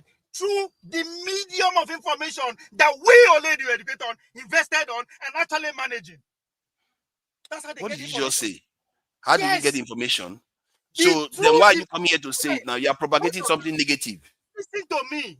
How they get it, how the poor, the base get the information. They got the information through the mediums that we educated fools build and manage. So we shouldn't tell them that they are being manipulated. Their election is being rigged. Siam, you just listen to your English language that you're speaking. You go and tell them they are being manipulated. See? You are telling them. What are you talking about? Is that not what I'm doing here too? Is that not what I'm doing? What are you talking about? Now you see what they know. I don't know what you're talking about. I am using your analogy. Now, not be you go tell them. Right? You are the hold on, don't start twisting stuff. You literally said if something negative is happening, you go and speak it out in public. You are amplifying it, so you shouldn't do that. No, hold on. Where is that? Hold on. Where is that thing happening? In Nigeria.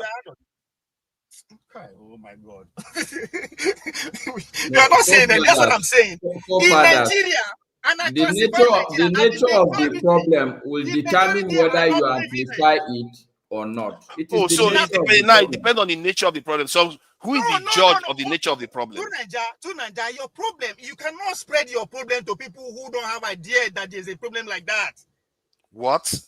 Yes. Are you telling me that the trouble that they had in Lagos this week, it didn't happen? What trouble they had in Lagos this week? Did you know that somebody was stabbed and a Yoruba guy died and Igbo people were being chased in the marketplace? Did you know that? That happened in London. That happened everywhere. Okay, so, now you are saying because I'm the one that amplified that made that happen in Lagos. No, because your own argument is based on your argument. You shouldn't even come here to say one thing negative about Nigeria. You should just the only thing I want to be hearing from you is holy, holy, holy, Nigeria is holy. You have to sing it 24/7 because if you say one thing negative, you are amplifying it. Tell me one thing. Hold on now. See, we are. Let's have an adult conversation. Tell me one. You started it. No, tell me one negative that I said. I mean, you said that by me highlighting the fact that the divisive lines along tribes in Nigeria is a problem. It's a national security risk that we should pass a law to actually deal with it. I didn't just come with a problem. I came with a solution. That is where the problem. That's exactly what I am saying. That is the Don't problem. even do it. Then you should never come here and complain. Oh, you say, oh, are you saying I should not come with a solution? Is the solution the problem? The fact that you cannot see your own problem, right? You Hold on. Is the solution the problem? Hold on. You sit down, you make your observation, and you provide solution. Now you are coming to force it on us. I'm not forcing it on you. You are saying I shouldn't talk about it. That's the problem. That's the issue I have with you. You are saying I'm justifying it. You're not, hold on. Don't be facetious. I'm not doing a lot of long talk here. It's very, very straightforward. Yeah, I'm the one that kept him backstage because he won't let me talk. He just wants to be happy. No, because he won't let me talk. He won't let me talk. He's going to come back on stage. I'm just trying to make a simple point. The point is that it's not about the solution because we've been going round and round. This is the thing he does. It's not about the solution. His argument is not, oh, why are you proposing a solution? His argument is, I'm amplifying it. That's his issue. So don't start changing the goalposts now. Make your point. I accuse you very well. I accuse your intention. Right? And I'm not accusing out of my ass. Hold on. Now it's not intention. Now it's changed the goalpost. Can you allow me to that my point? Now it's intention. No, let me finish. You just agree that I accuse you. And I'm telling you why I accuse you. It's not out of my ass. I listened to your monologue. My brother, you are not talking to dons, man. I listened to your monologue. You understand? So in other words, you see, don't forget say me too say they present issues. So I am not just speaking because, oh, I don't know what you did. No. You came and you presented a monologue to put a narrative that there's a hate between the Yorubas and Hausa. And guess what? Let me help you. The video that you play, it is that the video of an Igbo people bouncing on Yoruba. Is there another video that contradicts that or not? There wasn't. So you establish a narrative that we should follow. And I'm telling you, my brother, no, that is a problem. You play one video. It's okay. I beg. It's okay. Forefathers, did you listen to Julius Malema's speech? No, I saw it. That's what we should be talking about. Of a single side story is by Chimamanda. You presented one story by that video that you played. You play how Igbo people they insult Yoruba. That's how you stopped. You see what you play that video? You see, I don't think you were even present at all when I was playing that video because clearly you saw the wrong information. Is the Yorubas insulting the Igbos, not the other way around? Okay, so that's one narrative. Hold on. You don't even understand what I played. You think you heard what I said. You don't even understand what I played. Hold on, excuse me. It's because I listened.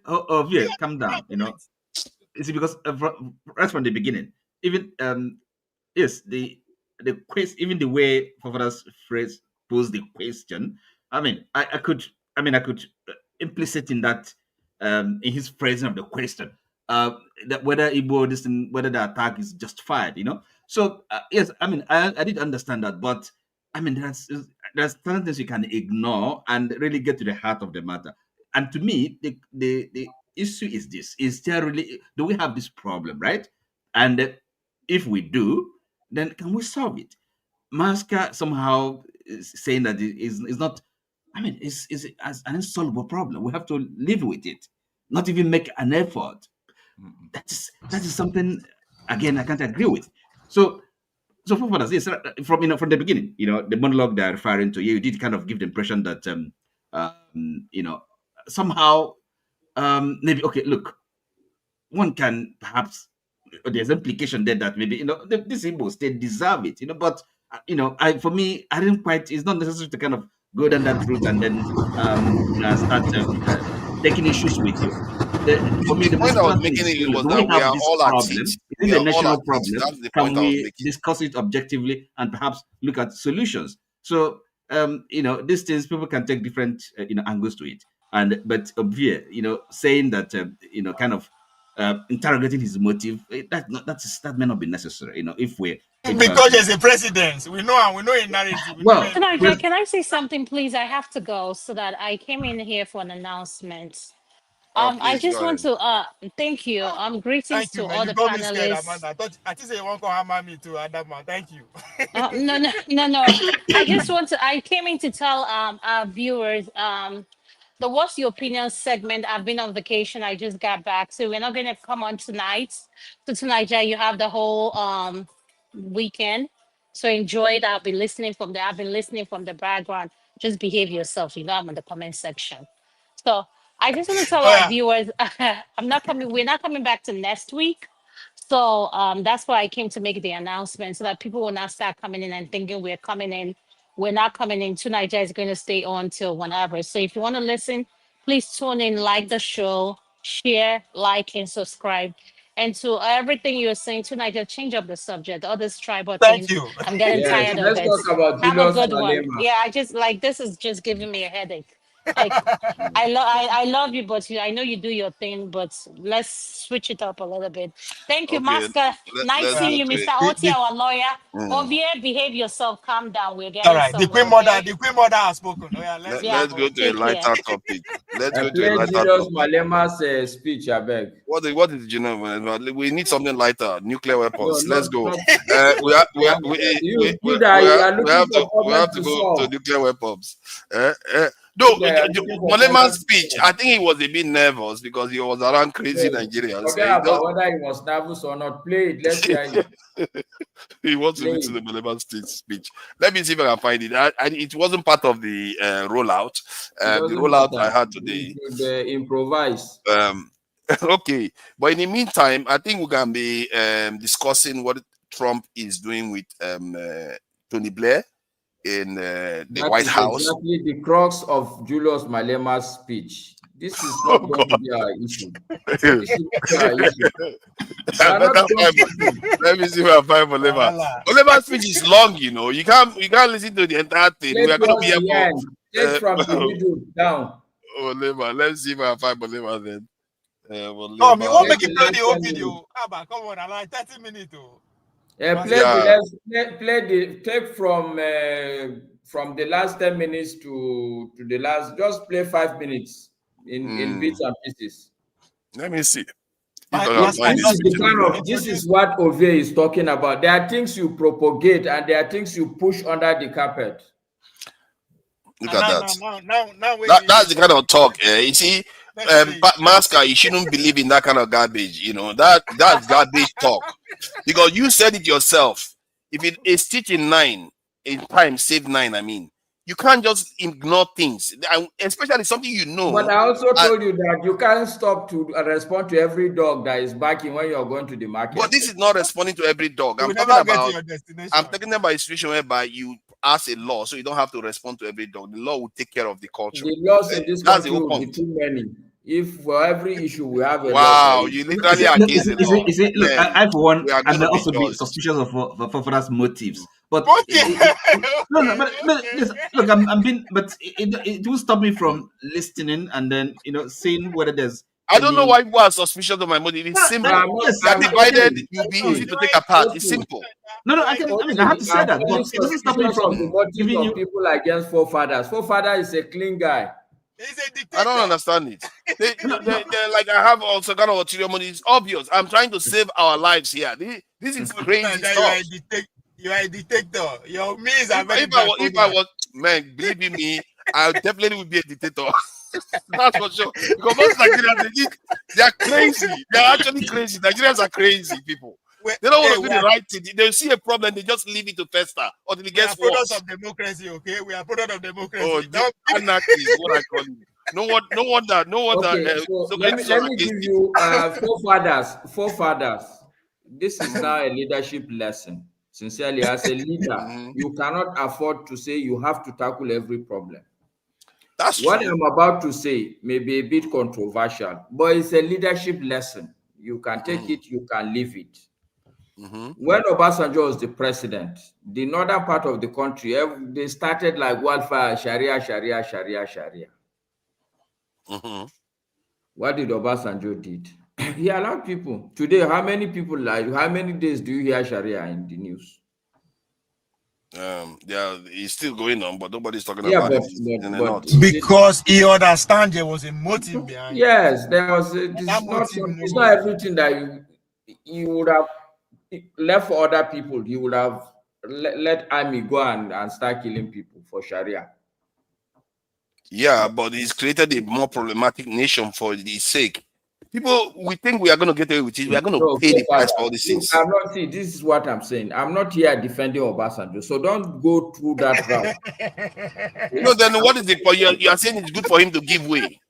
No, I'm just saying, no, whether it was good or bad, I'm only telling you leadership lessons. Okay, as a father, there are times when your child will do something, you know it's wrong, but you just don't want to sound like a broken record. You pass it and tell yourself that if this guy do it again, I'll spank him. But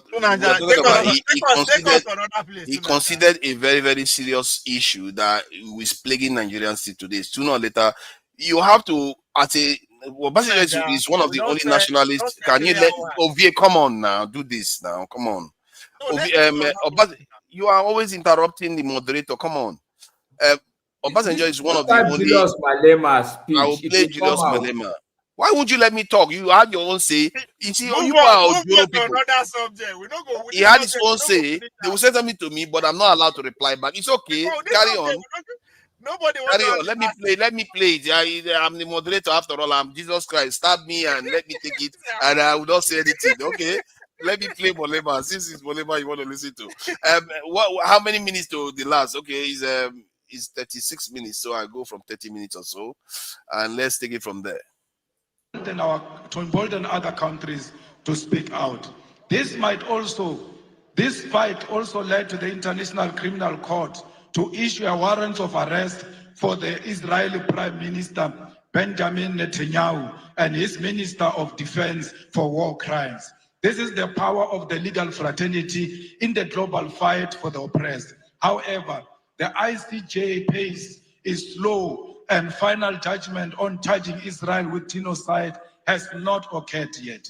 We must therefore confront the uncomfortable truth that the slow pace of these proceedings is not accidental, but reflects a global legal order designed and maintained under white supremacy. International law is swift and ruthless when prosecuting leaders of the global south, yet hesitant and cautious when dealing with crimes committed by Western powers or their allies. This is hypocrisy we must name without fear. When an African leader is accused, indictments are issued overnight, sanctions are imposed immediately, military interventions justified under the banner of international law. However, when Israel starves children in Gaza or the United States and its allies invade nations and topples governments, the same institutions suddenly discover restraint, complicity, and delay. As the legal fraternity of Africa, you cannot accept this double standard. You must be bold enough to create alternative and fair systems of accountability that do not bend to imperialist interests. If the so-called international community is unwilling to deliver justice in real time, then Africa must advance its own courts, its own tribunals, its own instruments of solidarity and protection. Just as we build liberation movements when colonialism denied us freedom, so too must we build new legal institutions when the existing ones fail us. In Cuba, for over 60 years, the United States has imposed an economic blockade in contravention of international law, including the principle of non-interference and the sovereign right of nations to choose their social and economic system. Despite this, Cuba has demonstrated a profound commitment to human solidarity, sending doctors across the globe, including to Africa, welcoming Africans into their classrooms and participating in the liberation of the oppressed. Cuba never sent their soldiers anywhere to kill anyone. Instead, they send their doctors all over to go and save life. The tragedy of Haiti is one of historical injustice. Haiti's revolution was first declaration of black freedom in the modern world, yet it was punished with centuries of economic sabotage and enforced debt. Contrary to any principle of justice, today, Haiti suffers from foreign interference, denial of sovereignty, and the imposition of external governance. International law demands reparation, debt cancellation, and the withdrawal of foreign forces so that Haiti can govern itself in dignity. We have seen DRC not experiencing peace because of its mineral resources. We must stand with DRC and demand that there must be permanent peace in DRC and everywhere else in Africa. Because DRC without peace, it will never experience economic growth. We are because DRC it is. We are the people of Southern Sudan. We must make sure that no single corner of Africa there are guns where Africans are killing each other. Africans will always be together against the enemy forces who want to exploit our country. We are here today to reclaim our land. We want the land of Africa to be returned to Africa because it belongs to the Africans. We want the minerals of Africa to be returned to the Africans because that's where they belong. We want to build industries in Africa and process our minerals here in Africa. We've got the capacity. We must never allow the imperialist forces to divide us in order to take our minerals from us. We demand one Africa. We demand borderless Africa. We demand Africa with one president, with one currency, with one military command, with one parliament, because we know the currency of Africa will be much more stronger against the American currency. We don't care what Trump thinks of us. He will never choose a policy position for Africans. We are not subject of Trump. We must refuse to be subjects of Trump. We must stand together as the world changes and show the world that Africa is one and Africa is equal to all nations, to China, to Russia, to America. We are not just a small nation. We are a big nation. We are not a dark continent. How can we be dark when we've got diamond that is shining amongst us? We are a shining nation. I thank you.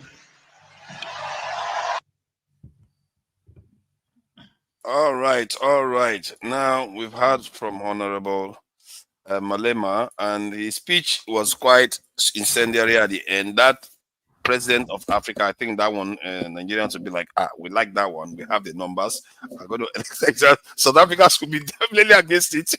The last thing they want in Nigeria is ruling them. So you are muted, this is the masker. You're muted. You see, you started on a divisive note already. Thank you, my brother. Oh my God.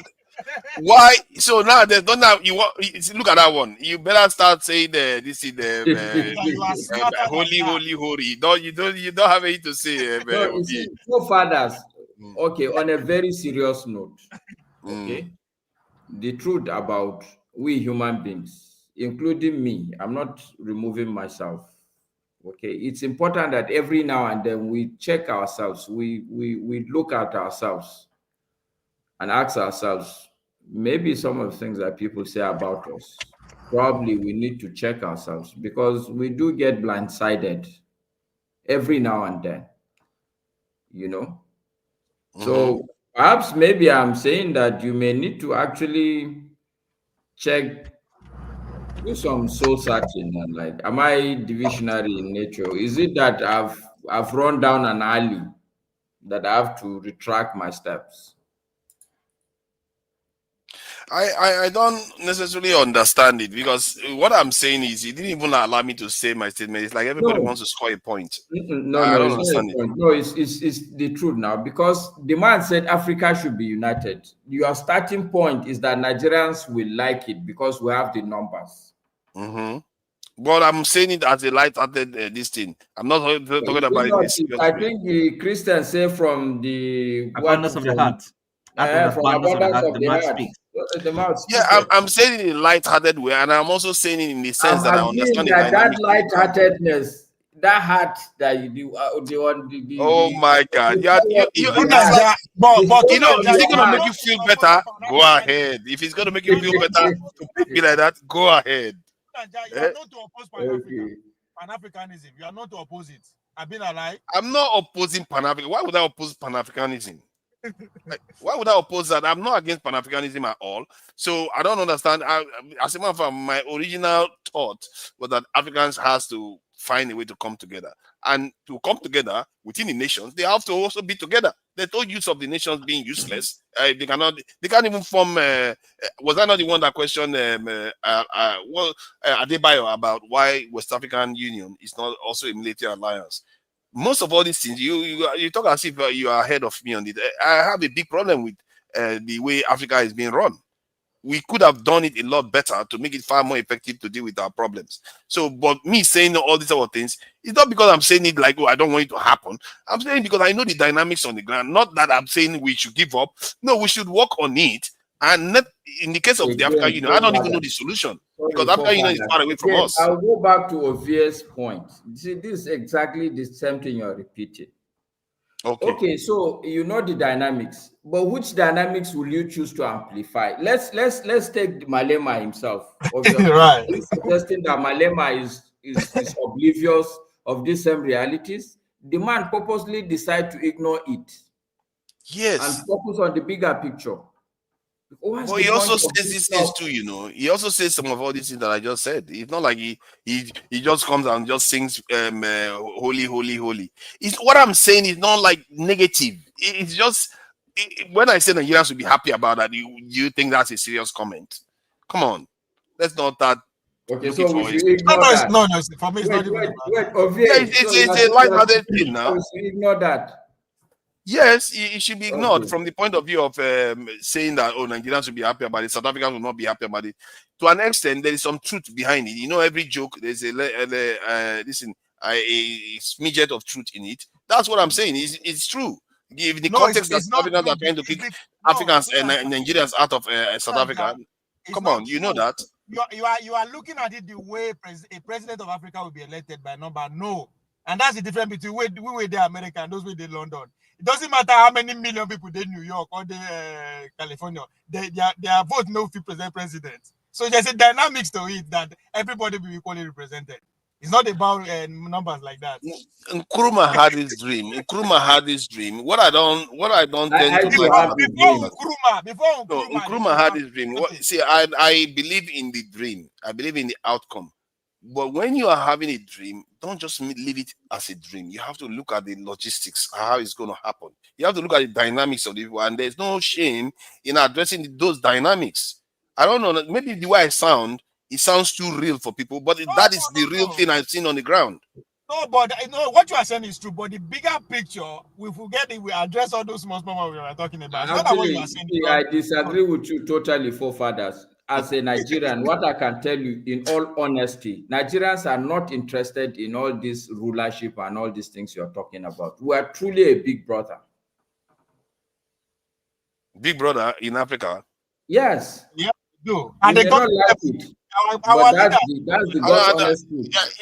We are big brothers, and at the same time, we are not. Because on many matrices, we are doing worse than the so-called others that are supposed to be smaller than us. So, I hear of big brother. Having less money based on the context you are describing it. Of course, Nigeria is a big brother if you look at it historically. I will challenge that because and especially recently, I think to me, the worst presidents in Africa for the past maybe 30, 40 years, to me, Tinubu and Ruto stand out as the worst anti-African president. Tinubu carries sanction out on Niger on behalf of the West. Like, and there's no way anybody can actually convince me to that. How will you impoverish your neighbor, your brothers and sisters on behalf of strangers? It's not happening. Ruto sent his own brother to go fight his own other brothers for Haiti in the name of peacekeeping. How do you even explain that?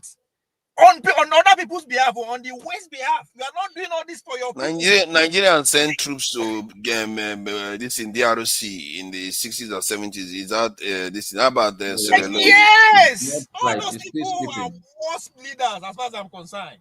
On white people's behalf, on the West behalf. Like, how do you explain that? But I see, there are certain things we cannot fully understand the scope of why they do what they do. I don't know whether we should just call all our leaders devils and they don't know what they are doing. No, I must be specific. I said Tinubu and Ruto. I know all our leaders. Yeah, but what you accuse them of, there are many of them that have done similar. You are just picking the places they choose to attack. Anybody that punishes the neighbor because of the West doesn't deserve to even stay alive.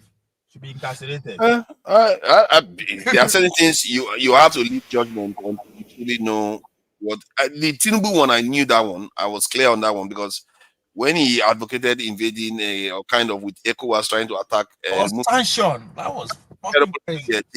Today, many of his supporters, they don't like to address that point. He came into office due to his own actions that he could have prevented. He left ECOWAS landmass almost halving now. 3 nations have left ECOWAS because of that. Yeah, you don't confront him about that. He wants to stay in power. So I see. In terms of Africa coming together, you know, if you can be Pan-African for a while, then you start seeing that, okay, what you really need to do is get your nations to be strong first. Every Pan-African nation has to be also nationalists within themselves. Because if you are not strong individually, you are useless for Africa anyway. And I just wish Nigeria was nationalist for once. Nigeria can trigger others to be nationalists too. Because of our power, then we'll be able to trigger others to do the same thing because of within our neighbor.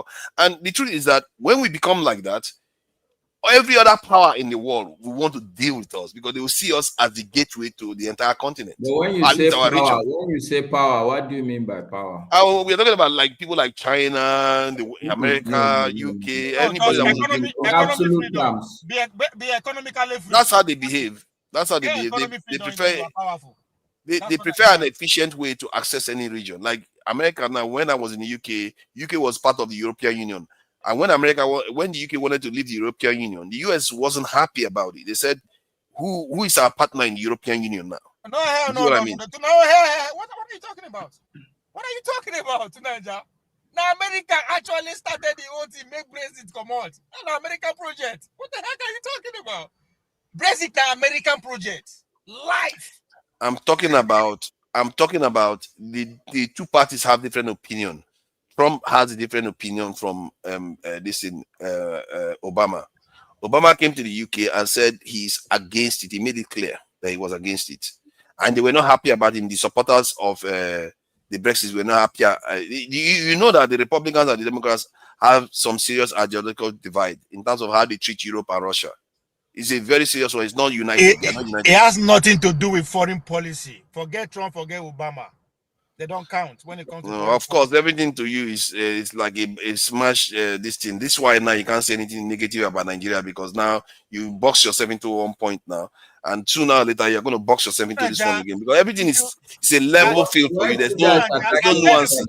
I get reputation. No, because everything he seems to talk about is when you say something, instead of him to observe the nuances of what you just said, he just say, nah, everything is level. No, it's not. You are talking the narrative. What actually happened, you don't know it. That's why you're talking with people they talk. And I'm telling you the hardcore. There's no smoke without fire, my brother. There's no fire without smoke. Nothing just they happen just because Obama talk up, Trump talk up. That's not how things work. It doesn't work like that. They tell you how things work. America is 250 years old. Doesn't mean just because one stupid person come as a leader for 4 years, you think we change things? This doesn't work like that. Actually, they do change things. Gentlemen, I don't get. If Trump has changed it, I don't know what kind of argument I'm making today. It's like you're not even like you don't even. What did Trump change? Trump changed the approach to this Ukraine. He's trying to change the approach to Ukraine at least to an extent. Even with Israel, he's changed his approach. Even if it's to Nigeria, it is not about Trump. Trump just come. This policy has been written before Trump come. Presidency shaped the person, not the other way around. I don't know if we can talk about that in UK. In America, fuck the president. They don't count. They are chief distractors. You know what? There is no point arguing with Ovie. Ovie wants to believe something, whether it's logical or not. You just assume that everybody is the same. Like even are all politicians the same in Nigeria? You can't be. We are all on this panel. We are not even the same. It's unrealistic to expect all of them to be the same. Hold on. When war Ukraine starts, when Trump won't change things. Now he start time. Is it the one that started? Yeah, Oti, I really appreciate you today. It turns out that Oti turns out to be the most logical person here. This is one thing I like about Oti. He didn't say a lot today, but the few things he said was logical and straight to the point. And he didn't do a lot of talking. And I he wish was he a would be allowed to say a peacemaker. lot. Yeah, he was a peacemaker. I wish it's unlike No, him. it's being the adult in the room. That's it. Yeah, which is unlike him. If you don't come here and start arguing with you, sometimes you're not going to see the end of it. No, just bring Catholic matter for grand. Then that time is a pope. He could tell him be pope. Which matter over here? Catholic matter. Catholic. Oh, right. Then you have a big issue on your hand now. So thank you for coming in. I really appreciate it. Yeah, thank you for coming in. Yeah, nice one. So, now it has been determined Ovie is not allowed to say anything negative about Nigeria again. From today henceforth, you have to be singing the praise of Nigeria. It's been decided. Otherwise, you are propagating. You still want to go back to that matter? Yes, he's gonna. What do you want to go back to? That matter to rest. Let's ask. What you are the one saying that we're attacking each other now, so I want to go back to it. Let's Masca be the verdict. Masca, if they ask you about me, do you know me as somebody who talks negative about Nigeria? On the general note, don't. That's not me. You are very clear. If there's anybody that is clear in terms of position, is Ovie. He has a clear position. Very categorical that the issue is not all that we said. They are the people that have the power, the few, the little ones, the minority or the top. That's the solution he keeps talking about. Yeah, but it's like there is no detail, and you see, anybody can say that. That's what I find problematic. Like when I talked about American defense policy, has provided details. Policy. I can tell you some of the details Ovie said. I remember. Okay, fine. You can say that, but let me give the example. I will give you an example where Ovie is very clear that the starting point even is you have to have resources. He gave an example one day that one oil well. Do we know how much it generates for these people that we are saying we are going to fight? If you are going to fight them, for instance. Okay, so how is that? Every time he speaks, maybe you don't listen, but every time he speaks, I think the guy. I do listen to him, but what he just said now is not detailed. No, but see, Tunanja, see what I'm telling you. I do listen to him. See, Tunanja, what I'm saying is these leaders, right? They are looking for everything for us to preoccupy our permutation, but minus the economy. Minus the economy. Why they know they come and talk? They all agree that this policy is impoverishing us as a people. But still, they campaign to make sure they implement the policy. But when it comes to issue of tribe, religion, everybody could amplify them. I mean, I am not saying naturally people know they curse each other, all this is no they there. But guess what? That is what they want us to be talking about. But guess what? Even though we stop to the accuse insult ourselves today, that is not going to change. You are the one that have issues with African countries in attacking each other. You are here propagating negative stuff. So let's not do that. You shouldn't be saying anything. I'm going to be watching what you say. Since we are all in agreement that you shouldn't say anything negative about Nigeria, I'm going to be watching what you said. A moment ago, you said Tinubu trying to attack Nigeria is a bad thing. So you shouldn't say anything negative. If you want to go back to that issue, that's not what Ovie was saying. Ovie is simply saying that you have to select what you should amplify. So he's Tunanja, last 2 weeks. Who is the determiner of what you select? No, your intellect should determine that for you. Yes. So my intellect has told me, and he's telling me now that I'm amplifying the negative editing when I came with solution. So that's my point. Basically, it's insulting my intellect then by saying that you shouldn't say that because you're amplifying it, and you are taking a side that I shouldn't amplify it too. That's not what I'm saying. It's like what is that? You did something that I liked 2 weeks ago, right? Oh God! You put it before us how it doesn't make sense how Bola Tinubu could just deplete our GDP like that from 500 to, you understand? You stay on that. So I stay on that, and I have an agenda on that too. So what makes you think I don't? If you want the problem to cause among these elites, if you want actually to have conversation that will lead to solution, let's stay on the economy. Oh, you want to stay on the economy, but the divisive stuff, you don't want to talk about it. No, don't you see? No, That is it. Do you know how? See, I'm really straining myself here because you see what is wrong with him is that he doesn't feel anything about. He doesn't know anything about the dead. How do you listen to Nigeria? How do you Hold on. Honestly, even me, I can't wonder now. No, wonder whatever you want to wonder. Clearly. So you are hearing it. Me, he's telling me not to be able to say what I want to say. Do you even hear that? No, you don't say that. About what you want to say. Say what is going to bring the required change. That's all. What is the difference between that? Because he's the one selecting what I want to say. Let me explain to you the difference. Sorry. No, hold on, Ovie, hold on, Ovie. This is some serious gaslighting. Listen, it's even like black and white. What Ovie is saying is like black and white. Honestly, okay, let's see the black and white now. I'm going to pin you on this one. Better make it black and white. And I'm going to pin you on it.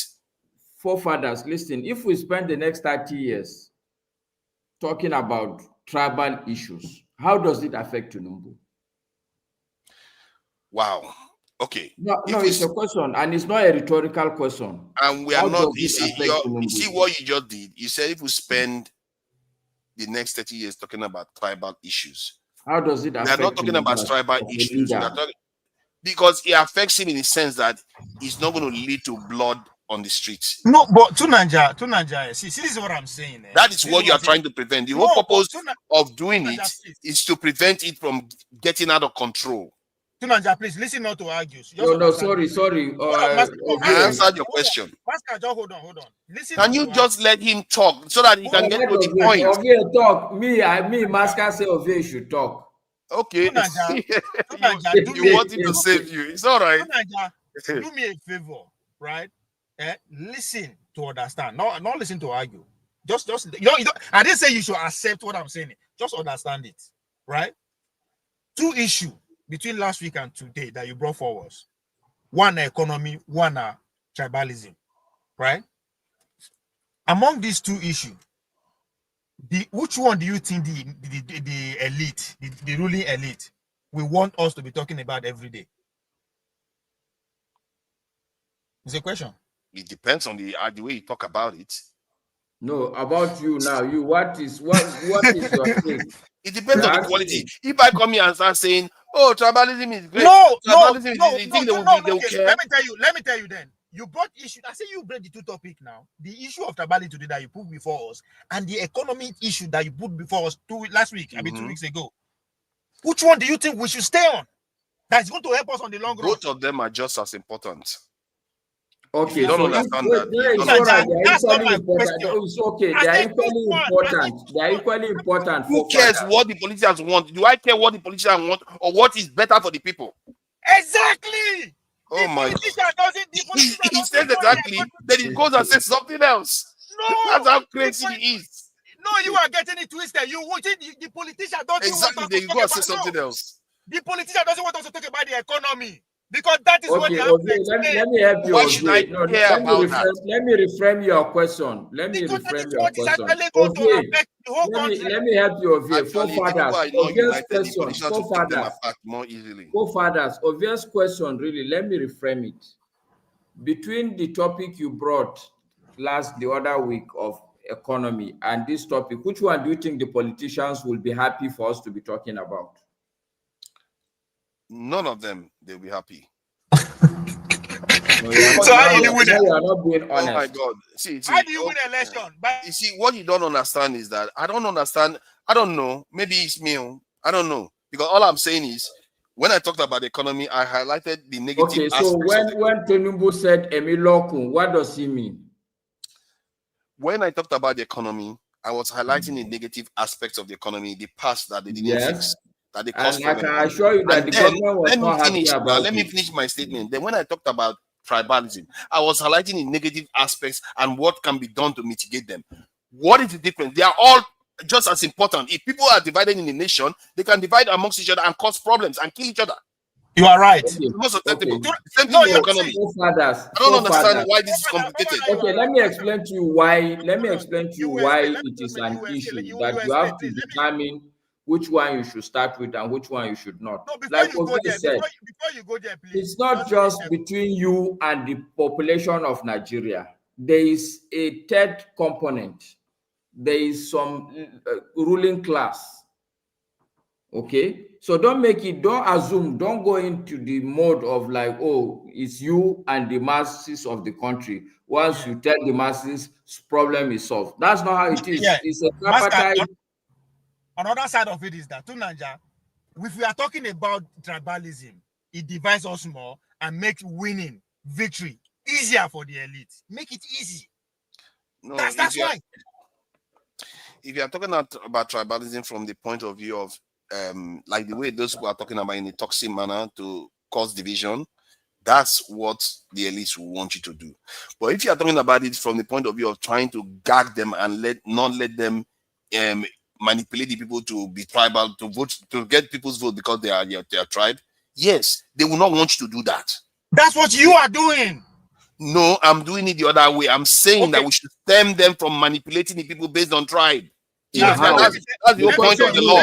The question now, forefathers. I give example about article all the time. I keep repeating the example about article. No, hold on now, Tunanja. Let me tell you why you are doing it that way. Let me tell you how I accuse you. So if you come here and say, today, let's talk about this issue of hate crime. Simple, let's talk about hate crime.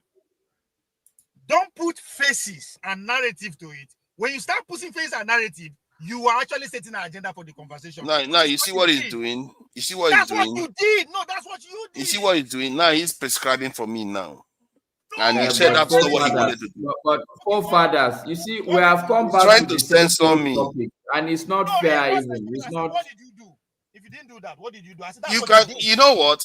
If I sit here and I look at the situation that Nigeria is in from the point of view of national security, I could call you a very, very dangerous person because you are acting in a way that encourages the split between the population of the country. In other words, you are just as dangerous as people like Nnamdi Kanu and all the rest. No, I'm trying to. The direction I'm going is trying to encourage national cohesion. Good. You are saying don't talk about it. But okay, no. The way you went about it sent the wrong signal. You came here and played a What video. signal? You are the only one that got that signal. What signal? I literally put a picture that says, look at the picture again, just in case you are confused. What signal is this? Is it hating people's signal? You played a video. You played a video that just said one side of the story. That is a narrative you are setting. What narrative? That one side is insulting another side. I literally said we are all at it in this country. No, it doesn't matter. Everybody's at it. It's about communication. It doesn't matter. You communicated by playing a video. You register a pattern on the viewer's memory. What is the pattern? That's what you are doing. Tell me the pattern. You played a video that pointed a Yoruba woman bouncing on the Igbos. Yes. Why can't you play the other one, the other side of it, if there's any? No, because the reason why I said it, I gave the context that this week this is what I saw this week. And I also didn't just stop there. I also said we also know that Nnamdi Kanu, Samuel Ekpa, and the others did the same thing. That is not only one-sided. I also said that. Then I didn't just stop there. I also said we are all at it. What is confusing to you there? I don't understand. I am not confused. You don't even know what you are doing. That's what I just understand. You don't even know the role that I literally said we are all at it. We are all practice tribalism. I don't tell you before. Say you go feel work for mainstream media. I know I told you that, but you don't even know what you are doing. You are just doing it. I don't know what I am doing, but you are far removed from reality because you didn't even know the side that I was playing against. The idea that you are saying that I shouldn't amplify an issue that needs to be dealt with, I don't understand. How you do it? Personally, I find it very disturbing that one of the few times somebody came here. Hold on, I'm listening. Because you're going to trigger me on this one now. Because this I find very, very problematic because a lot of people have died because of this tribalistic behavior of Nigerians. Let me go there. A lot of people have died because of tribalistic behavior in Nigeria. Then one of the few times somebody came here to talk about tribalism in Nigeria and saying we should actually do this. Then I propose a solution, which most will just only stop at talking about the issues. I propose a solution, and you took it onto yourself to be the number one person to be against it. No, and I find that very, no, hold on. I find that very suspicious. Okay. I did Because not. how can you be so vehemently against somebody that says this divisive behavior in Nigeria needs to stop? I am against I'm your the one highlighting it. See, it doesn't matter how you say it. I am against how you present the issue today, and I'm not going so to. Presentation is. You might as well say, my feelings are hurt. Who cares about how I presented it? No. The point is what matters the most. No, the point. See, how you present the issue is amplifying. Oh my that's God. what we are saying. Is okay. So you see, I don't even know why Masker even backed you at all on this one, because in other words, you're basically hold on. So in other words, you left the elephant and went for the ant. Is the presentation that you have an issue with, not the main issue? Yes. Wow. Because you get motive. That's even worse. No, it's even worse now. But It's not even the main issue you have issue with. It's the presentation that you have been arguing about all this while. If to say another person, first you say it's amplification, now it's presentation. You already have a motive. So however you want to play it, the motive is not negative. If the motive is not negative, it was negative. You say Hausa people, Igbo people, we are accusing Hausa. That's no. You see, your problem is that I don't know whether you have trouble understanding what this image means. Does that say Igbo there? Hold on. Does that say Igbo there? Does that say anybody there? I literally hold on. I literally said, you know what? I'm going to play the video. Let people hear it. Don't play any video now. No. I'm going to play Masker. It's not fair. Don't do that because it's accused me so much. No, it's about 3 minutes or so, or maybe at most, or something like that. 3 minutes, we can live with it. Yeah, let me see. Somebody who has already, where you have a motive of how I say Igbo people, that's why they connect a program. Okay, let's hear it now. Let me see what is so evil that I said.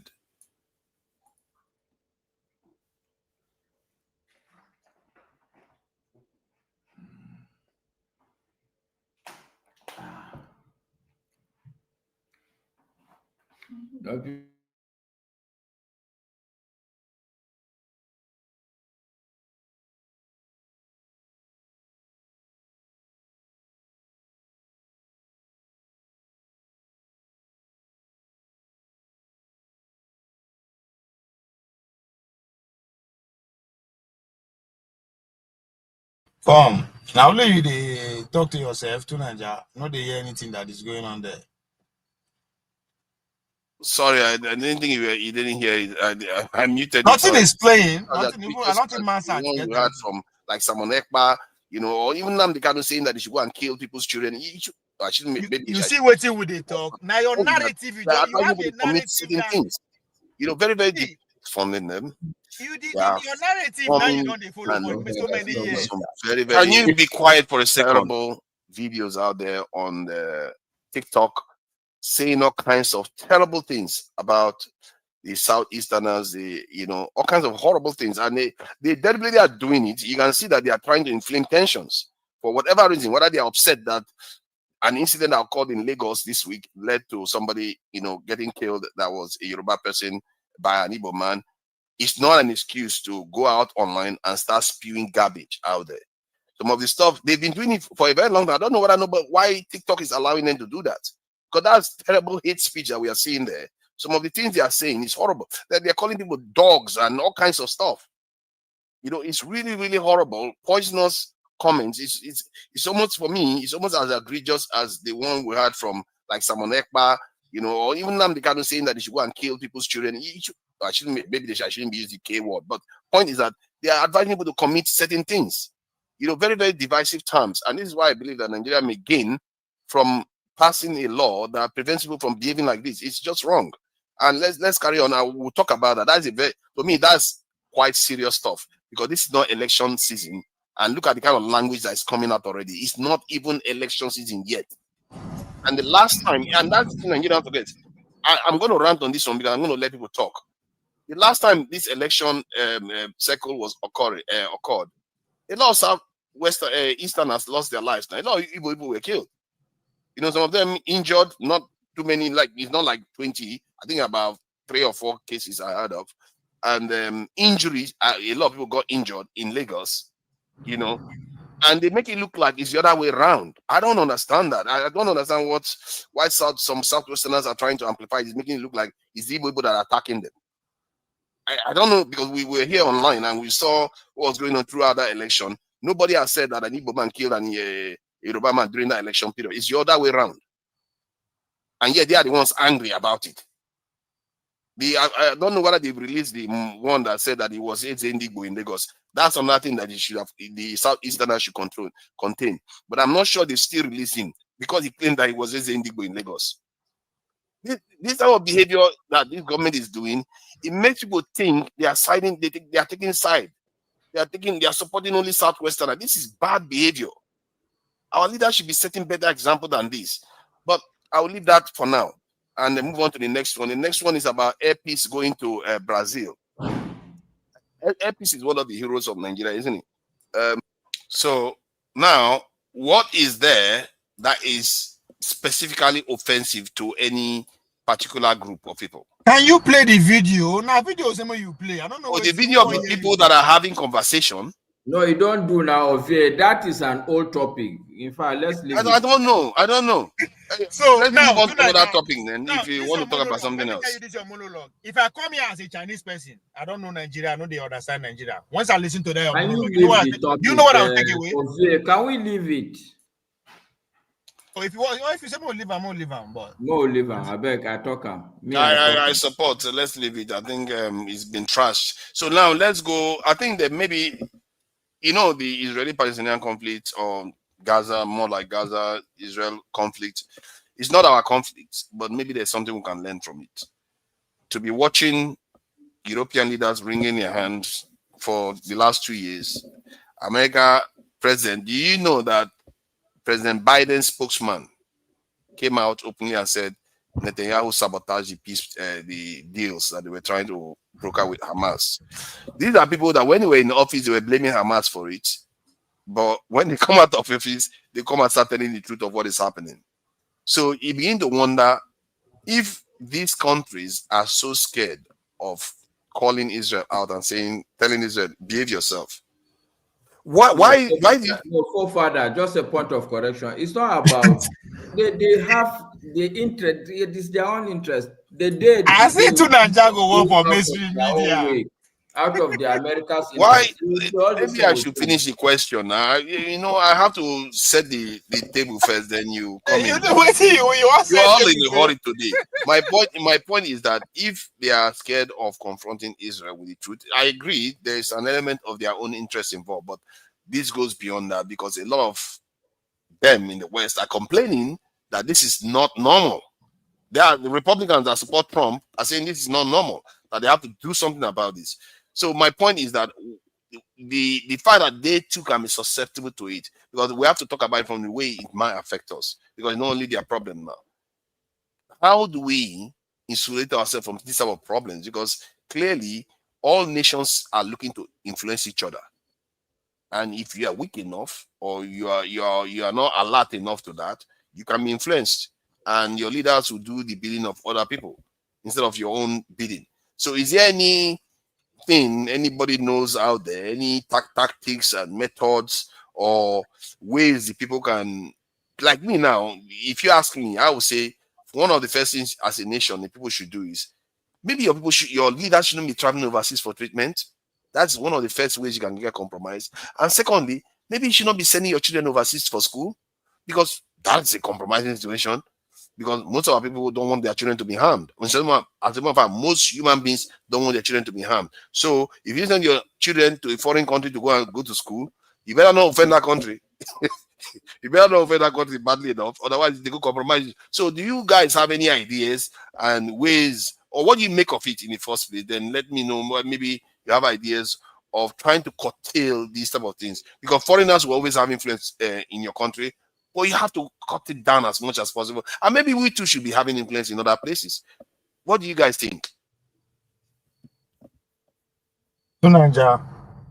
You need, I don't know why. Again, if I accuse you now, say you just want to talk, like, go say I don't, and they accuse you. No, Like, go ahead. I don't wanna. What you want me to talk about? I don't understand. You want to flatten it again? No nuances. That what? The nuance is that me and you, we don't hold on. Me and you don't agree here for like 2 years when this war started. That this is an American war. What you again? You want to talk again? No, we just told you want. Like, I don't understand you. I mean, it's just like it's. What you want more talk again? Like how? What do you want us to say? I'm curious. Yes, Okay, what's going on? You say how? What more we do? I asked you a straight question. If there were things you could suggest that we could do to mitigate some of the influence of foreign countries within our own, from our own leadership. So it's a straight question. I'll give you a straight answer. We need economic freedom. If you don't get money, you cannot fight any influence. If you are poor, they come your house, come they fuck your eldest daughter will be 32 years old. You know if you do me anything. But if you have money, I go. If I enter the street, I go find out where they are or not. So this is very simple. Okay, from that point of view, I think it's your own point, and I think it has some. If you have enough money, you are not going to listen to people telling you what to do, would you? So it's a fair point. I'm not going to dispute that.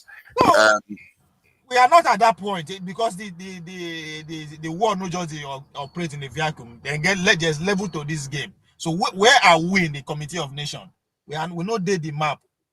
So the idea is we could stop. So how do we start stopping for intervening us? Build your house, make it local, then you can fight off the foreign influence. When you don't fight off the foreign influence, then you can poke nose. You can say, hey, that thing that you are doing there, I don't like it though.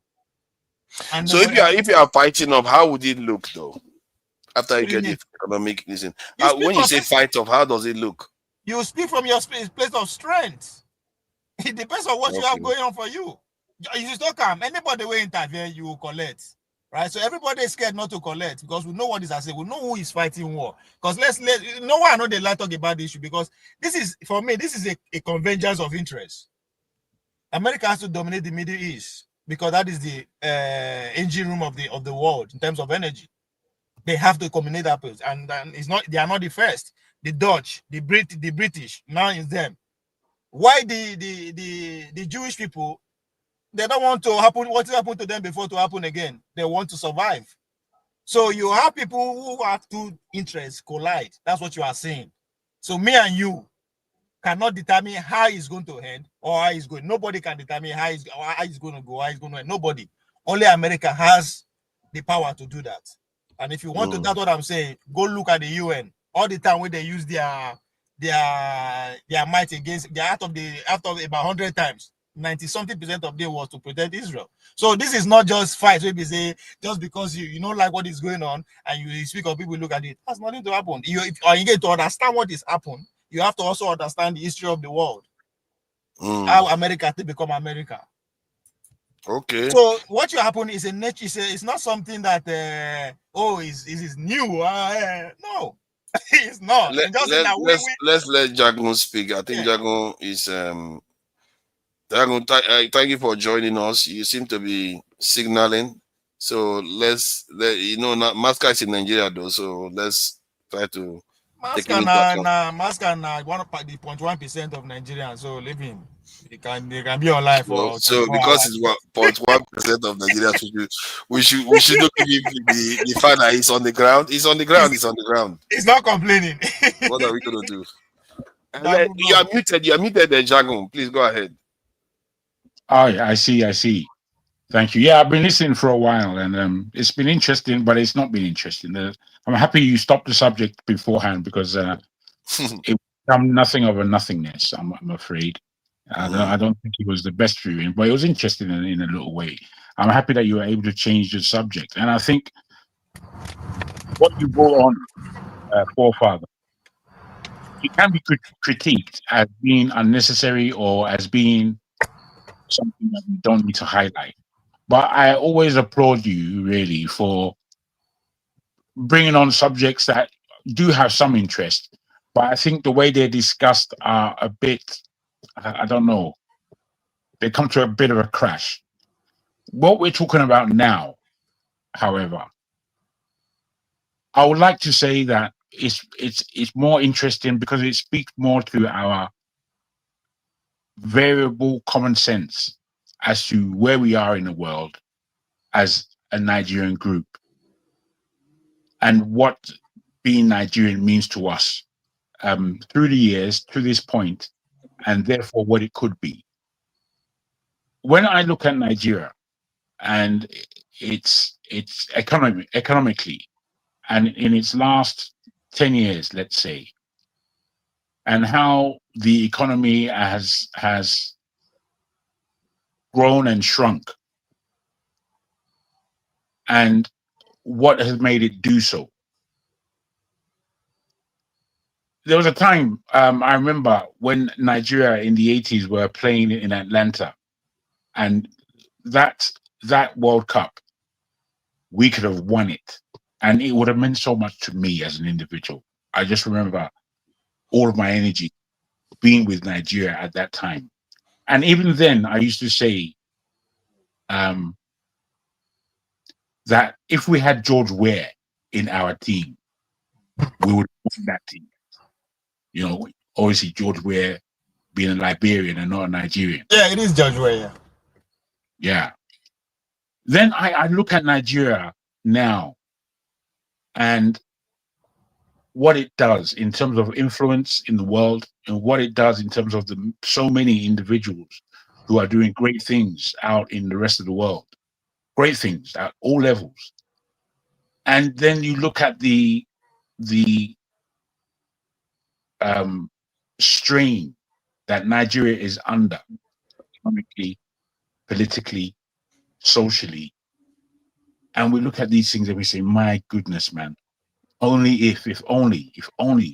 And what the only is here for me is if only Tinubu was like the 3 AES country leaders in terms of his outlook for an African nation. And when I look at it in this way, where I'm positioning leadership and what our outlook should be as a Nigerian people, when I look at it like that, I see a lot more positivity, a lot more hope, a lot more positioning of desire. I think Nigeria is about the 35th largest economy in the world, something like that. I'm not quite sure. But I remember looking at it and being quite surprised that it was as high as it was. And whilst it doesn't satisfy us as Nigerians, because we know better in terms of what the country should be doing, as opposed to what the country is doing.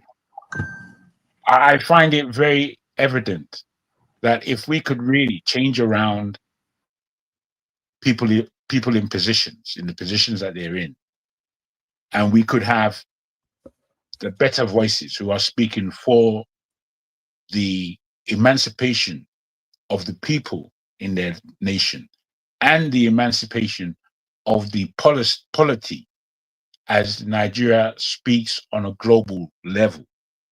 These things can definitely happen if we could shuffle the cards correctly.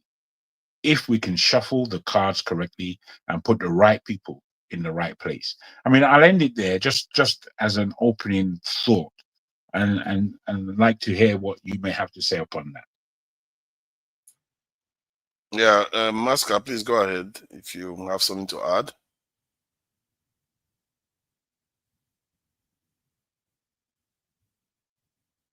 Oh, yeah, I'm still muted, Masca, sorry. Okay, no, I'll let Ovie speak. I'll speak after Ovie. Ovie, are you there? Oh, go ahead. I'm driving right now. We'll stop in the next 5 minutes. Go ahead. All right, no problem. I can go ahead if you don't want to say anything. My take on the main issue you raised in terms of our position globally, it boils back again to one and only one thing. The fact of the matter is today institutionally the arrangement is still a colonial arrangement. If you look at our police, the idea is to is not to serve the people, but is to serve authority. If you look at the configuration, all these leaders we are talking about, right from time, there's no true people-based leadership. Everything is still a neo-colonial arrangement. So I would not expect anything from our leadership as it is currently across the continent, with very few exceptions, maybe Rwanda. Where else in Africa would I say that there's a true leader, people-based leader, an organic leadership that evolved? I think I only single out Rwanda. You know, maybe I think it's only Rwanda I can single out, because if you look across almost everywhere, you will see the influence of the West. Take, say, let's say Egypt, for instance. People tend to Don't you see the influence of the West in Rwanda? No, I don't.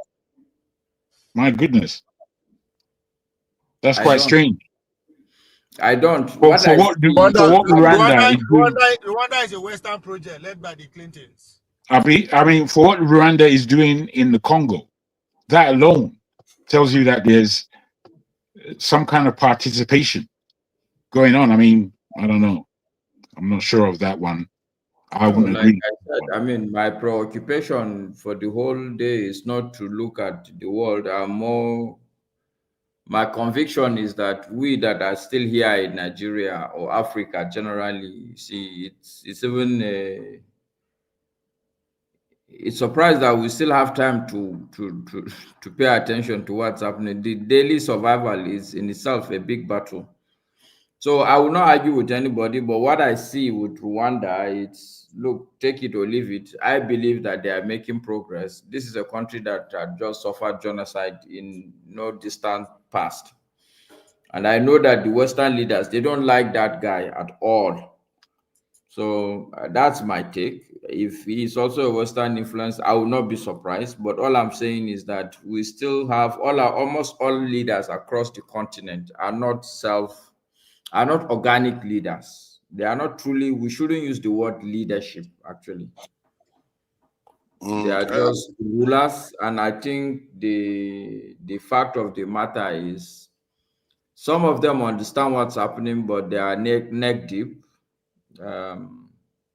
There's really nothing they can do. And I don't think it's only an African problem. If you look across even South America, you still see that it's predominantly the same issue. So I would not, somebody who is a stooge of somebody, I would not expect him to take decisions that you will not be, it's not the person I will expect to run counter to his master, so to speak.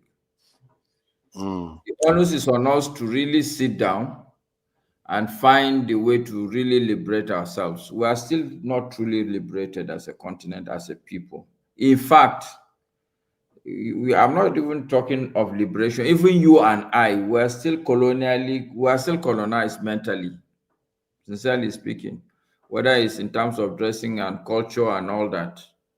There's still a lot of work to do.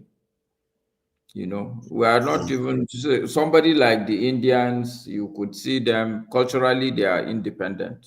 They don't admire anything about the Western culture.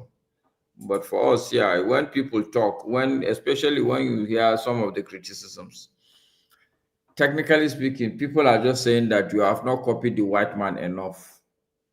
No, you see, my brother, I'm listening to you and comparing it to what I said. And whilst you take it from a different aspect than my own, in terms of you're looking at it more realistically, maybe. I am worried that you're still not looking at it in a way of possibility, given the position that we are in the world right now, which is to say that we have to look at it in a way that the African contingent in this black experiment, if you like, global experiment of emancipation, we go through more or less the same stuff. And if it's not clear to you that the African contingent has not done its part successfully enough to make this global project work for us, and this is what I worry about when we speak about this stuff.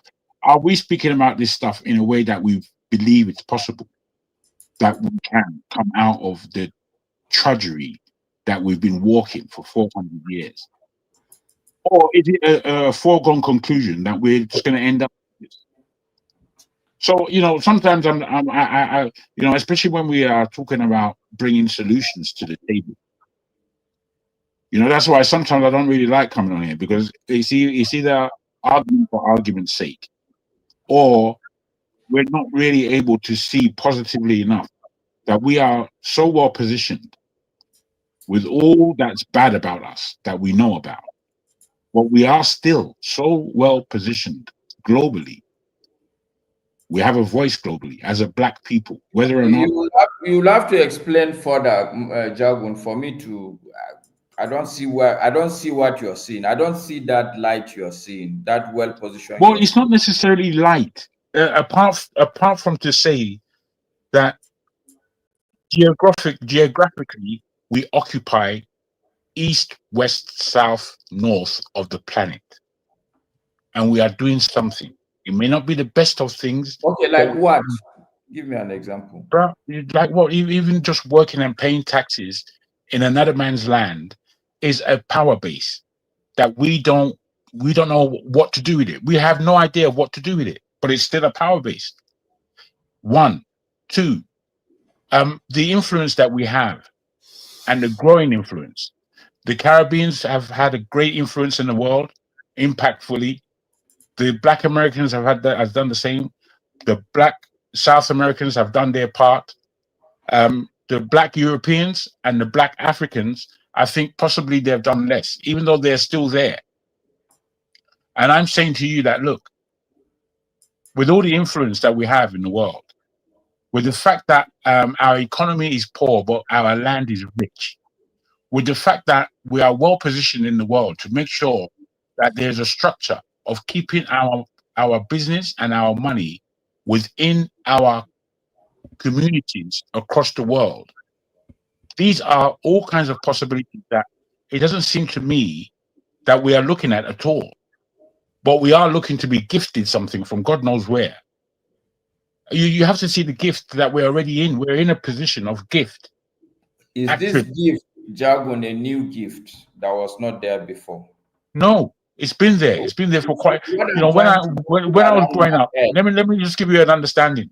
When I was growing up in the 80s, and I saw and understood and read what was going on in the 1960s, and this was going on rather on a global level, led largely by the Black Americans. I used to ask my parents, what was happening during this time? How come everyone wasn't jumping on board? And then they started to speak to me about the differences amongst us. And when I looked at the differences amongst us, they were basically, we're the same. We are boastful, we are ignorant, we are flashy, we are selfish amongst that. We are all these things, just like any other human being. But what we're not is actually planning our true development stages. We're not able to do that because we are so varied. So, what is not that I'm seeing that this job of ours is easy by any stretch. I mean, forefather is putting it forward. I don't think anything, but it should be taxing our imagination as to where it is that we are in actual fact. And can the positioning of our people globally be used in such a way that benefits our development wherever we are?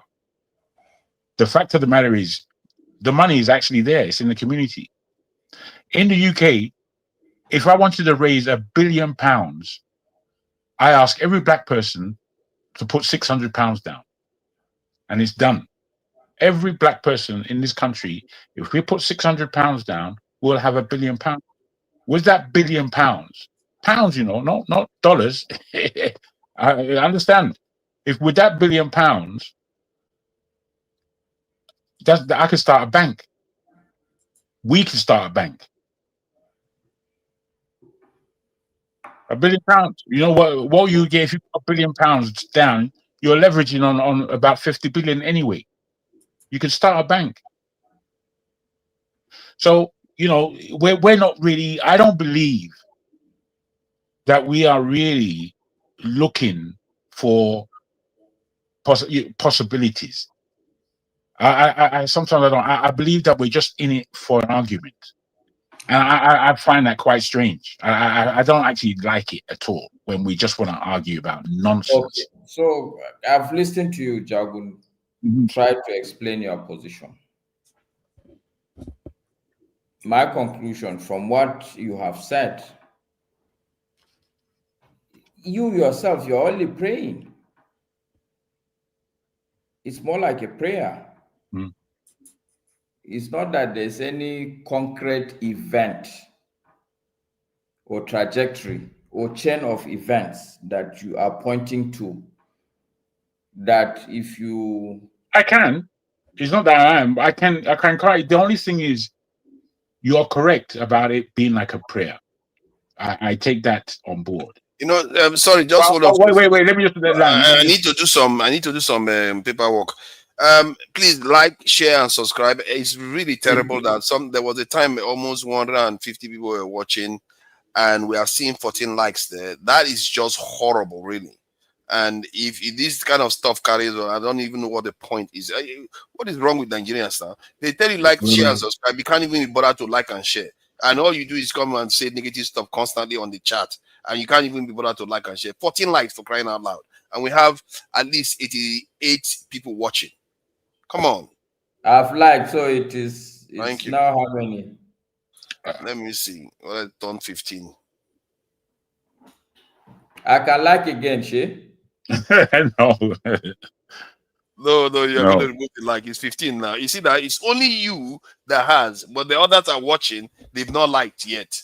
You know, you guys that are like, because this is just bad belly people. They are not even donating, only to like. They don't even want to like. You see Nigerians and their behavior. You have to just contribute a little bit. It's free. Just like, share, and subscribe to other people so they can watch the discussion that we are having here, and they can't even be bothered. You know, but insults is what they are good at in the chat. Well, this is what we're saying. I mean, it's possibly, you know, no one's to blame. People should like and subscribe and all the rest of it. But again, our conversations need to be constructive, I believe.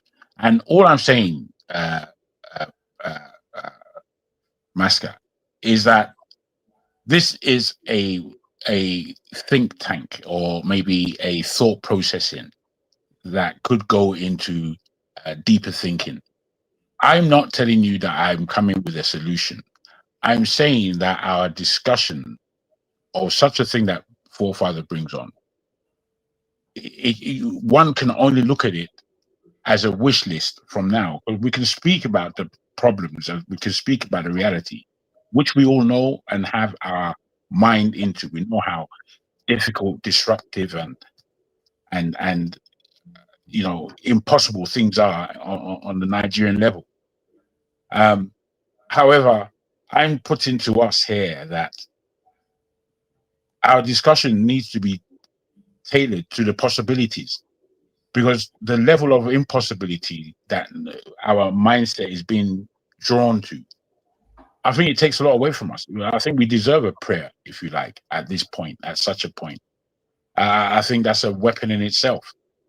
And I'm looking to be armed. I'm not looking to go into a war without being armed. So if we are using these effects as part of our weaponry, then so be it. If it begins with a prayer, you know, I take nothing away from that. I'm saying that it's not. I'm not talking when I say £600 for each Black UK person to put down. We would see £1 billion sterling. What we in this country of only 3 million Black people, what we could do with something with a financial backing of £1 billion, and we are speaking from Western Europe. What we can do in the world is beyond. It's beyond. With £1 billion, I mean, I don't see why people like us don't see the relevance of such a small equation. If we've got such a small equation, think about America. What would they raise in a day if they were all each to mean it? Put down Yeah, $600. but Django, you have to understand our people have a sickness, and the sickness has been shown today clearly. That somebody came and said, let's try to stop this divisive behavior. Let's try to. Can you give this thing for father? Can you just stop? Can you just stop? You are exactly demonstrating my point. He is talking about bringing the whole community together to donate 1 billion. How do you think you do that? How do you think you do that? I don't know what is wrong with our people. We got problem in our head or something. And you think I'm the one that has a problem? How do you think if I tell Jagun now, how do you get 1 billion people? How do you get that $1 billion when people are so divided? How? You can't come up with a solution because everybody is fragmented. It's ridiculous. You say you want a solution, and when somebody tries to tell you how to get there, you attack that person. No, it's Jagun that said he's looking for solution. No, I didn't say I'm looking for solution. Yeah, but what he's talking about is saying that what he's talking about is progressive. At least depressing because you are not it even looks like I don't have that. any view of a solution. Yeah, but you are not even advocating that. At least he's trying to say, okay, if we get $1 billion dollars, like Africa now, Africa, all we need to do is get one African to donate $1 a day. That $1 a year is going to double the budget of the African Union. But we can't even do that. That's how useless we are as a people. And when we start talking about, the reason why this is not capable of happening is because we are divided. And so people come and start attacking you for even talking about that. That is so ridiculous. This is the minimum we should be talking about. No, I don't understand our people. Okay, we decide what we get. And you know what I will say to all these people that are doing this?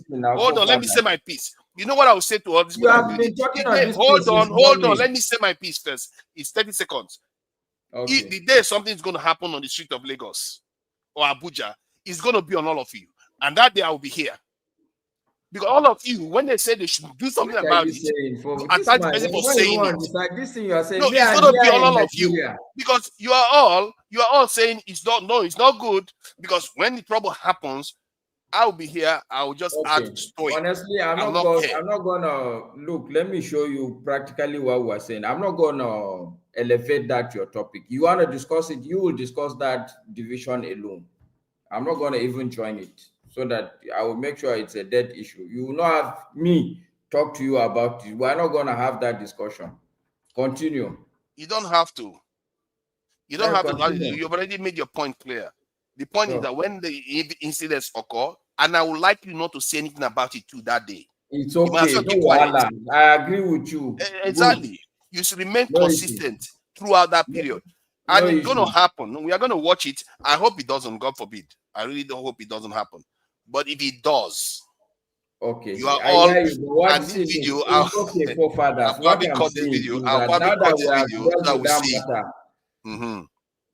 What I am simply saying, Jagun, look, I totally agree with all the things you've said. Every man needs some element of, I won't say prayer, but I think the word I would use is hope. The day you lose all hope in life, then you might as well dig your own grave and go into and lay down. I'm far from that spot of being hopeless, but I think it's a question that, okay, look, what do we see? I mean, in terms of Africa and the global world, in terms of especially... I tell you again, economically, I tell you what I see. I'm not sure if you're aware of this news, that there's been a massive find in I think it's Plateau State or Katsina, one of the two. They have found one of the purest lithium deposits in the world, and the strain runs across six states in Nigeria. This lithium is so pure that it is the purest that they found in the world so far, and it's rather large.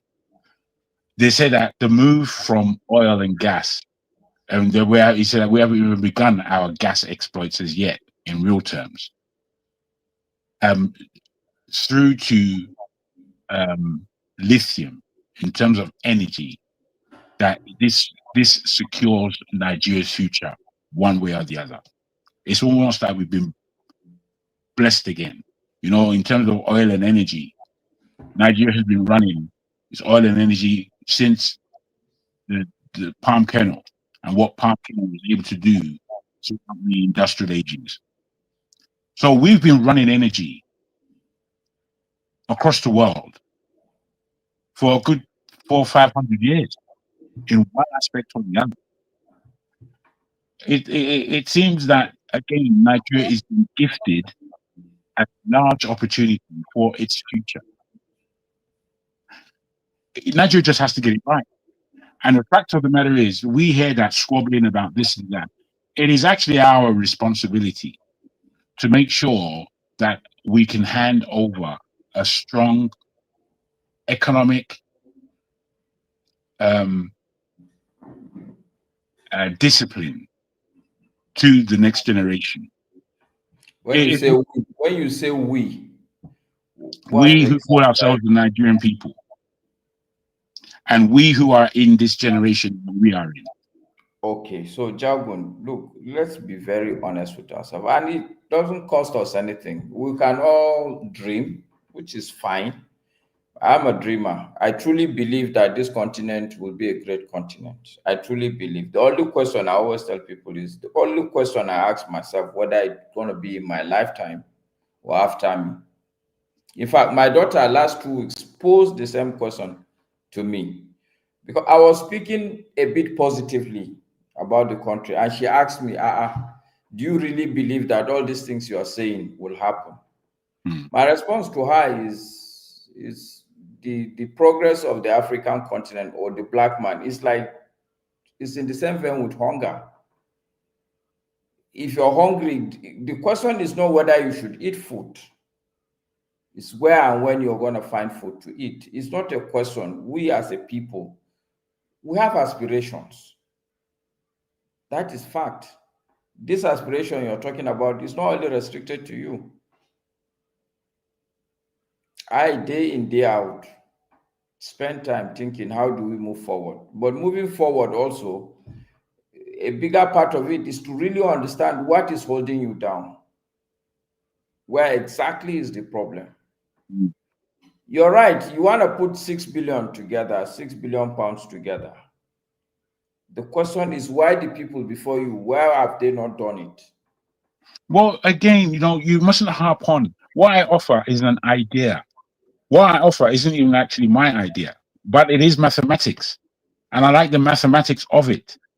The mathematics of it tells you that your idea is actually sure that it can happen. You know, if every single individual doesn't give to raise it to the point of 1 billion, you'll have 900 and x million, which won't take it too far. You know, I'm saying to you that no matter how bad things might seem and are,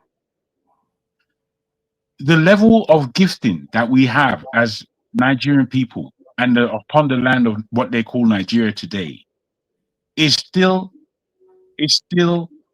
a big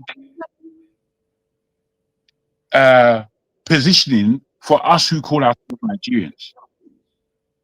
You know, sometimes being in Nigeria could be a big plus because we're all together, but it could be a big minus because sometimes we don't know how special we are. You know, when I traveled and went to Spain and went to Japan, I went to these countries understanding that they have their own culture, they have their own way of doing things and how to fit in and all these kinds of things. But the way I fit in was partly due to my UK upbringing, I suppose. But there was another part that they couldn't even understand, and that was my Nigerianism. They were so far away from me. When I was bringing it to them on the table, they were eating out of my hands. Same thing in Japan. When I broke shit down to them in Japan, I had them eat my hands. Bro, Wait. Let me. I'm telling you what it is that we all have. That I'm recognizing that we choose to use wrongly. No. So the point I'm making, Jagun, I thoroughly understand what you're saying. I have worked outside this country. I've worked even outside this continent. And look, I've gone to school outside this continent. If there's anything I know, is that I, as a Nigerian, I'm a special breed. But that's individually. Yes. But I also know that the reality on ground is that every race tends to tender for its aspirations. We are the only race, I repeat, we are the only race that have not conclusively come to that understanding that we are in the end together. And the fight is not about individuals. The fight is a collective fight. Well, let me stop you. This is the whole understanding of leadership. Yes. The whole understanding of what one's responsibility is. What I was saying, well, what you confirmed is that we are a special people. No, I know we are when special. When I say we are special, I don't mean that we're better than anyone else. I just say that we are special. It's how we use our speciality. I'm saying to you that if Nigerians come to a point of sorting out their economy, sorting out their lifestyle, bringing their culture up to date, once we're at that position, but the way we're influencing this world, they're following us, man. They're following us. Do we have where we're going? Do we have where we're leading? Leadership is really the most important thing in the Nigerian. Yeah, really. But when we say leadership, I don't speak necessarily only about the leader or the president. I speak about the leadership in our society. I speak about, I was listening to Forefather and Ovier arguing. And as they were having an argument, I found that the argument that they were having was just, it wasn't ever going to get anywhere because it was launched on the wrong premise. You're having an argument and you're sticking your feet in the ground, telling yourself that I'm not changing my mind. And you're not doing that because, again, the position that you're in, and it became more and more kind of heated that they're going to stick to their positioning. But the argument was wrong, as far as I could see. And it's this thing that we keep doing. Where we bring an argument to the table when we're just having such a crude and crass and unreal manner, almost, or a manner that doesn't bring our real critical thinking to bear and our honesty as well. Because in arguments we can be ashamed, not ashamed of what we say. We can be protective of the wrong that we do normally. Now you can come to the point where you're done, but you're still going to say something because whatever it is that you say, it doesn't even make sense sometimes. You're just going to say something just to continue the argument. No, that's not how to communicate. I don't believe. So I don't know why it's a challenge. What I'm saying, it will not. It is a challenge, but it's a brighter page than the one that we read. I understand that, Jagun. It's okay to not be happy with the page you're looking at and would wish that the page is a brighter page.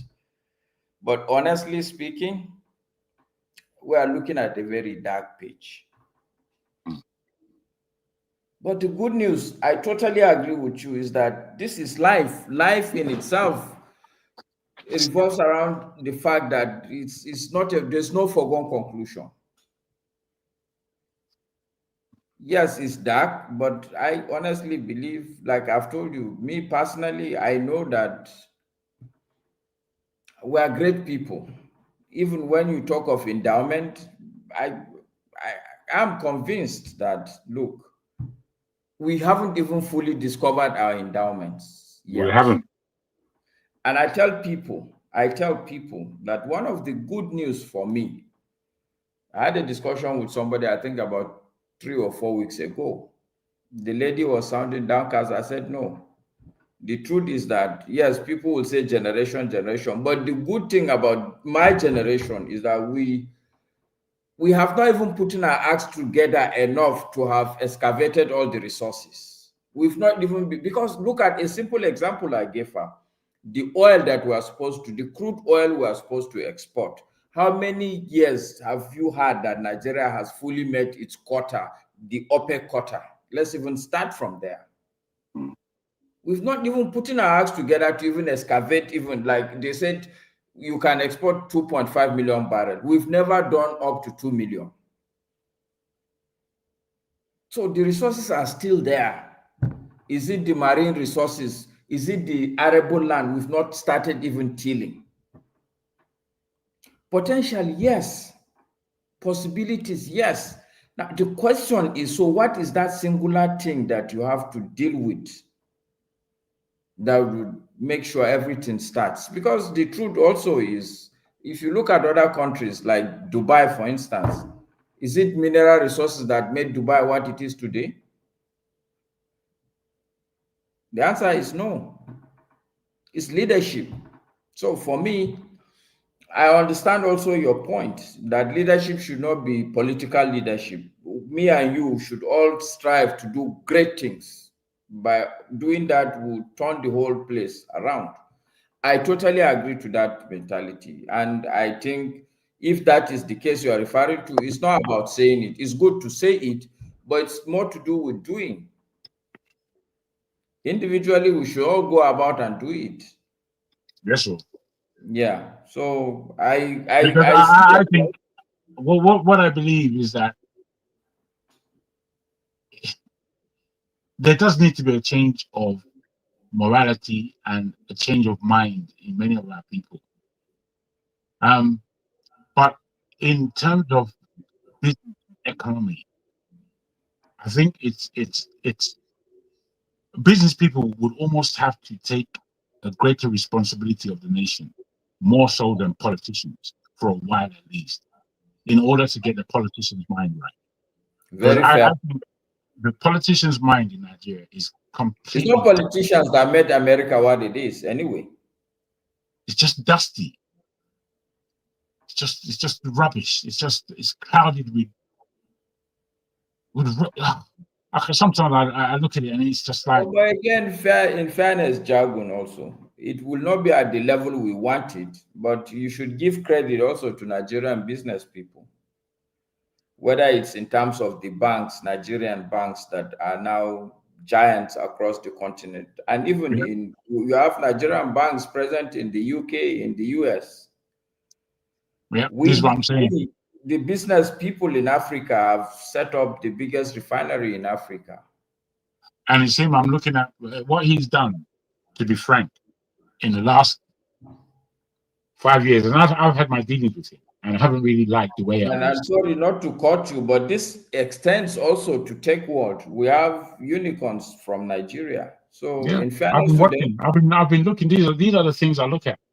And when I juxtapose them to where Nigeria is, I'm thinking, man, we're wasting time, man. We're wasting so much time. Let's bring what's his name, Jide, to the conversation. Clearly, none of them are discussing the topic that I put on the table. They are discussing something else. But if you want to go ahead, is that how you see it? I don't see that. Because it had nothing to do with the conversation that I put forward. But it's all right. I listened to when you finished the last conversation. That's when I came on. So maybe I've got it wrong. If I've got conversation it wrong, about how our leaders were being influenced and if there's something we can do to mitigate it, but none of that was addressed. We're talking about that's what we're addressing. How our leaders. I thought you were talking about our resources that we have, lithium and all. No, I'm speaking about. You spoke. You did speak about our leaders, but you spoke about going forward. You know what is it that do we see a way forward? Basically, after you said that, and I thought, okay, let's really discuss this, and then we heard what Ovia had to say. I heard again what Maska had to say and what I had to say. I just began it from a different aspect because I'm looking at possibilities. I'm not looking at coming here and complaining about Nigeria for a session. It's very useless to me to do that. We all know how useless Nigeria is. But to speak into how powerful we are as individuals, how we should reposition ourselves as individuals, how we should strike forward wherever we are on the planet in case of Nigeria, and then how we influence our politicians, which is what I've been saying. I think it's the business people that can actually do that. So I don't know. As I said, I'm taking it from a different aspect. Maybe we should hear from you, so we see what you're saying on it. I think businesses influeing politicians is one way. No. Sorry, forefathers. Sorry, Jagun. See, forefathers. And let me say this so that you can correct me if my understanding of your position is wrong, Jagun. What Jagun is saying, my understanding of what he is saying, more or less like, yes, the politicians are bad, but the business people also should take leadership responsibilities, not to do politics, not to influence politicians, but do your own business as good as you can. I don't think, okay. No, Jide, I'm asking Jagun whether that is his position. That's more or less correct. That's more or less correct. That's all I'm asking. I'm not asking to join issues with you. Okay, go ahead, Jide. Yeah, just to slightly disagree with some of Jagun's position on that. I don't think the business elites just being independent from the political affairs may necessarily and actually affecting and influencing the Nigerian fabric is actually going to solve the problem. I don't think we need more businesses. We need more business elites. I don't think that's the solution to this problem. I don't think so. I don't think the drive for profits, I don't think the motivation for generating profits in the first place is going to solve the problem. If you look at how a lot of other societies in other parts of the world have transformed their societies, it's not by implementing more businesses. I mean, before the Holocaust, the Jews, they had high number of businesses in Europe. Look at what happened to a lot of the Jews, right? With the Holocaust in the Second World War. They had more businesses than I think even the Germans themselves, I mean, I can give so many other examples, of societies where they had so many businesses and it still did not actually. You didn't understand me, especially in the or you haven't really understood. I would like you to put the whole question forward again, if you can, forefather, because you didn't understand me. Can you put the question again? The idea was about how nations influence each other and how the influence of Israel over America, the example that poses, and that this is something that goes on between nations all the time. And it appears we are not in that game. So, like, how do we prevent our leaders from being influenced too heavily from the outside, or they even influence other people instead of them always taking the influence all the time? I gave an example of if I wanted to, look at possible paths forward. Maybe we should stop our leaders from going overseas for treatment, because that's a compromising situation to be in. Sending their children overseas for treatment, it's a compromised situation to be in. Those are the few examples that I gave. Then I said, and open it up to the floor to see if there's anybody that has ideas about that. Then you guys started discussing the economy. Yeah, I mean, what you said, you said these are very interesting questions, right? These are very interesting and delicate questions. Countries are influenced by other countries, by other nations. Some countries don't cooperate with other countries to form alliances. It could be political alliances, it could be military alliances, it could be shared ideology. Some countries dominate other countries, which we have in our sphere, in our case, where our country is being dominated by Western influences, ideologically, socially, politically, economically. So those relationships happen. There are also historical ties, that we can leverage on with countries that have peacefully cooperated with us. But the point is, you see, how can we solve the problem of having external influences dominating our social sphere, our political sphere?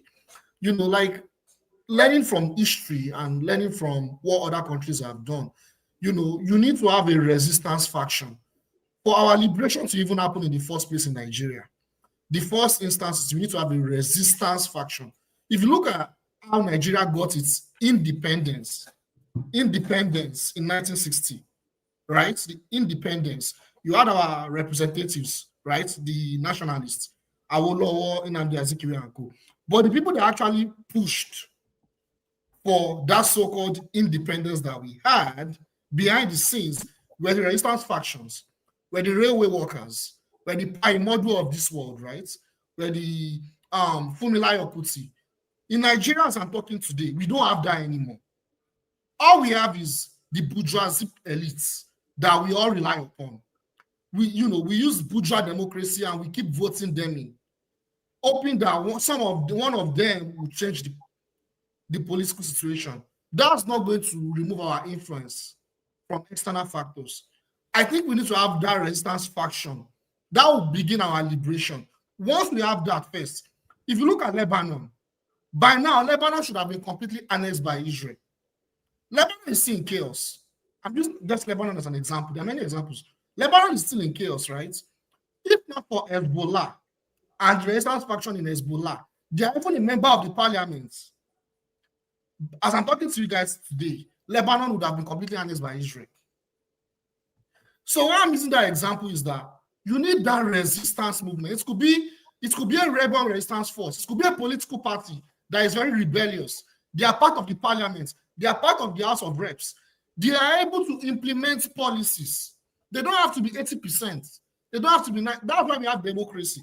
We can actually, even though democracy itself is flawed, but we can actually influence policies that benefit the people by those resistance factions.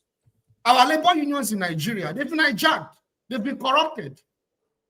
They've been corrupted. So a lot of those things that can be used to put pressure on our elites to do the right thing, it is no longer there. They've been hijacked. That's why it's so difficult. We don't have any preferable solution right now. It's very chaotic. The only solution is probably a revolution. You know, so what is the solution? We need an anti-imperialist faction in parliament. That's why you have EFF, the EFF in South Africa. They are not in power, but they influence a lot of the policies in South Africa too. You know, under Julius Malema, you know, they're not in power, like I said, but they are putting pressure on the political elites. We need that to even start the process. And it doesn't have to be violence. It's not, you know, these are the simple things. You know why I think you are quite correct. That's a very valid point, actually. The moment you mentioned that Mulema, this thing, I think it clicked in my mind. Because in the UK, we have Nigel Farage. He is single-handedly responsible for why the UK left the European Union. That is from putting pressure. He did it for at least about 2 decades before he succeeded in what he was doing. He was putting pressure on the leadership of the Conservative Party. They were passing laws. Today, they are still, even the Labour government is passing conservative laws because of the pressure from Nigel Farage, not from the Conservative, not from Kemi Badenoch. It's Nigel Farage they're afraid of, the government right now. So they are passing laws like Conservative government, a Labour government passing such laws because of the pressure because they are worried that Nigel Farage is going to come into government, which they are actually in the poll now. This guy has gotten Nigeria, the UK to leave the European Union, and is now threatening to even take over government from nowhere. From one person, he founded the whole party. So it tells you the point Jide is making is a very, very powerful one, because I've seen it happen. It's not like I'm making it up. I've seen it happen in the UK. Please go ahead. I think you are making a mistake if we are pointing at one person. It has nothing to do with one person. That's the mistake we are making. You have to stand on an ideology first. What are we fighting now? What Jide is saying, we need an economic force, because what we're asking for is independence of our economy. So we need a party or a group of people that will put that in the front. Then there a leader will emerge. Nana Farage is not just get up from a living room and say, oh, this is how we should go. No, there is an agenda at play. So he just happened the person who articulates what the agenda is the most. That's what is going on. So when it comes to Nigeria, what Jide is saying, that's what I've been saying. We are not free economically. And the reason why we cannot have any section of the elite to that part, because they know the consequences. Just like Tunanja said, maybe we should stop people going abroad. I said, anybody that went to educate, went to school, as it is now, is compromised. We think along the Western and the Eastern block of economy. That's not going to take us out of it. Nobody get out of that. Even the United States of America, when they get the independence in 1767, they were not economically free until towards the late 1800s, when they actually take it to the British. Because the British were still running their economy. That is where we are. We need to actually understand our problem is not governance. You understand? It's not even leadership. Now, but where I would say that leadership, we need group of elite, people where they educated to say, come on, why do we come pandering to the West in terms of our economy? Why do we say we should go to the East in terms of China? Why are we so dumb? That is a fight that we need. I think the point Jide made was about having a struggle or that's what I'm saying. That's what Malama. Let me finish what I'm saying.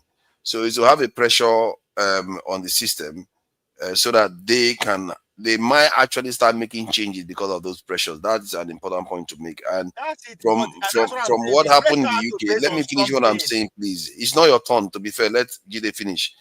From the point of view of the UK, I was reinforcing it based on what happened in the UK too. And it's based on an ideology, obviously. They have to have an ideology behind it. It's not just, like me, I'm Nigel Farage. Yeah. I think both of you are correct to a large extent. You guys are saying the same thing. But to reinforce, there are many examples of this. If you look at Russia is another example. You remember after the collapse of the Soviet Union, and the country was hijacked by IMF, World Bank, and a lot of these Western entities under Boris Yeltsin, and eventually Putin took over. When Putin took over, he reinstated some vestiges of communism. Not communism. Russia is not a communist country. When I mean vestiges, the intelligence agencies that the Soviet Union operated under, he rehabilitated it. Not because he wanted Russia to be a communist country. I don't know if that makes sense. Just to have like a counter effect, like, we have forces that are coming against us. So we need that. Not just that. Right now, the political force that is controlling Russia are not the communists, but the opposition is the Communist Party of Russia. They influence their foreign policy. Even the war going on in Ukraine, those vestiges of communists, of the Soviets, they still play a role into what's going on in Ukraine. That's why if you look at the Western intelligentsia, they talk about the fact that the younger Russians are more pro-American. They are more, that maybe when all these people that used to be from the Soviet era, maybe when eventually they are extinct, this new generation, the Gen Zs, that are more modern, maybe they would have a change in mindset. So you see what I'm saying? So you have that pushback by those opposition. Putin is not a communist. He's not, he's probably not a communist apologist. But there are those that are opposing the Communist Party of Russia. They are pushing back. So whenever he wants to make policy, he has to consult with them, like, hey, this is what I want to do. And they have to say, okay, yes, it's going to benefit the people. So that's how it works. They have oligarchs, just like in Nigeria. Russia also have oligarchs. However, like I said, that pushback, that resistance force puts them in place. That's what we need to have in Nigeria. We used to have that in Nigeria when Nigeria was a better country. Maybe around the 1950s, 1960s. There's hardly any opposition in Nigeria. The chaos that happened after the so-called independence. But we don't have that anymore. There's no opposition in Nigeria. That's what I've always been saying clearly. I can't be an obedient. Because I don't know if you guys make sense. You guys try to understand why I keep saying that I can't be an obedient. I know why you say that. See, Peter Obi is not leading on opposition, and it's a bit of a problem. I had that criticism for him because I actually believe that while he got into this after that election, it was split in three ways. He could have led an opposition party, a real opposition party, to oppose the government's policies. But instead, he hung on his own and almost separated himself from the party and left the party to flounder. It's just, I don't understand that. Because all our leaders are all candidates of USAID. All of them right now. So You those like are flattening things, don't you? Just flatten it and say so. It's all No, USAID's fault. Yeah, let me tell you now, all their platform has been sponsored by who? Now me and you, they sponsor the platform. The obedient movement, now your money flow time. Like I'm saying this because I know that we say with me, all of us will understand how this game works. When I say they are all USAID candidates, their platform are all powered by foreign investors' money. It's not by me and your money, from Obi to Tunubu, every one of them. That's why you don't have that kind of movement. So the movement is anti-West. That's what we are asking for, right? He said that they kill you or they. But does it have to be anti-West though? Does it have to be anti-West? I don't. This is why it's also good. Well, you see, that's why I began. Hold on. I'm going to be over. Just one moment, please. One moment, eh? Wait. Before you even allow me now. Go ahead. Yeah. Sorry. You see, this is why I began the way I began. I began by saying that we got to look around at the zeitgeist, where we are now as Nigeria and Nigerians, and what it is that we know we need to do.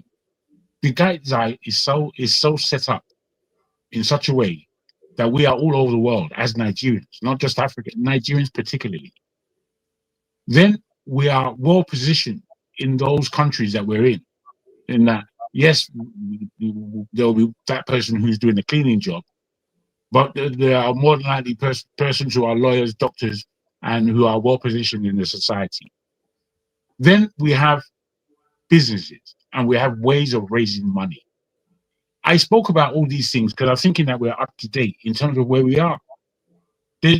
Somebody like Jide can't talk about it's not businesses that's going to do it. We're talking about an economy. Can I push back on that? What you proposed before? We should donate money. Well, you're saying the same thing at the same time, but I'm not saying this. I'm going deep. I'm going deep, letting you know we that need to allow Jide to finish. Jide, yeah, don't worry.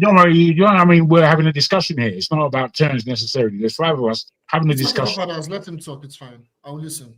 What I'm saying is that we are in a position with our people, our culture, our authority in this world. We're already there. We just have to build our personal and public economy to a position where we can defend ourselves, can defend our culture, we can defend our way through to the future. So with that, it is not about the Eastern Bloc or the Western Bloc. It's about us. And we would manipulate and use any instrument to our desires in order to get where we need to get independently. Because there is all kind of strange money flowing around, but is it money at all? Is it real money? There's ways of doing things, and I'm thinking deeply. I'm not thinking. Yeah, but can we push back on what you are saying? I understand. Yeah. I'm just putting that in there so you remember what's been said. I know. Yeah, I think we need to understand the world that we live in. Those people who are scared of coming out as nationalists or who are failing to devote their resources, it's not that they don't know all this. They are not stupid. When I say once you put that stunt, you are going against the West. Once you want to build your own economy, what are you saying? You are telling the economy that is existing today that we don't need you anymore. And they're not just going to pack and leave. That's not how it works. They will push back. They push back. It is the West that I'm talking about. So I understand the process is where the problem is. We should donate money. Go ahead. Let's see which platform are you going to use in the first place? Who is going to get involved publicly? Because they know they will come after them. Why Iran are being bolder today? It is because they are sponsoring is it Tunaja or Jide appointed about his boiler. So once they know that is where you are going, they come after you. Just like what Tunaja said. We are all compromised. That again is something that is by the by. I mean, this is about the sophistication about how you wield power. Timing, what you're planning. I agree. Let me finish because what we need to understand is that your pushback is not strong, really. I've not finished. And what more are you going to say? So if I don't finish my points, how do you say it's not enough? No, keep going if you wish. But I mean, I've heard where you're going. You're going to do where to Nigeria come in here is that the compromising of a thing. We don't understand the extent, even the fact that the language we use in communication is a national security threat. I don't think we understand that. It is only us that proudly display other people's way of life, and we are expecting to be successful at it. So when they say economy freedom, our economy is own. So if you want to build your own, good, that is the way to go. But we should also factor in what we are up against. All the nation states that they use as an example, all of them lose millions of people in that process. That's what is going to cost us, and our elites know this. So when we are proposing, so what's that then? Let me ask you a question now. What you just said repetitiously is that there's basically nothing that we can do about our own move forward. Basically, no, I'm just saying that solution will not work. Oh, you see, my brother, what I'm putting to you is deep. I'm not narrating every nuance.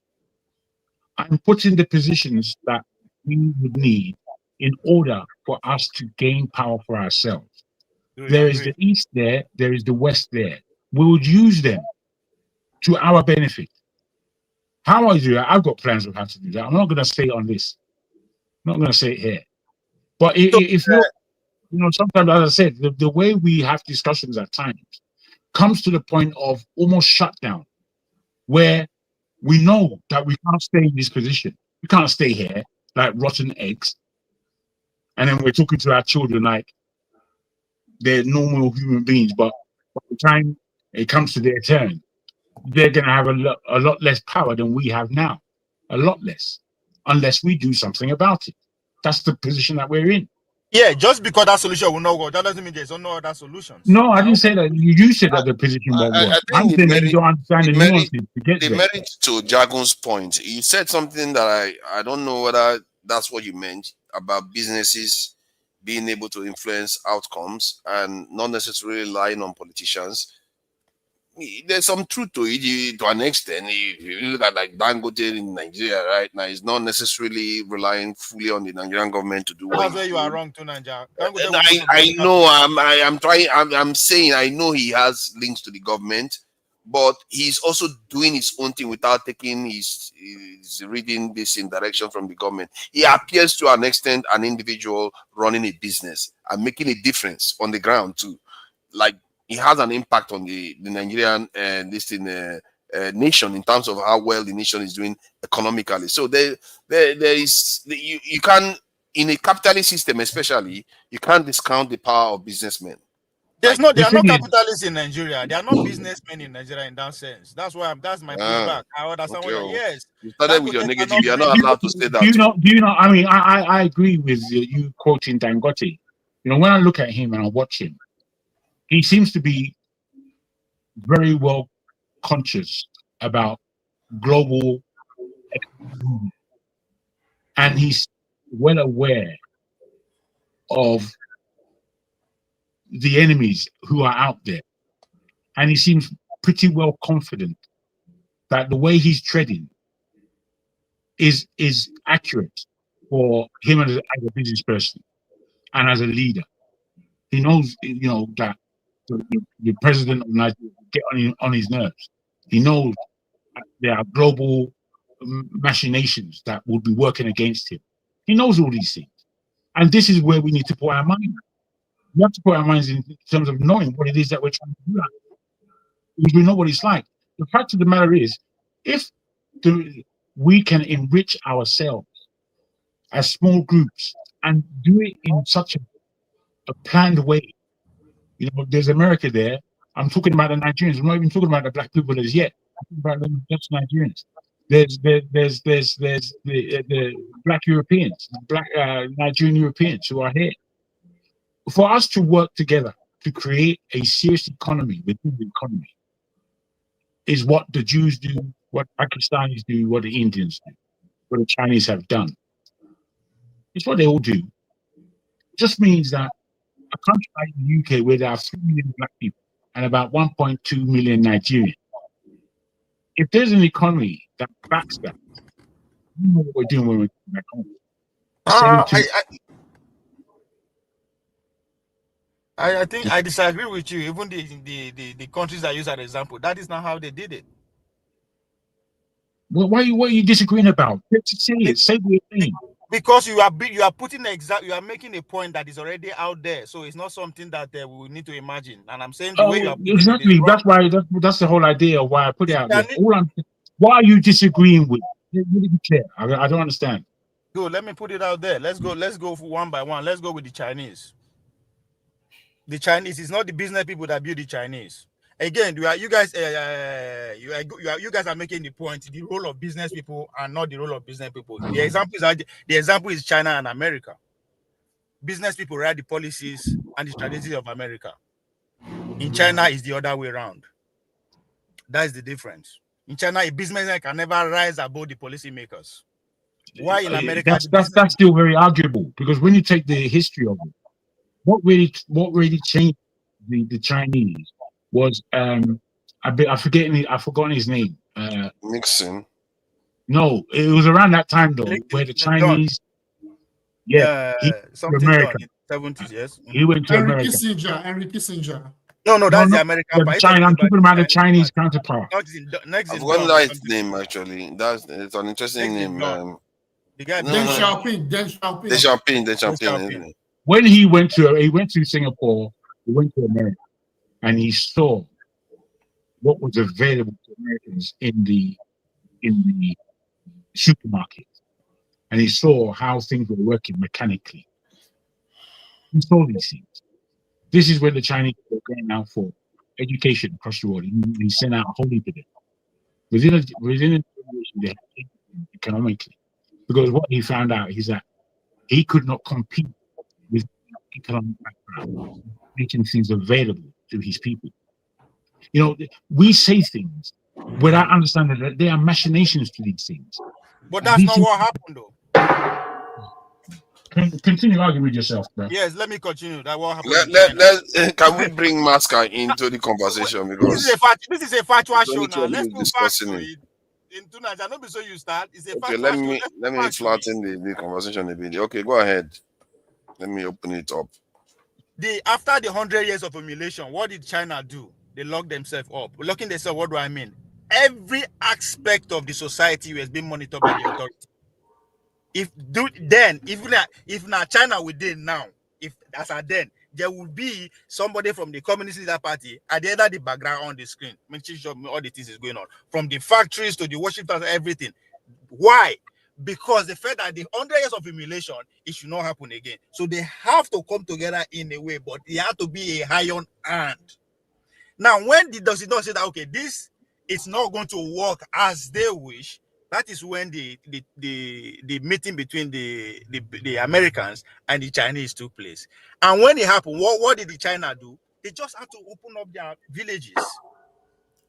Up to today, as a governor of a province, right, it is a competition between each other. Who is going to have the highest GDP? Then they will take you to the national level. So they just opened the society. Those authority that is watching everybody, they just allow the society to actually do what they know how to do best. Then is when even province begin to sell land. Up to today, one of their best source of income is selling land to build all those things. So their system do all these things. Or let's forget all the narratives that we are talking about. So the same thing in Nigeria, for us to actually have that economic freedom, by the time we say, okay, let's build our one economic model, we have to free every state to its own resources, which is the argument that me and Tunisia would always have within regional and state. Our people are locked down. We cannot actually do beyond what is available to us, which is the enabling environment we are talking about. And it is because the influence that is coming is enough for those few people who are in charge. So until you release the genius of Nigeria, the 200 million strong from no matter where they are, nothing is going to happen. That's what China did. If you want to be using example as an example, but our situation at the end is different. Because let's bring Masca in. Since you are for what you concluded was giving the states their resources. In the case of you are disputing the fact that China, that businessmen can help boost nations. I'm not sure why you disagree with Zhang on that. I thought that was already obvious that businessmen do help boost nations. Please go ahead. That's in American case, not in Chinese case. Alibaba is not for nothing. No. Every What Nigerian happened to him? we buy from AliExpress. Yeah, no, I agree with you. But the point is that the capitalist aspect of Alibaba is what it make China money. It doesn't mean that. You see, what OVA is missing out in his like for like take on things, which is not. It's not about like for like. It's about possibilities. What he's not aware of is that from the government level, because they're operating under a communist socialist regime historically, it was them that saw that they had to open up business-wise. And to the point where I was in Spain, it almost like happened over a weekend where the Chinese just took over nearly all of the Spanish cafes, which behave in a certain way, and it was the way that they did it. The Spanish fashion in terms of textiles, and they took over whole roads. And then I had to find out, how did these people do this thing? It was government backed. Every business that a Chinese person opened anywhere in the world, yes, it was backed by the Chinese. I agree. Government. Before we disagree aimlessly again, that whole process is economic, and the power of that economy was in the middle of the push between China in poverty and China, the second greatest economy in the world. That's what took place. So what we're speaking about, I think we again need to go back to the question that we put forward in the first place. What is it that we can do about the oppression of influence that we have from global players? And what can we do to somewhat influence politicians? And I think I'm saying that I'm coming again from an economic position. And the economic position, when I look at the world and the value that we as Nigerians have, I'm saying that there are things that we in the diaspora and back home are supposed to do economically in order to buy ourselves back our own freedom, if we can do it no other way. You understand? Simple things, yes. But they have depth as well. You know what I mean? But I agree. Please, let's allow Masca to join the conversation. For crying out loud, we forget that he's in Nigeria just listening to us. Please go ahead, Masca. Well, I think we've ironed out our differences between me and Jacob after I reiterated the position he had and he confirmed. Yes. So I absolutely agree that we need to do more individually, in especially the business field, not minding the issues we have with our government and governance. Because I remember even at the earlier part of the show, I stated an example that America that we see today, it is not the politicians that build America. America is America today because of its economy and its business environment. China today is in global contention, not because of its political system, not because its government is the best government, but because economically they have become a dominant force in the world. So we cannot run away from Jagun's argument that we as individuals, as economic players, we need to also take some responsibility, not to keep complaining and whining, but to do our own shift also and see how many big mammoth organizations we can raise so that would be an aspect of economy. No, hold on, Ovie, let me just land. I mean, look, it's too way late into the night now. I don't get energy again. So, I think I totally agree with that. And if you go back to support the economic argument, it's not just China. If you look at South Korea today, any company that you see that is dominant player in the world from South Korea, whether it's LG, whether it's what's this company that used to do Motoresa Daewoo, or all their companies are government backed. And I think during Obasanjo's regime, and just a disclaimer, forefathers, I am not by any means an Obasanjo fan, but I have been brought up to give credit where credit is due, even if it is the devil's credit. Obasanjo wanted to do it. This Transcorp that you keep hearing, Transcorp, is one of the things that he wanted to do, where he can put some people that are business people and see if you can give them government backing so that they can raise mammoth organizations, business entities out of the country. So I think it's not arguable. Transcorp. So sorry. That sounds interesting. You said Transcorp was a way of the government. Was an organization that Obasanjo set up, believing that it should be a mammoth economic institution that can have government backing. The first thing he did was he sold Transcorp Hilton to them.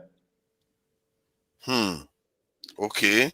So how is it supposed to? Okay, when he sold it to them, then they use it to create something else, or what is that? I don't understand fully.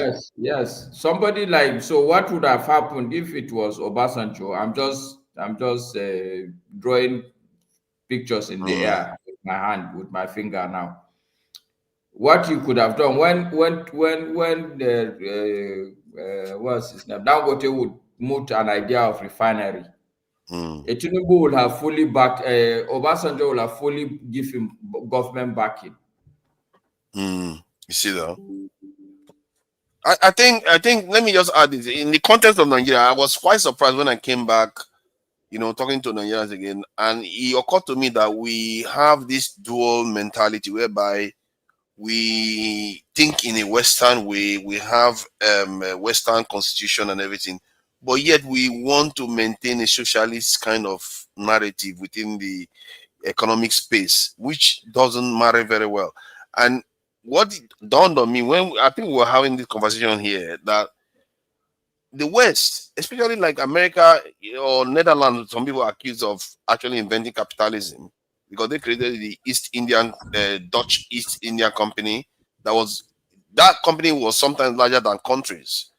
So what it dawned on me, the capitalist system, one of the ways they project their power is through their businesses. It's like part of this government itself, but it's not obvious. It's not obvious. It's like Twitter now or WhatsApp and all the rest. Gigantic companies, but they are technically an American company, American government company, but they are capitalists, so they operate as businesses. That's why. So we have to understand that we shouldn't be thinking in a kind of socialist way. So capitalist system, you have to create big giants out there. Well, you have to be careful of your wording. You have to be careful, Oh, now you want to be careful. No, why? Because to say socialist, to mark out socialist against capitalism in the way you did, all capitalist states in the world have a socialist impact element, even because it's necessary. No, I agree with that. It's just that we argue too much on the socialist side, not acknowledging that the fact that capitalism in terms of big moguls need to emerge.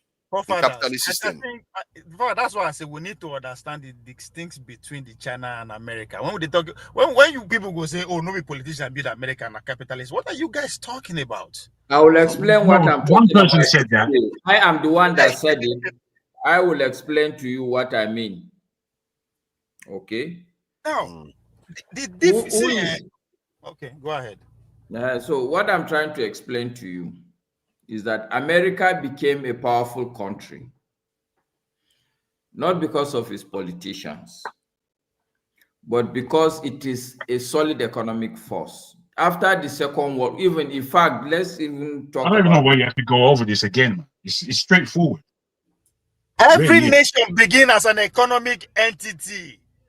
Less than 200 years ago. Look, gentlemen, this is 3 o'clock, 3:15. So thank you. I think you've done very well to endure this long. Today has been a rigorous one, And clearly, Ovie came to troll people with the same point. He No, managed see, to. because He would just, when we hear anytime you make an narrative, argument to Ovie, he would just flatten it. it's obvious that we listen to so-called experts, but how they arrive at their narrative, we don't know. And I am telling Yeah, you. but so what is your argument? The argument is bunker for you to say, oh, now business people build America, not be politicians. How does that even make sense? Okay, so explain to me how America was built. Wait, let me put this to us. No. Don't worry, it will make sense. Don't worry. Are you all aware? I'm sure you all are, that the organization that was British sold what they thought as they created in Nigeria to the British government for 800,000 pounds. So, which means that the entity called Nigeria began as a business. It's the same as America. It began as a business. All these entities operate as businesses. What we have to understand is that other things come into it as well.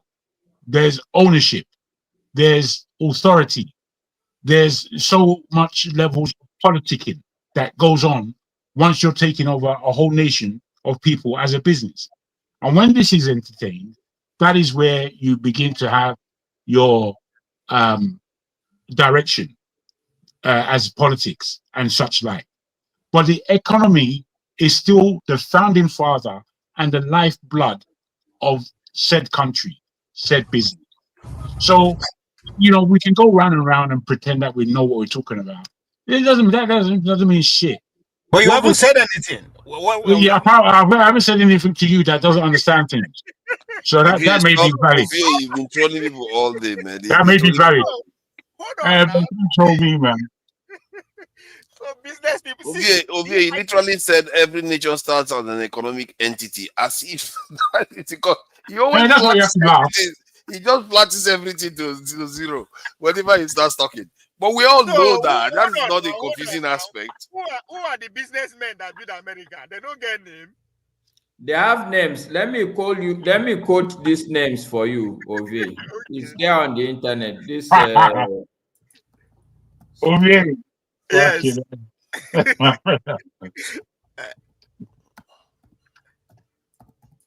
Look at that.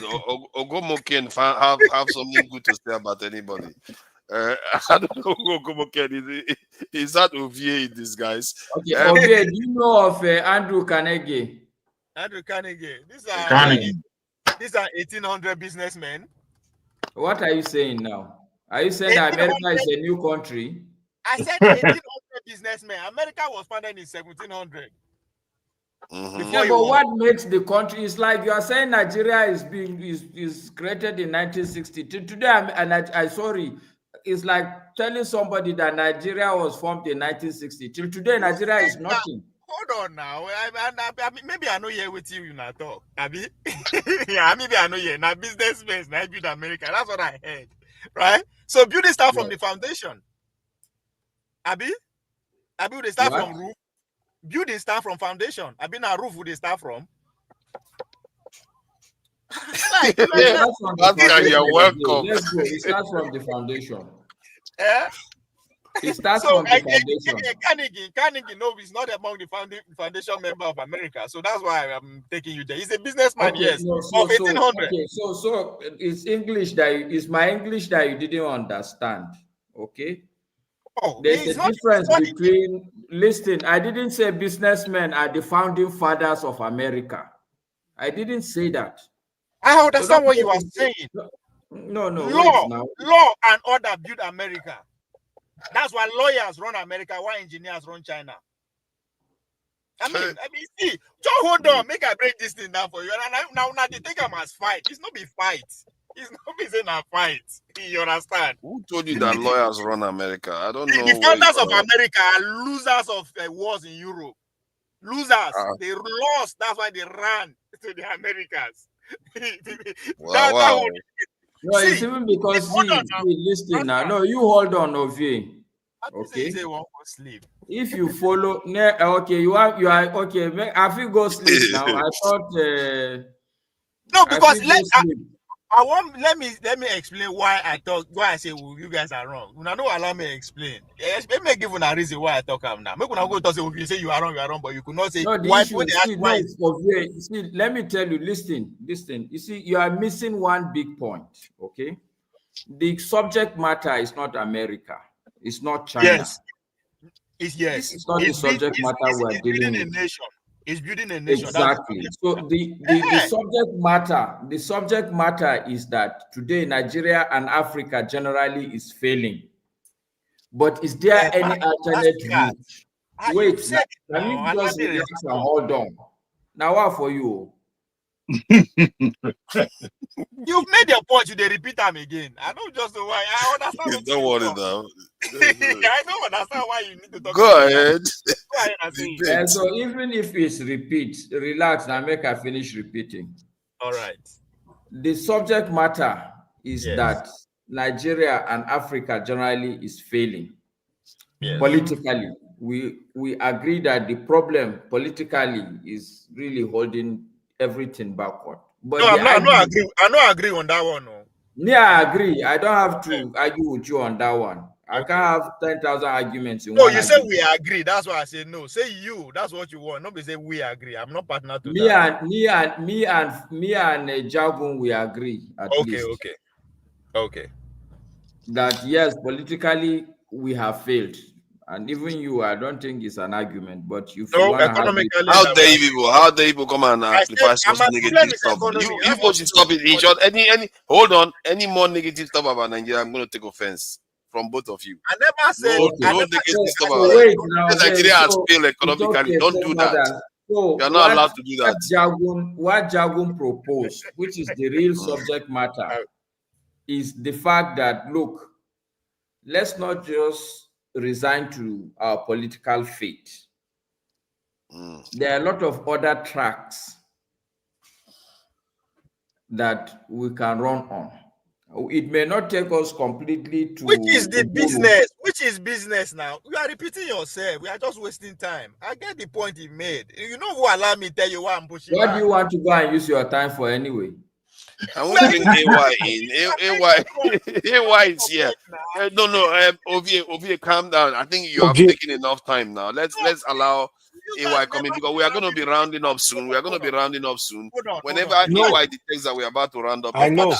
Father, allow me finish. You see what you tried to accuse me of now?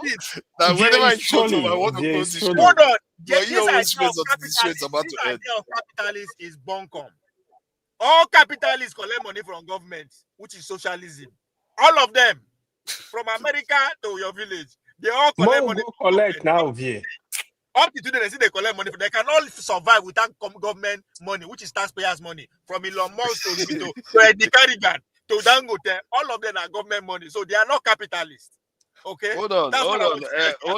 Let me confront this scandalous statement somebody has made about me. This is very, very injurious. You think I don't have a feelings? The guy said, I'm GS level 2. I didn't even know he's going to give me GS level 2. I thought he's going to stop me as I thought he's going to stop me at common entrance. I didn't know I made it to GS level 2. So we have to be very serious. If now the massacre era, that means you are brilliant. But if now my era, you know do. Yes, level 2. Yeah, man. How did I make it past common entrance? That's the mystery now. I didn't get past common entrance. Exactly. How did I make it to GS level 2? He said I made it to GS level 2. So Masca, don't go take money now. Our government money they give until they do business. It doesn't matter. Look, it's because you don't understand. That's why you are making all this. They don't understand capitalist system. I don't know why. They don't it's understand. always like that. There is what is called a multiplier concept. Okay, government is meant to spend so that the economy will be boosted. Right. Okay. So all these things the economy. It's a very interesting dynamics though. How capitalist system and the government and these moguls and captains of industry, how they operate. I think it's something fascinating that we probably need to examine more closely, because the government empowered them, but where does the empowerment stop? How do they relate to each other very well? It's very, very interesting. You know where it stops is what the Chinese are doing. Chinese says business people cannot grow more than government. That's why when they're talking about Alibaba, I mean, the government said that the business people cannot grow more than them. That's what I'm saying. So that's why Alibaba they put up where it belongs. Why in America they encourage business to because them actually buy the gold. Just as you are talking, all this business, all this company through America. People just talk. Even in America, there is antitrust. Yeah, they passed that law too. It's an interesting conversation. I don't know why I've never talked about it. What do you mean antitrust? I don't know how they operate. Hold on. Guys, what do you mean? Pass antitrust. What does that mean? Antitrust, simply I'm saying that an institution, when you say is bigger than government, that means you are saying that it's a monopoly. That's what America is. No. No. No, say America. Hold on. No, let me tell you why I said that. This is actually a law that was passed. No, I don't want to know why you said something wrong. No. I want to tell you now. Make you know say I know they're wrong. Go and do your research. It was passed into law that business entity has a right as a person even to vote. Business. Yeah, they did that in America. Business. No, but hold on, Obie, that was a more of this is the issue. You see, what China, the government decided that the business is not going to be bigger than them, but America somehow has allowed business. There's no single business entity in America that will be bigger than the American government. No single. But however, collectively, they are influencing the American government unduly. You can argue that collectively, if you look at their impact on the American government, they're impacting the American government unduly. I don't think maybe some people argue that it's not a good thing. You know. Now, quote me this lie. All about 95% on invasion came from American military. No be individuals. From the phone to internet to everything are all invested and developed by the American military. Now only then get money to invest in research. No individual, no corporation. You are saying it's not true. If you don't talk to us as if we are from the moon. That the only people go and sleep. Go sleep. It's okay. You don't try. Yeah. Okay. All right. You don't want people to be calling you to order. It's all right. And I think honestly, you know, in my place, there's a proverb that says, Mutumba akinta mutu anche da palao. Yeah, but on a more serious note, I like the conversation because we should start. Because I talked before, all our billionaires, we should call them to order. That compromise. What did they do? Right? Talking about business people, they should do. The question is, you, Ovie, what have you done? So that when you tell us what you've done, then you can question the people who you want to question. What you, Ovie, have you done? I've served as a civil defender, working as a public officer. That one no reach. As a police. Ovie was a sprinter for the country. I was a policeman under federal government. Life. I know they joke. Go. Ovie was a sprinter too for the country. You didn't win any medal. You too are I'm a sprinter. What did you win? What is wrong with you, Maska?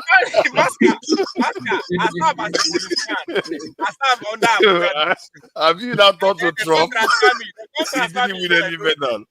So I he rapped from Nigeria. That's the important thing. I wear uniform, civil defender for Nigeria. So Ovie, you are a wall, eh? No go Nigeria, they go catch you. Why? Why they will catch me? We be them there. I know their language. That's interesting, man. So you guys, Maska, you're still here.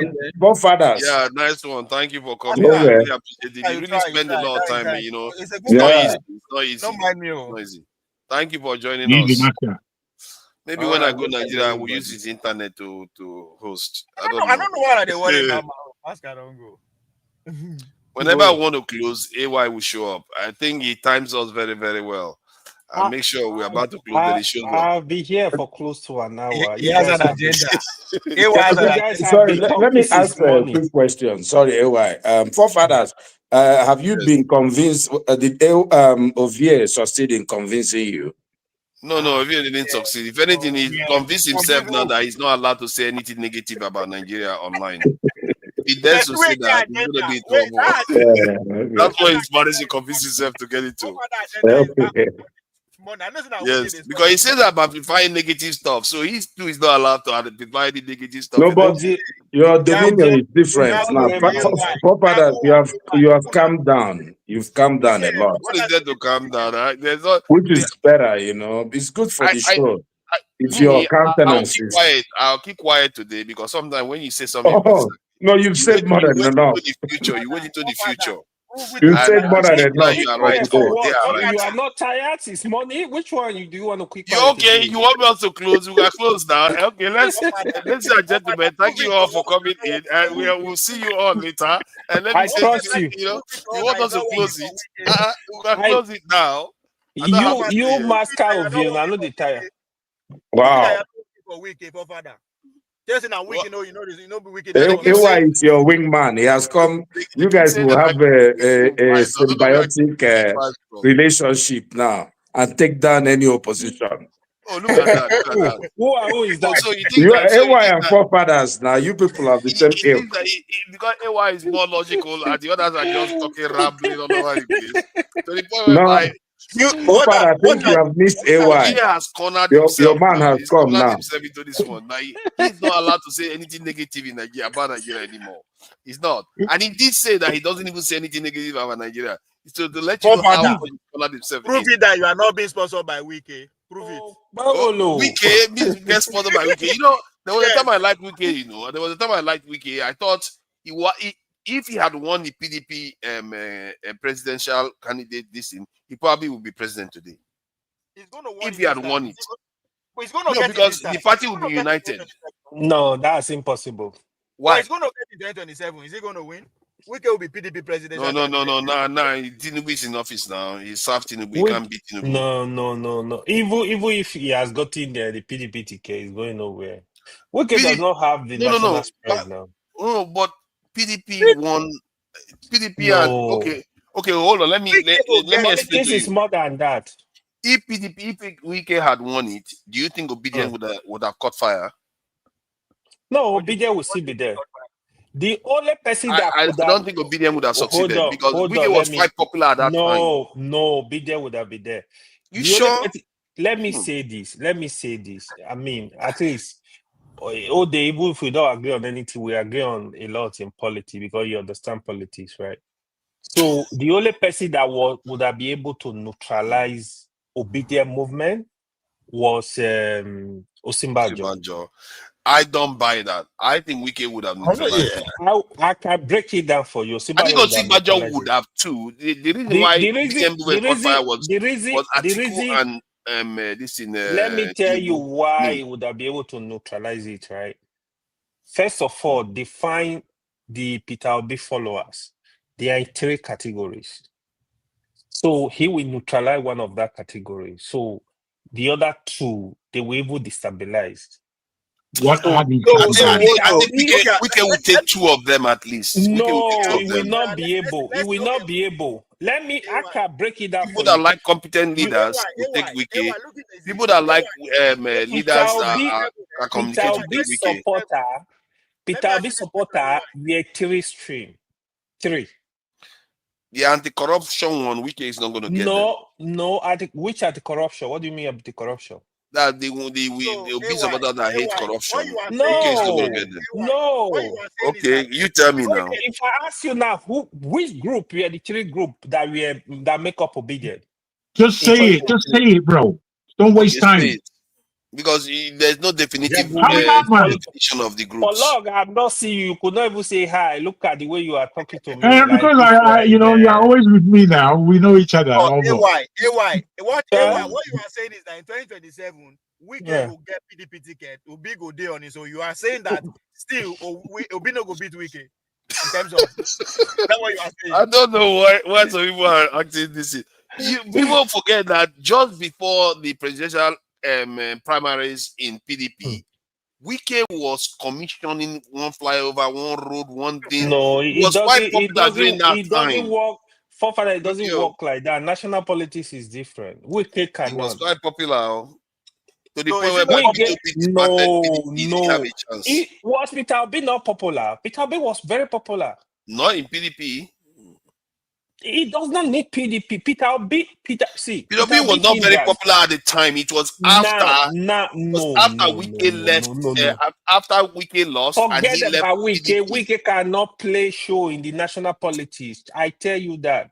I was observing it then too. I was observing his space. You don't follow this was stuff, around, but it wasn't that popular. See, I was there when Wike went. No, hold on. Let me say this. I was there when Wike went to Anambra and was bad mouthing Peter Obi like crazy, and he was having an impact. He was like, he said, Peter Obi is not going to win anything here at all. He completely ran Peter Obi out of town. But Peter Obi, you gotta give him credit. 2023, he did massive, a lot of. You are looking at it after the event. I'm talking about during the time when it was happening, before the obedient movement fully started. Hold on. What happened in 2023? The poor politicians in Nigeria, they underrated Peter Obi until a month to election. Okay, when did the obedient emerge? When did the obedient movement emerge? See. Peter Obi was a silent movement. It started as a silent movement. Peter Obi, don't forget. Emerge is the one where we need. When it became like it doesn't. Up. Peter Obi really blew up. Let's say 3 months to election. It was in full force. To me, it blew up the moment they elected Tinubu on the other party. Because I think they got. Sorry, please let me. I think they got Atiku first. Then the moment they elected Tinubu, I think that's the one that ignited it. I think when they elected Atiku first, that one triggered it to an extent because he left the party just before that time. Then you can see that the rumble was going on. But the moment Osinbajo didn't make it in APC, he just sealed it. Like there's no other place for those Nigerians to go. They were going to go for Peter Obi. That, to me, from observing it, I think that's what crystallized it for Peter Obi. That's my take. So now, who go win now? They are still going to contest 2027.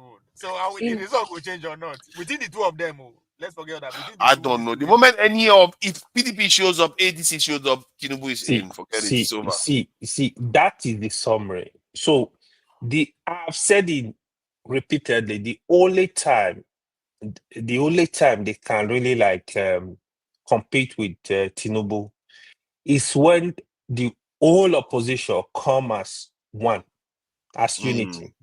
Okay, Otherwise, no, forget but it. If That's the only time they can even have. If only Obi and Tinubu contest in court without the rest, what thing is going to happen? Just the two of them go. If only, unfortunately, the reality is if Obi at Tinubu contest, you want me to say it? What do you think is going to happen if the two of them just go without the interference of them? Sorry, repeat that again. If 2027 is only Tinubu and Obi, without Atiku, without every other one, just the two of them, go head to head, national pool, who is going to win? It will depend on who is backing them. It will depend on their own. If you ask me, the constituency that they have, like nobody, but let's say Atiku disowns Peter Obi and all the northerners disown. No. It doesn't matter now. They are facing the Nigerian people. Forget the other big name. These two people are going after Nigerian. Another big name. I think Peter Obi might take it. Over Tinubu. If he doesn't have his power, if Tinubu doesn't have his power, but if he has his power as a president, I don't think Peter Obi stands a chance. Because he wouldn't stand a chance. He will just use all his power against him. And it will take all the opposition party to defeat somebody like Tinubu. It's ridiculous for any of them to even think they'll come close to winning without coming together. I don't even know how they are even. If I was them, my whole plan is going to be uniting. But Tunanja, you just based on what the conversation you are having with Ewa, aren't you scared? Because Obi was in, just as you said it, Obi everybody was doubting Obi performance. Say, why no get his 3 million? He came out with, so you don't doubt him. Yeah, I knew he was going to get a lot of votes the last time. But the incumbency, Nigeria to unseating. If Wike was the president, that he became the presidential candidate of PDP, I think what the Southeasterners and South would think is that better to go with Wike than to risk with Peter Obi.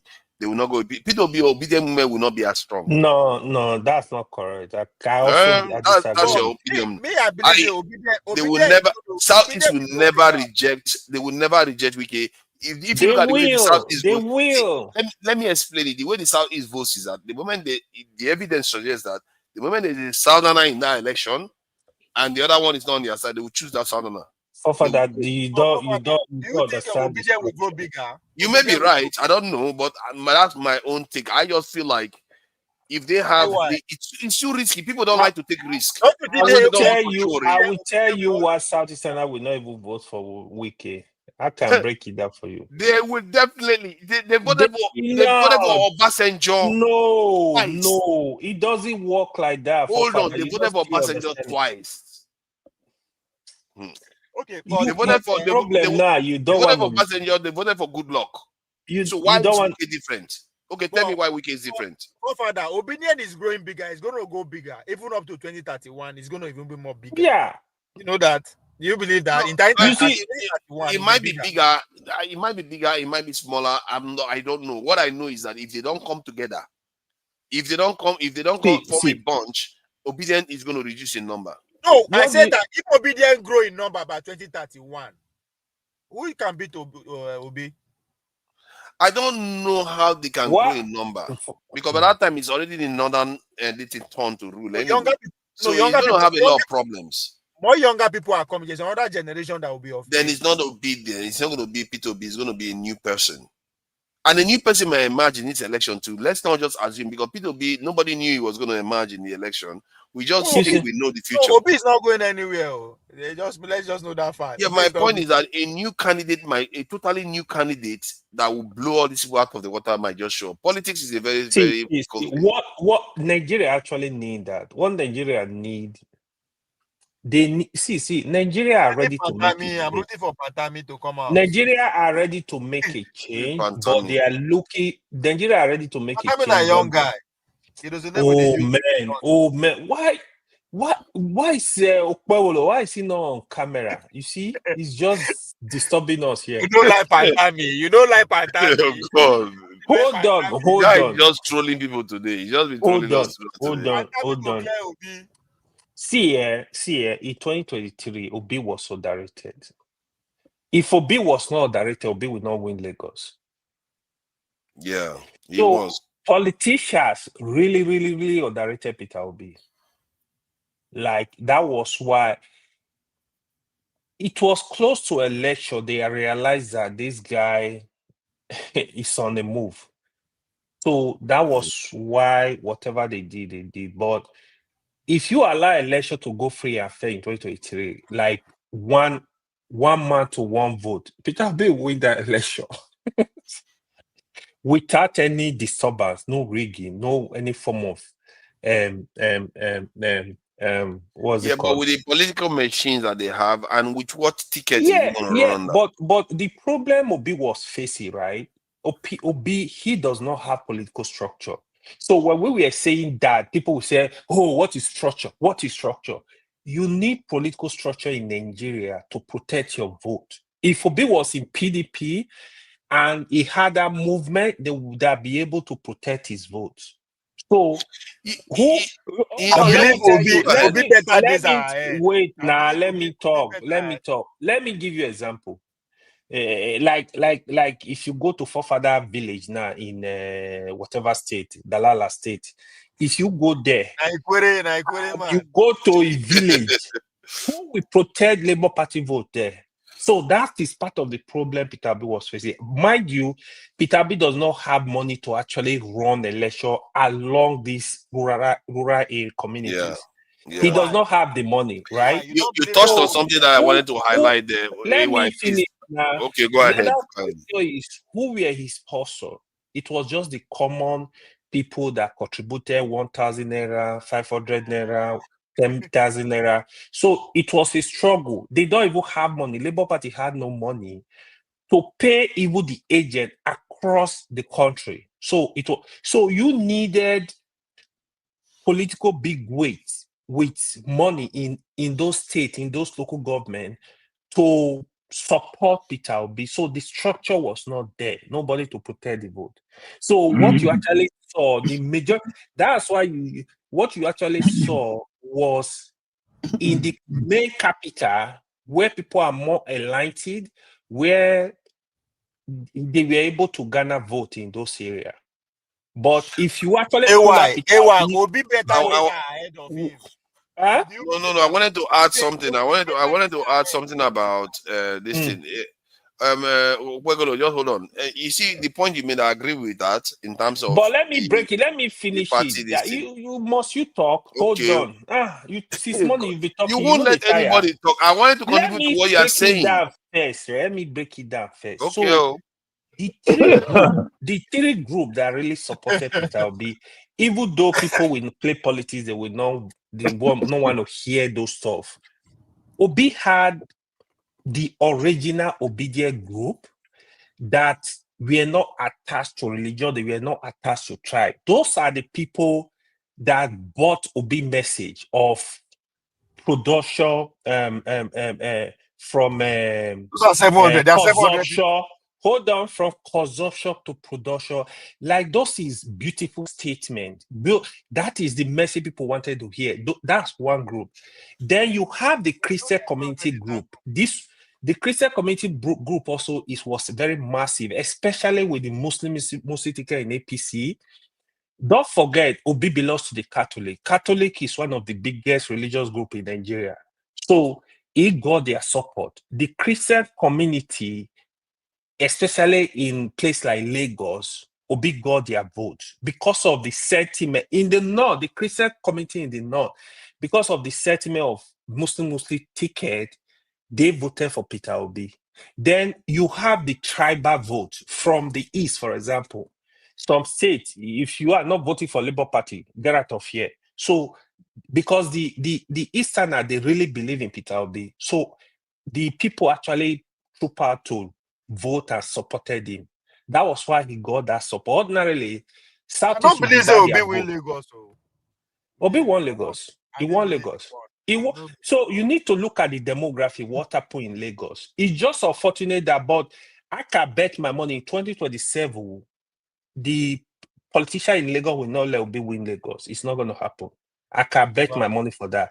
Because now they know that Obi is capable of winning Lagos. So they will fight with money. So that was why after presidential election, you saw the governorship election, they used tribal, any kind of stuff to make sure they convince the people to not vote for a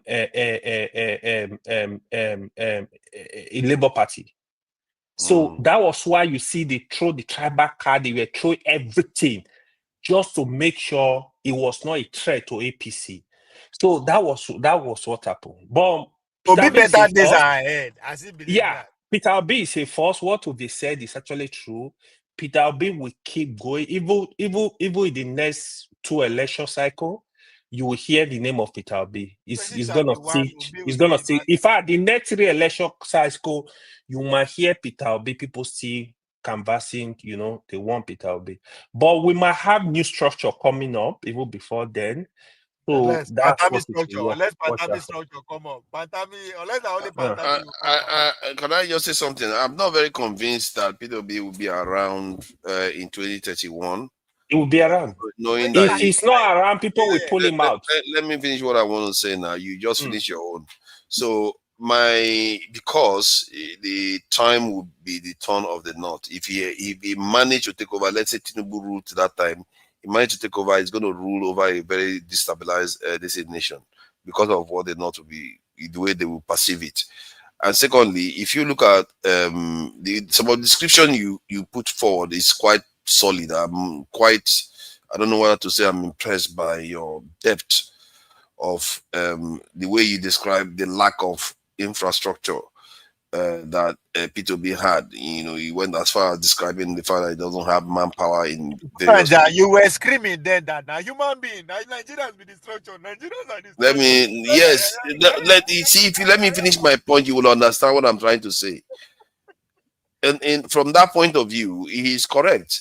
But he also, what makes it his analysis also solid, he actually highlighted specific areas where that deficit is high, more pronounced. He talked about the outskirts of the cities, because if you look at the pattern of the voting, the center of cities tend to maintain, it's like the influence of rigging is not as strong there. It's in the areas where the civilization is missing. That's when they really pack So the are you numbers crazy. saying there will be a village here, the re-election of the village? Is that what you are saying? It will be a village.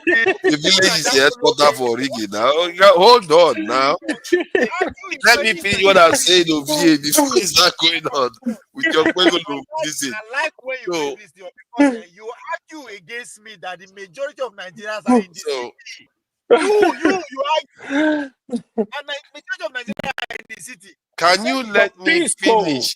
What kind of wala is this one over here today? Over here came here for trouble today. What is this now?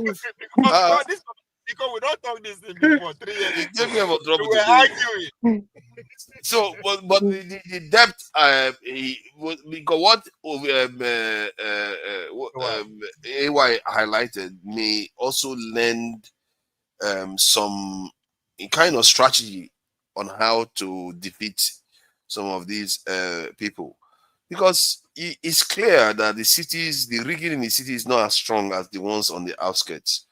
So if you are strategizing, you want to strategize to, let's say you are short of resources, you want to strategize to contain the rigging in the outskirts as much as you can, because that's where the real damage. If you look at River State, it was obvious. Port Harcourt, P2B took it clear, but the outskirts is where all the damage is done. Yeah, River So area. there's some truth there. There's some Father, truth there. I'm happy for you, Father. If all obedience, that. I mean, just will be like Look at this Father, one. because 2023, That is happy I for me. still remember Father correctly. These two arguments. One, I know I said those things. Hold on. If I want me all obedient here, this may they repent. They say, now human being Nigeria. What is there to repent? He got 6 million votes. What do you want him to? What's there to repent? He almost won. No, you know my joy. The joy that you are now finally come to your senses. That yeah, see the light. No. What is there to see the light? I didn't think. See. Hold on. He almost, even by their own results, he still almost won. He ran an election for barely how many months? There's nothing like that. From 0 to 6 months to 6 million. No, don't mess with that. What Ojie is saying, Nigerians are very emotional. So when you discuss this stuff, there, some people, I don't know why we can't discuss issue the way they are. Sometimes it blow me away. Like, there are some people that will be here now. As you are analyzing, they tell you, "Oh, he hate Peter Obi. That's why he's talking like." Yeah, structure. Now, no, you like that structure, especially when I kept explaining. I'm like, "Oh, you don't need structure." I'm like, yeah, "What but he talking? almost won though, even without the structure. Obi though, yes, he almost won even without it. There's nothing like almost. He lost. A woman, we had this discussion, I think last month or something. Some people were like, "Oh, B is nobody, it's not." I'm like, even Tinubu, we give credit. He will not even say that about Peter Obi. That's the biggest mistake. That was the mistake PDP had against President Buhari. I remember President Buhari got a ticket. President then, David Mark, was telling them, "You guys need to sit up." They said, "No, it's they play religious cards." This guy is popular. If you are directed, another mistake they made again. Another mistake they make is another argument they were arguing is that majority of Nigeria live in the city. I say, come. How many cities you live in Nigeria? No. Like, you guys crazy. How many cities in Nigeria? If you've ever participated in election in Nigeria in the rural community, you will understand how they run the election, right? I don't know my country. It's not issue of if you go to Corona Muda in Zafara, I say vote for Peter Obi. I will ask you why Peter Obi. They don't go know. I know say my local government alone. It go rival Benin in terms of population. And Akoko Edo go rival Benin in terms of population. When they cause the more people are in the city, I say come. The country where me know where the people dey. I couldn't believe it. Yeah. Man. But to see, when P2B was running, we all know he was going to get a lot more votes than people ever anticipated. I don't today. I still don't know. The only argument you can make to me that gave Tinubu the ticket is because one, the results came out that he actually got about 35-36% of the votes. If you had got 50%, I would say it's obviously down. It was a devilish rigging. But you know what, Tunanja? You know what? He got 37% of the vote. And secondly, the other party was completely divided into 4. So that dynamics indicates that the one that is not divided is likely to get a more solid vote, even if he got a reduced vote, which is crazy. We the old people from village are still telling you young folks in the cities come. The dynamics change. When I say, oh, people know there are more people you now are interested. I say, yes, you are right. So are more candidates. It is not a coincidence. So even with all that, some people still believe that they had to still rig it. Even that 36%, they had to still rig it because Tinubu was not exactly he wasn't exactly the most popular president. He went, as a matter of fact, Tinubu, since he got into office, he's made far less gaffes that he made during the election period. That was part of the he was doing crazy things during that period, and he was very unpopular too. No, so I don't know. Because that's what you young people want. They walk, they fit talk, they blah, blah, blah, you see, you are not allowed to besmirch the good name of President Tinubu. You know you are not allowed to say negative things. Let me stop. Let me say you're not allowed to say negative things. I get you well without my point. No, because I will hold you responsible for that because you are trying to say, you know, this guy came online and tell me not to say something because he's gonna spread negative information. You are not allowed to spread negative stuff in Nigeria anymore. For the past time you wanted to say something. You don't want to leave that in my eyes. No, because when I say I'm going to hold you accountable, I actually follow through on my word. I will hold you accountable. Please go ahead. Public official now. The way you will hear Tinubu supporters and the APC supporters will discredit Peter Obi. That is how you will hear obedient Obi supporter will discredit Tinubu. But you got to look at the reality. The reality of 2023 election is Tinubu himself, he has political capital all over the country. Tinubu had influence. He has been building this structure. He saw personal structure a long time ago. Then you have the APC structure. The APC is the biggest party in Africa. So it was at 2023. So that's a problem already. So when you hear this party, what they do, Tinubu is not the one winning election in Efuru. So you have APC leader that will go there and say, canvas, vote for my party, vote for my party.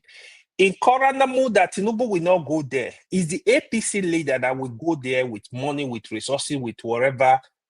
We must win this local government. Vote for my people. Vote for my party. So don't forget, that is the structure they use to also give their appointment. So they give you appointment based on how you deliver in your state. So sometimes they give you a lot of influence.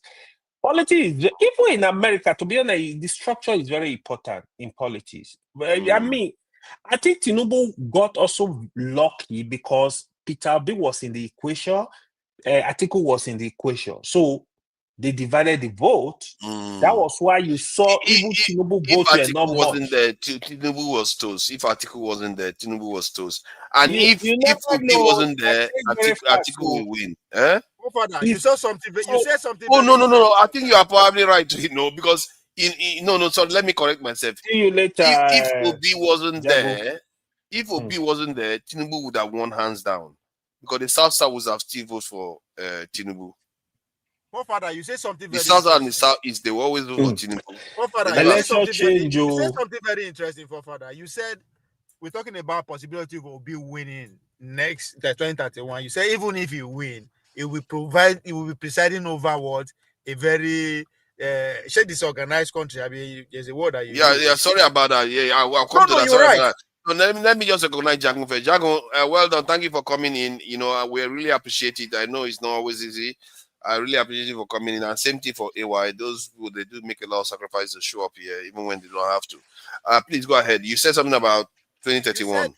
He said You know, type of hold on. You said if Obi Yes. win 2031, he's likely going to preside over a divided use a word about A very resentful, it's very resentful note.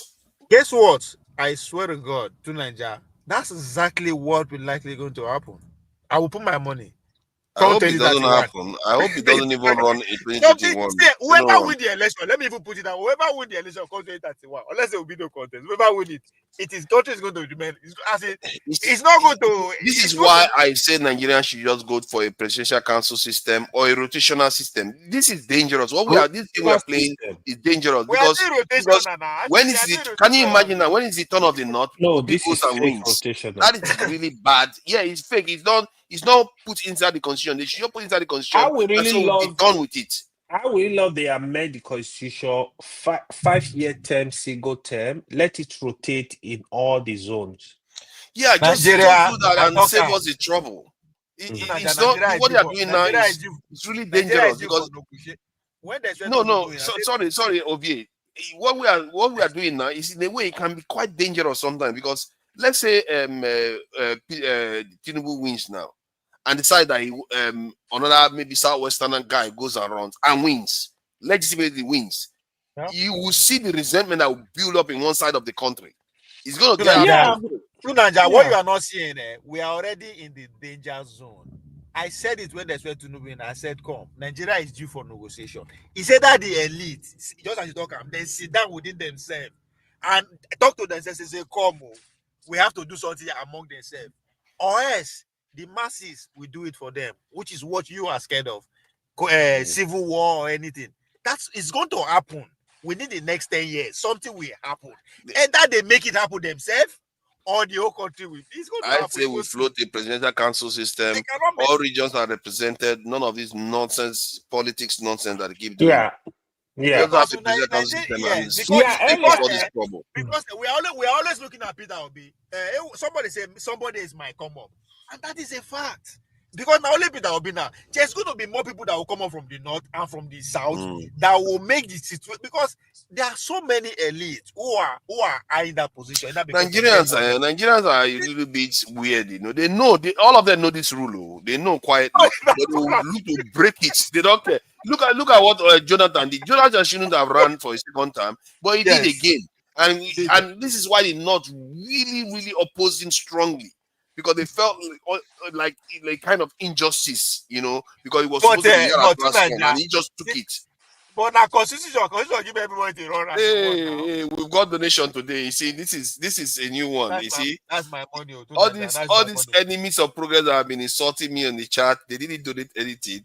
And now, Fofana, well, you guys were discussing the hate. Yes, the law against hate. I was sending a lot of messages. You just ignored them. I don't know. You don't like voting. Yeah, I chose something. I thought you were gonna. Sorry, AY. Talk where you are supposed to say happy birthday to Monday Paolo. He's celebrating 55th birthday. Oh, look at that. Look at that. Now he wants to do Paolo. At least that's not a negative. Even me, top person don't wish me birthday. Happy birthday this month. Obi, I beg, stop defending. No. We are not allowed to say something negative about body. No. You give $10, so if not, we are for no agree for you. But you get $10. That's real money there. That's real money, not like Olata that keeps giving us $2. But still, Olata is better than Owalele and all the other people that like to insult people. So thank you for the donation. We really appreciate it. Every little goes a long way. But you were saying something about come here as a dictator. Carry law on the proof our head as a dictator. Some go swallow say law. Who you be to? I'm not imposing law. He started again. I didn't impose any law. I just said, can we stop? It's like you are even more charged than I am. You are Abacha look alike. You are coming to give us a look at that! Oh my goodness! Yeah. You She see, has put so I many don't give people you to shame. $20 now. We really appreciate it. I don't give you $20. Madam Tokwe has done us proud today. And AY, thank you for it. Happy birthday. Oh, it's your birthday? I didn't know you were It's born. past though. It's this month, August. This You know, month, August okay. is special people. August is special people. It's true now. You don't know.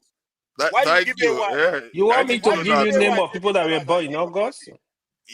I will give you names of people that were not born in August too. What are you going on about? Trust me, all the top people in the world, they are born in August. Majority. I don't buy it. I'm not so sure. I'm not so They sure. are leaders. Yeah, they are leaders. Go give Monday Paolo birthday $10 and he go give you $20. Why? Because I'm more than the governor. Take your money back. Take your money back. I'm more than the governor. Don't rate me now. Oh, look at that. Guy, let's say he was my good and I'm too stubborn. So that's why you see the chat and abuse me. You see? You are bad. They want your own good. What kind of attitude is this? These chat people, they will be abusing say they want the good for you. Wait, that is not the good for you. What do you call her? Chat people? Yes, now they are in the chat now. They are in the chat causing wahala all the time. Nothing I say is good enough. I say we should pass hate speech law. Many of them are sitting in countries that have hate speech law. But no. You shouldn't do that. You shouldn't do that. No, why me, not? I support hate speech law. I support it. Nigerians are too careless with their mouth, man. They insult people too much. See this chop belly food Nigerians. Now don't chop belly food. Now who don't go insult you now? Now who they insult you now be una problem abi? We need it to. Majority, do you know that majority of the countries in the world have it? Majority of countries in the world have it. And they don't even have 500 tribes. Nigeria, 500 languages. Nigeria has 500 languages and 200 something tribes, if I'm not mistaken. So that's a lot. That's a lot to take. How do you get our GDP from 100 billion to 120 billion? It should be your problem. That's what we should be working on. No. How do you get our GDP from 100 billion to 120 billion? We are already 100. We are getting by rebasing the economy. I think we are about 240 billion now. We did come down from 477 billion, which is still terrible. You know say Trump give India 50% tariff because they support BRICS. By the time Trump give another tariff, that $200 will come to 75 billion. I think this tariff thing that Trump is doing is shooting America in the foot. I don't know what game he's playing. Maybe he's playing a subsidiary game that I don't understand. It's really affecting the economy right now. Because he's driving everybody to China. Everybody's going to China now to do business. Yep. Why would he do to America? It's not like American economy is not good. Its things are getting worse right here in America. They talking now, all these people. One thing that is surprising me today, there's no rival to Starlink. How is that even?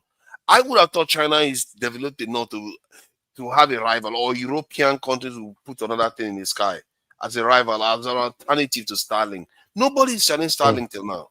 They get the technology now. Yeah, Elon Musk must be quite impressive to have done that himself for how many years now? Only him. For Mokuna know they see things. Yes, there's a disruption happening. They are resetting the laws of the world, the business laws of the world.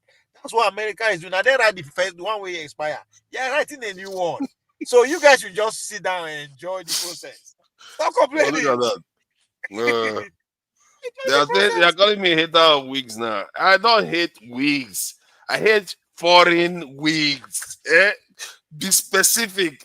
No, if you are wearing black, if you are wearing Afro wig, I don't have any issue. If you are wearing Afro wig, I don't have any issue. It's when you wear weave to make you look like Vietnamese. You make yourself look like Chinese. That is what I have issue with. I have issue with all wigs. No wigs. No. Why? I don't have issue with all wigs. What is wrong with the natural hair? Are you against natural hair? No. I don't have anything against natural hair. It's just that you have the freedom to wear it, but don't advertise other races. Don't stop advertising other people. That's my own. I'm not that. You see, you are even more extreme than I am. I'm not against wig per se. I'm against foreign wigs. Even this cap where I'm against it. It's foreign. Look at that. I'm against it. What's wrong with this one? This is just facade. That's not even go that far. So yeah, I mean, for day against your glasses now because the Monday Bible will wear one, so I go feel look that at one. that. Always wear one. You know one thing about Ovie, you have to give to him. Once he has a candidate, he will keep piloting that candidate to the end of the earth. He's not going to let it go. That's how you support Kwakwaso to the very end. That's it. I know the conviction. Once I believe in something or somebody, That is how we support. That's how we support me when I want to contest. Exactly. No, you go pay. You know, you go pay money. Yeah. I go pay with good work now because I go deliver. No. I pay before service. So suddenly now he has to pay. Why he has to pay? So, there are people where go pay. Obi go pay too. For me to support Obi, you need to pay. Obi they go pay. But you know, in my mind, like this law, if let's say, you know how I said if Tinubu decided to recruit the number he said he was going to recruit, let's say up to 1 million soldiers, I'll forgive every sin he's ever committed in Nigeria. This law, if he passes this law, I'll forgive half, not every. The law is already on the work to Nigeria. No worry. It's not there. They tried to pass it in 2019. They kicked it down. On it. I said they are working on it. How do you know? Were you there? You are not. You just say something you don't know. Because see, this now we go talk about that again when it happen, and I will tell you, say this is why I'm actually against you because you are pushing that. Don't worry, he go come out. It's already something that is on this. In fact, they are actually. I go to say they are for sale one to you. They are actually law already. We propagated that good Akpabio pass under Akpabio was pass cyber security, cyber whatever. Let me look for it on my phone. Somebody posted on one of the group. Oh yeah, I know they talked about the cyber security one. All those, see, I don't have any issue with it. They will abuse the law. Any law they will abuse. They are abusing the laws now. So why are you going to say you're not going to put it in place? I just think that with the law there, so even this law says you're going to reduce it by 5-10% is something. Now, what is show what they do 2023 election now? Before there was a law like this when they always go fight against international elections. Oh no, it doesn't have it. I did check. Nigeria doesn't have it. I think it's freedom of speech or something like that. No, they don't pass on, but it was fighting against them. 2019, yeah, show they fought against 2019. Yeah, I don't know why they keep fighting against everything just for the sake of it. You know, you can't just fight against hate speech law that will prevent people from bad mouthing people left and right. So that's why he own USAID candidacy in a job that's his job description. That stuff worries me, it worries me a lot because Nigerians sometimes during the election I was really surprised. It's like Nigeria was like we didn't have elders in Nigeria. You see people saying very bad things about the other tribe. This one will say this one.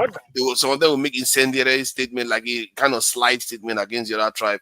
Like, no, you shouldn't. Yeah, maybe you're right there. After people like Bola Ige passed on, maybe Wole Soyinka is becoming a little bit quiet, and we don't have. You don't see for Brazil. We used to have brave. You didn't see in Brazil. In Brazil, we took. I didn't see him there. I know that the last time I saw him, he was in his nice house somewhere in Nigeria. It was in this trip, but he said that it's a coincidence that he went for a private visit. All that bullshit. He went there, present a book to the president of Brazil. But you know, he's a cultural icon. So it was a trip. Nigerians will do what they can to market themselves now. So what can we say? No, it was I don't have a problem with that. It was a good trip. They benefited. Brazil is a good place for Nigeria to visit. Now, but we have to remember Brazil is one of those countries. It's not that dissimilar to India. The way they treat black people in that country is not nice. And they treat black people nice. Even for Nigeria, we don't treat black people nice. I'm just saying that there are things they can do. I'm just saying that things they can do. I don't like this thing where our leaders just go to some of all these countries, like especially America. They pretend as if they don't see African Americans. They're just like, oh yeah, are you black? I don't know. Did you sell it from Nigeria? I don't know. No, don't look at me. Don't do that. They just go. You know, say after Nigeria now Brazil get black pass. Yes, now that's what I'm saying now. And Brazil is quite advanced. They built some very nice aircrafts. So you can see a situation whereby Nigeria could do some good business with Brazil. Obasanjo was there. Tinubu is the third president that did. Obasanjo was there in 2005. Yaradua went. No, Yaradua was there before he died. Then him now. It's interesting how they like Brazil so much. Why do they like Brazil so much, actually? Brazil has capabilities, but not that much. You know, they have capability. They are very good at building aircraft. I think the Umbrella aircraft is one of the best in the world in terms of the efficiency of the aircraft that the Brazilians built.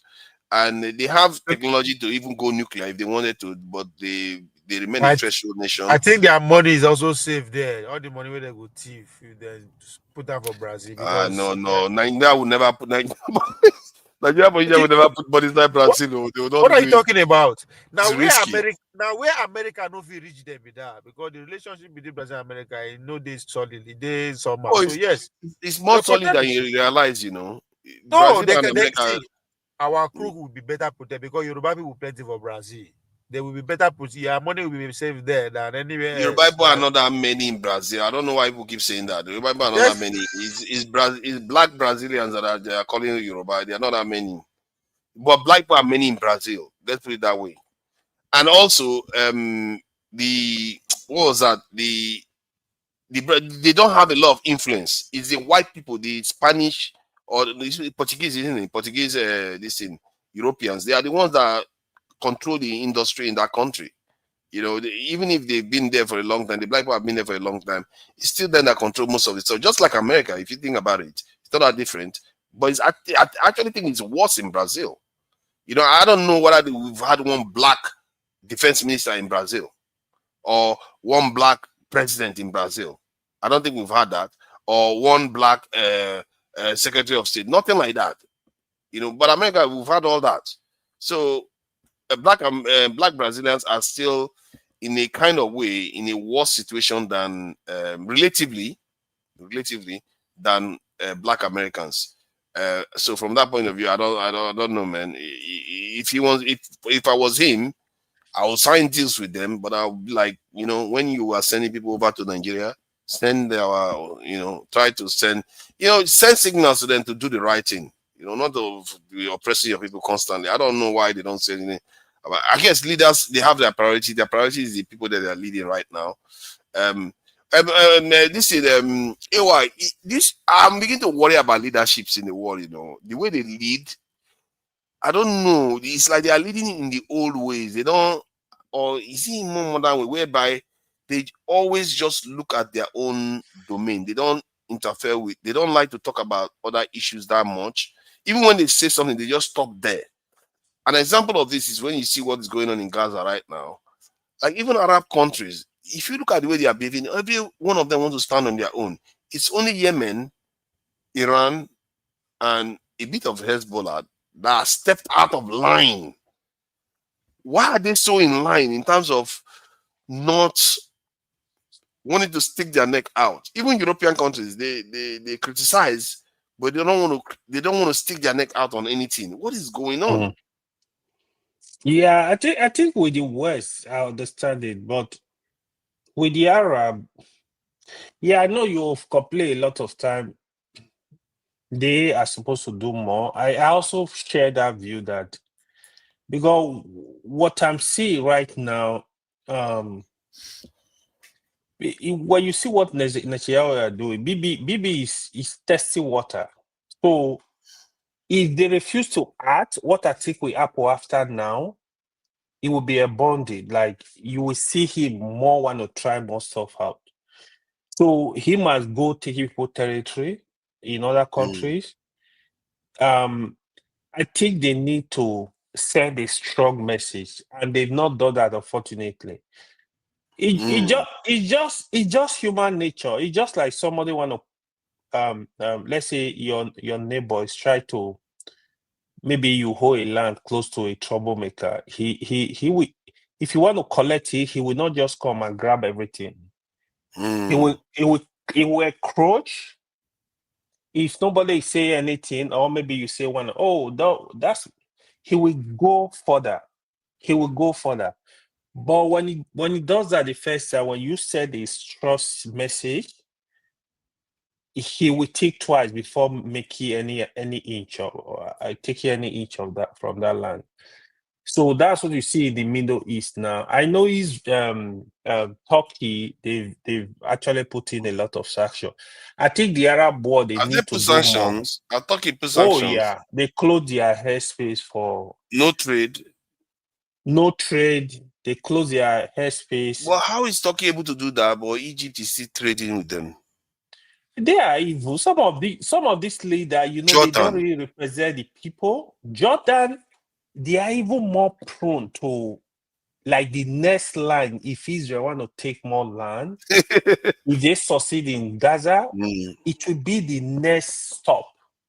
And Quite nobody likely, will stop them. actually. That's quite likely. Yeah. If you look at this video, based on this opinion of this guy, I think it's an American envoy to the Middle East. Let's see what he said quickly. Okay.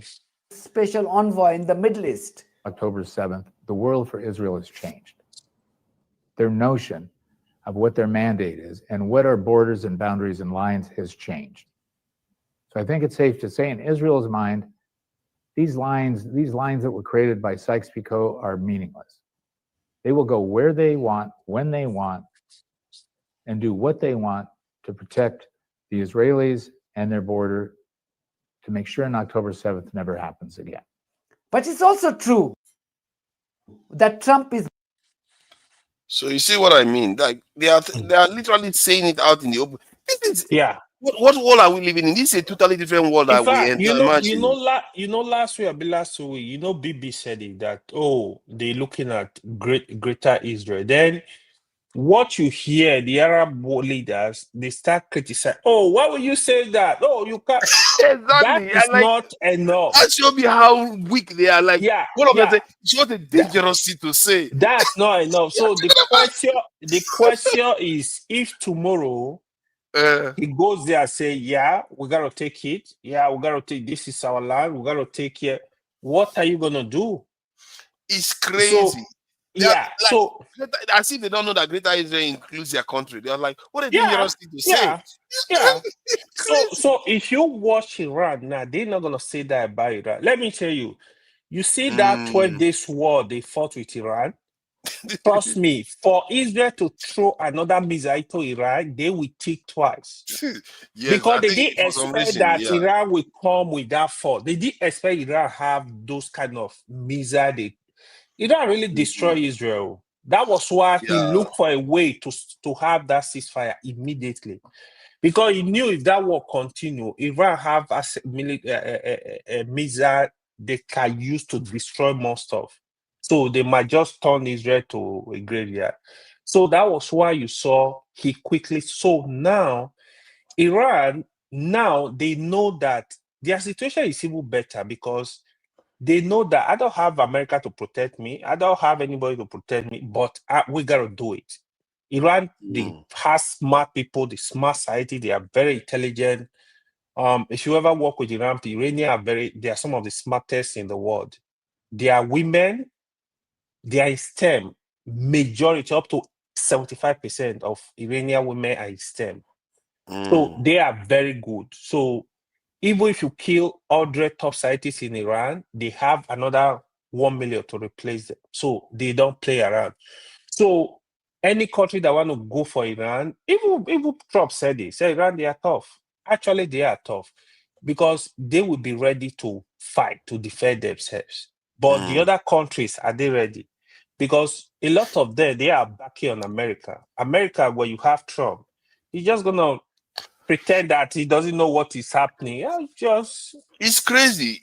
Like Israel has gone into Syria already. They've Syria. collected land in Syria already.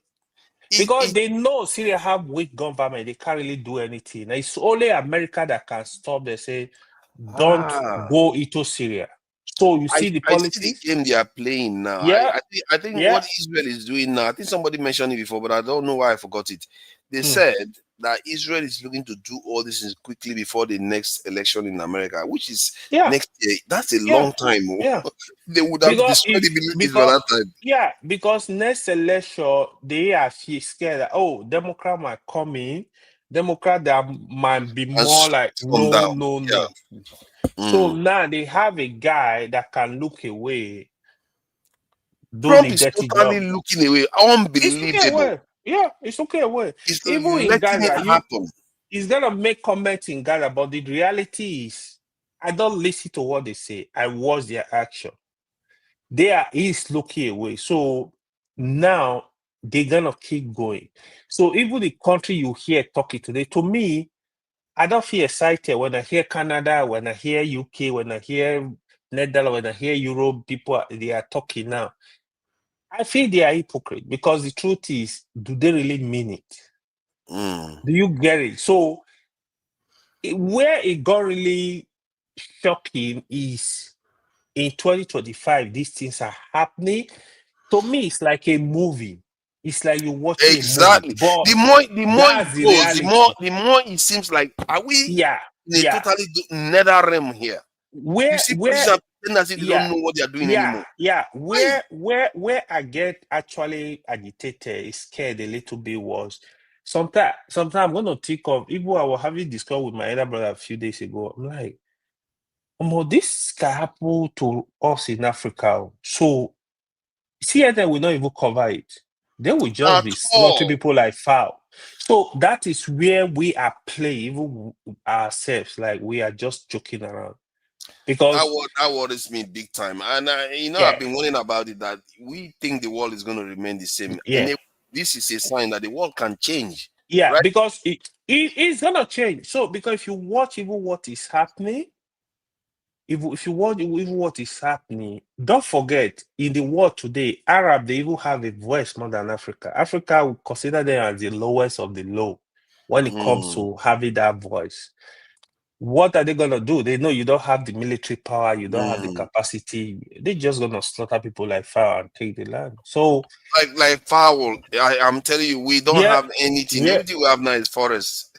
And they have ground penetrating line that can penetrate through the forest. What are we doing? So it's real. If you think it's a joke, you play, man. It's not a joke. But I know then you look at the economy of the world. In fact, I was in like an economic seminar today where we're having that discussion. Things are changing very fast.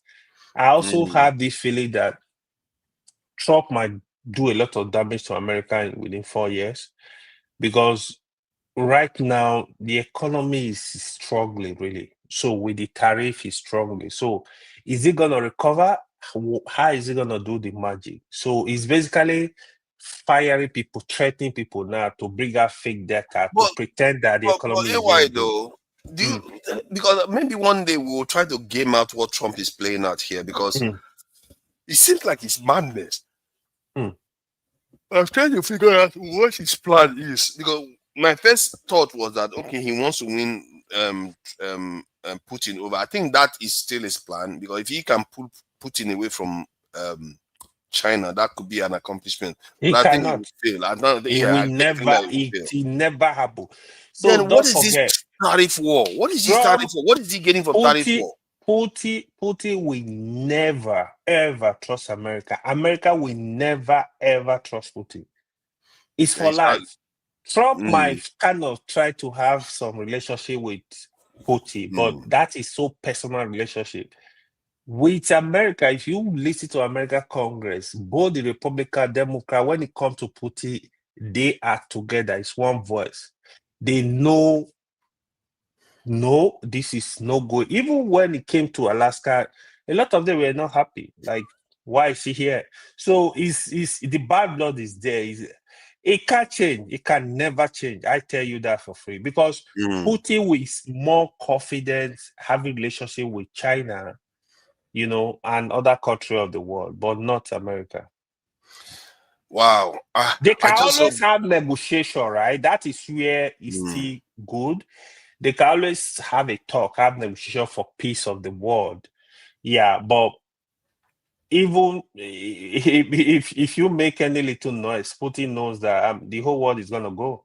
So it's ready to release this nuclear arsenal. So he will. it's never gonna trust. That guy don't play, man. He will do it. Oh Why yeah. would he not? Oh, He's yeah. a very logical person. But Yeah. you see, I'm getting to a point whereby I will do things that I would not normally hope for. I will like start wishing, and wishing is a weak position to be in. I'm praying that someone like Tinubu has the mind to read the ruins, that's the runes of what is going on in the world now, and start making preparations, because these are signs that are telling you that this world is about to change. And did you hear the guy say this is an American The world envoy? is changing. He's Yeah. telling you that Israel Yeah. can go anywhere. Do you Yeah. understand what Yeah. that means? They don't care about Yeah. UN, they don't care about anything. Yeah. They can go Yeah. anywhere they want. Yeah. Yeah. Unbelievable stuff. The world is Yeah. changing right before our eyes, and all those people that are so happy to shout and say, "Oh, why are you saying this?" I don't know why people do this thing sometimes. They don't say this about security. Don't say you don't need. I'm saying it because I don't know why I'm so paranoid, because I know what these people are capable of doing. We saw what happened with Iraq. It happened right before our eyes. They see people, and it happened. Oh yeah. Oh yeah. I don't know, man. The entire thing. Maybe there's a reason why the Arab countries are quiet, because they know these people are crazy. Because If we say something that I will give them really, an excuse to attack us. for one, I was really thinking strongly that part of the negotiation MBS was going to have was to convince Trump to give them nuclear weapon. So I don't know if they had that discussion, but They if will I were never. MBS, I will offer Trump anything to make sure he sign up for nuclear weapon for me. I think MBS, the reason why it's calm, I think in Saudi Arabia I suspect, maybe not overtly, they are already a nuclear threshold nation. Because I did hear that they got some materials from China, nuclear materials from China. So maybe because once nations know that they can build it, they relax. I heard him say if Iran goes nuclear, they can go nuclear. Why do you think he said that? Because he knows Iran should go nuclear. I support Iran to go, because if the Gulf careful countries, what you're right, advocating here. Saudi Arabia, Dubai, all those countries, if I were them, I will look for a way for us to work together, because the resources going that area now, the Let me issue a infrastructure. disclaimer. I need to issue a disclaimer. The point that the assertion that was just made that Iran should go nuclear is not the opinion of True Niger or Dr. Damages or Europe Post or AY. No, it's AY's opinion only. It's AY's opinion. We have no interest in Iran going nuclear. It's none of our business. It's none of our business. It's not our business. Only AY that believes Iran should go nuclear. Thank you very much for listening. Please go ahead. So the politics, right? So you need Saudi Arabia, Dubai, UAE, all that Aziz, they would look for a way, at least let them even have some nuclear protection in that region, because with the money going to their area now, in Saudi Arabia, a lot of investment, Dubai, that, because they are kind of like, I see them as the future in 10, 20 years in terms of tourism, in terms of, so a lot is going to be happening in that region, which is really happening already. So they need some kind of protection. I think one of the things that I worry, he said that area is in terms of tourism. You would think the place that should be supercharged for tourism, it should be Africa, not there, because they have very restrictive culture. It should be Africa, right? Yeah. But Africa are not ready for anything. They are sleeping. We are sleeping. So Nigeria, as a case study, we have a lot of movement. First of all, Nigeria see us as kind of failure in some ways, because we were in a very good position to, first of all, organize the black nations. Nigeria is supposed to be leaders of the black nation, black world, you call it, right? In terms of let every black country be looking up to Nigeria. Nigeria is supposed to be home to the black. In such a way, we are kind of the only country that can really do that in some way, because if you watch Nigeria, despite our little differences in Nigeria, we are very accommodating. Nigeria will not see a black South African living in Nigeria. They tell you leave our country. I don't think that would have They won't happened. do that. They won't. Now, when you watch the area of education, Ghana, they have some kind of like advantage. But in the 80s, even down to the 90s, African countries were coming to Nigeria to study in our universities. Chad, Cameroon, Ghana, Gambia, all those countries. But that is not happening. Now, if you go to Nigeria Federal University, you see them there because we were doing better. Now, you have a structure where university have research programs, where you are supposed to be giving scholarship to Africa countries. If their best brain to come to Nigeria and do research, pay their stipend, give their accommodation, give their job if possible. So that is one area they are supposed to be coming in. Then in terms of investment, you're supposed to open a window where even African American, other African countries will come into Nigeria, have investment in real estate, for example. So we will have tourist environment. You look at Lagos We now. have super ones though. Like almost the whole African continent is almost like a tourist destination when you think about it. Yeah. So, but let me address one point that you made about Iran. Why, in my opinion, it's highly dangerous for Iran to go nuclear. Even if I sympathize with the pressure that's on them. One, if Iran goes nuclear, Saudi Arabia wants to go nuclear. If Saudi Arabia goes nuclear, Egypt wants to go nuclear. If Egypt wants to go nuclear, so all of them will become nuclear. Then we are in more trouble. The truth is, to be frank, even if Iran go nuclear, they are not a threat to Saudi Arabia. That's just the honest truth. They are not. But Saudi Arabia is not going to perceive it like that. They're going to go nuclear too. No, they know. Saudi Arabia, so the difference is not that much the way people tend to look at it. MBS said it himself. Like he's going to go nuclear. See. Don't forget, Saudi Arabia, they are the leader of the Muslim world. If Iran today, they throw a missile to Saudi Arabia, you will have more than 20 countries lining up defending Saudi Arabia. That movement will happen. I can tell you that for a fact. So Iran will not even make a threat because the Muslim world sees Saudi Arabia as like the I think headquarters. it's a good point you made, but MBS is not buying that. He's going to react.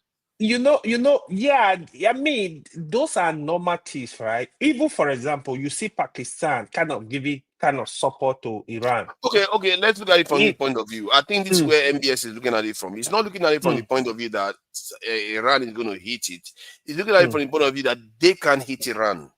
Because if they hit Iran openly too much, Iran will have a right to retaliate, and the Arab world will not going to react that way, or through their own allies. In other words, so Iran could influence their own sphere of influence. Iran could come next door to Saudi Arabia, pinch one country that Saudi Arabia influences, pinch another country Saudi Arabia influences, because Iran is more powerful. It can threaten those countries. You see what I mean? So all this is what I think he's thinking about. Iran is more powerful, yes, but again, Iran will not mess with Saudi Arabia. I can tell you that for free, because Saudi Arabia, they have a lot of backing. The first is the US. Iran will take twice. America will come for them. That's one. The second thinking they're going to use nuclear weapon. They're going to influence, like they're legit with Hezbollah. All those, now they're going to be more powerful, knowing that they can't be invaded. You see what I mean? That's the fear that they will have. You see. So the Muslim world consider Saudi Arabia as holy land.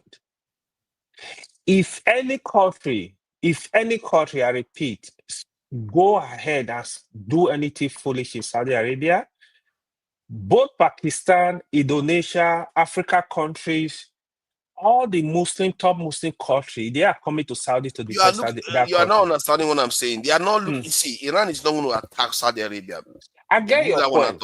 They are going to influence all the people around Saudi Arabia. They might even influence Saudi Arabian people to remove their regime. They are not going to attack Saudi Arabia directly.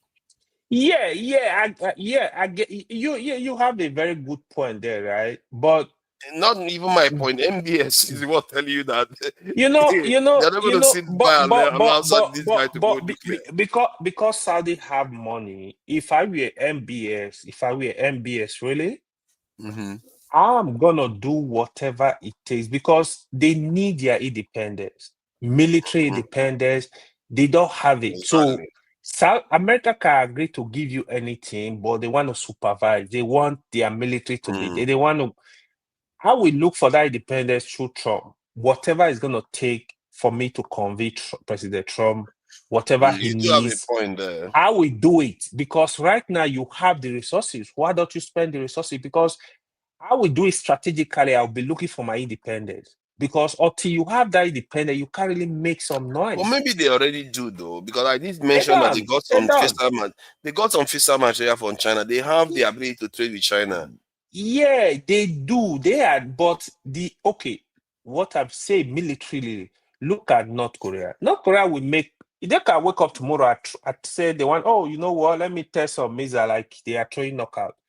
Because there is nothing you can do. Because Let me make another disclaimer. Please forgive the statement I just made that I don't know if you are scared like this. that Saudi Arabia got this fiscal materials from China. It's alleged. It's alleged. It's not the categorical statement. It's alleged. That is not the view of Dr. Damages. That's not the view of Iroko Post. That's not the view of True Nigeria. Not even my view. It's alleged. Just in case. I have to be careful what I say, because people are getting very touchy these days. It's true. It's true. It's true. So I feel the world order is gonna change in the next 10, 20 years. It's gonna happen because economically, look at Warren Buffett. Warren Buffett granted an interview. He said that the American economic boom is over. If you go study what is really going on now, with the I feel Trump is kind of like he's kind of like reducing America's strength, but he doesn't know it. But he's doing that because what was the strength of America? The strength of American economy was the immigrant. Now there is a lot of movement, against the immigrant, from the student, the asylum seekers, a lot of things going on. So you kind of pushing these people out because they build America over the years. This is not new. Even over 25 years, there was no time the population of illegal immigrants in America is less than 20 million. But now you're looking for a way to get all these people out because they do all the dirty jobs. America will not be there to go work in construction for you. They will not be there so they don't have that capacity. So now the education too, a lot of internationals that are coming to America, get education. Don't forget, they spending money in the economy. They renting, they buy food, they come with money. They finish, they get into the system. They are working, they are paying taxes. Somebody once proposed that to show you that sometimes all these Western countries, they can be very ojoro people. They do ojoro a lot. Somebody proposed, I think in the early 2000s or something, I think maybe it was on that Bush, that South Americans can be able to come, or Central Americans, any African, US people can come into America, work for about 6 months, then they go back. They used to do. They used to do it. Were they doing that already? Yeah, Mexicans. Yeah. Even in Canada, they do that. Yeah. Legally. They do it legally. Mexicans come why into did they scale America, that they one work up? in the farm. That is what I'm telling you now. So they're supposed to scale it. In fact, the people, the majority of the illegal immigrants coming to America, they come from the North America countries. Because they literally just cross Mexico, jump into the States. That's what they were doing. Because you did not empower those neighboring countries. Their economy is not good. So one area you can do it illegally. Mexicans, they are very hardworking. I know somebody said China, but I don't think there is any set of men that's advocate as Mexicans. They can work, they are robot, they can work 24 hours. So when they come with that 6 months, if you ever met them in the farm, they work straight 12 hours, they take some rest, they get back to work. That 6 months, the number of hours each of them will put in, even you that is in America for a year, you can't do it. Because they are raising money, they go back 6 months, they spend another 6 months with their family, they come back. So that they exchange. It's like, and this set will go, this set will come. That's what was going on. I would have kept that even in construction, even in other area, because you don't find America, let me say, majority of they are lazy. They don't want to do the dirty job, because if you don't have college degree, you're looking for white collar job. Where are you going to see? So these are the area they're supposed to occupy, but they don't want to do those dirty jobs. You see so that? That's what is going on. Yeah. Thank you for that, AY, for coming in. I will need to close the show now because I think we've been here. Yeah, we've been here for quite a bit. It was normally 3 hours because the ladies are not coming in. We just thought we should just take the liberty. Next week they will be back. They'll be back and they are welcome back. Force. Yes, look at that. All these enemies of progress in the chat, they are always coming after me. All I said was, let's try to introduce hate speech law in Nigeria, and everybody started getting twisted. I don't get it. Say I'm amplifying stuff. Man, AY, some of the stuff I had online, man, I don't know why people keep underestimating these things, man. I was It's actually horrible. writing because I was busy. I was actually writing on the comment section. That hate speech bill, I will support the House to pass it. It's very important.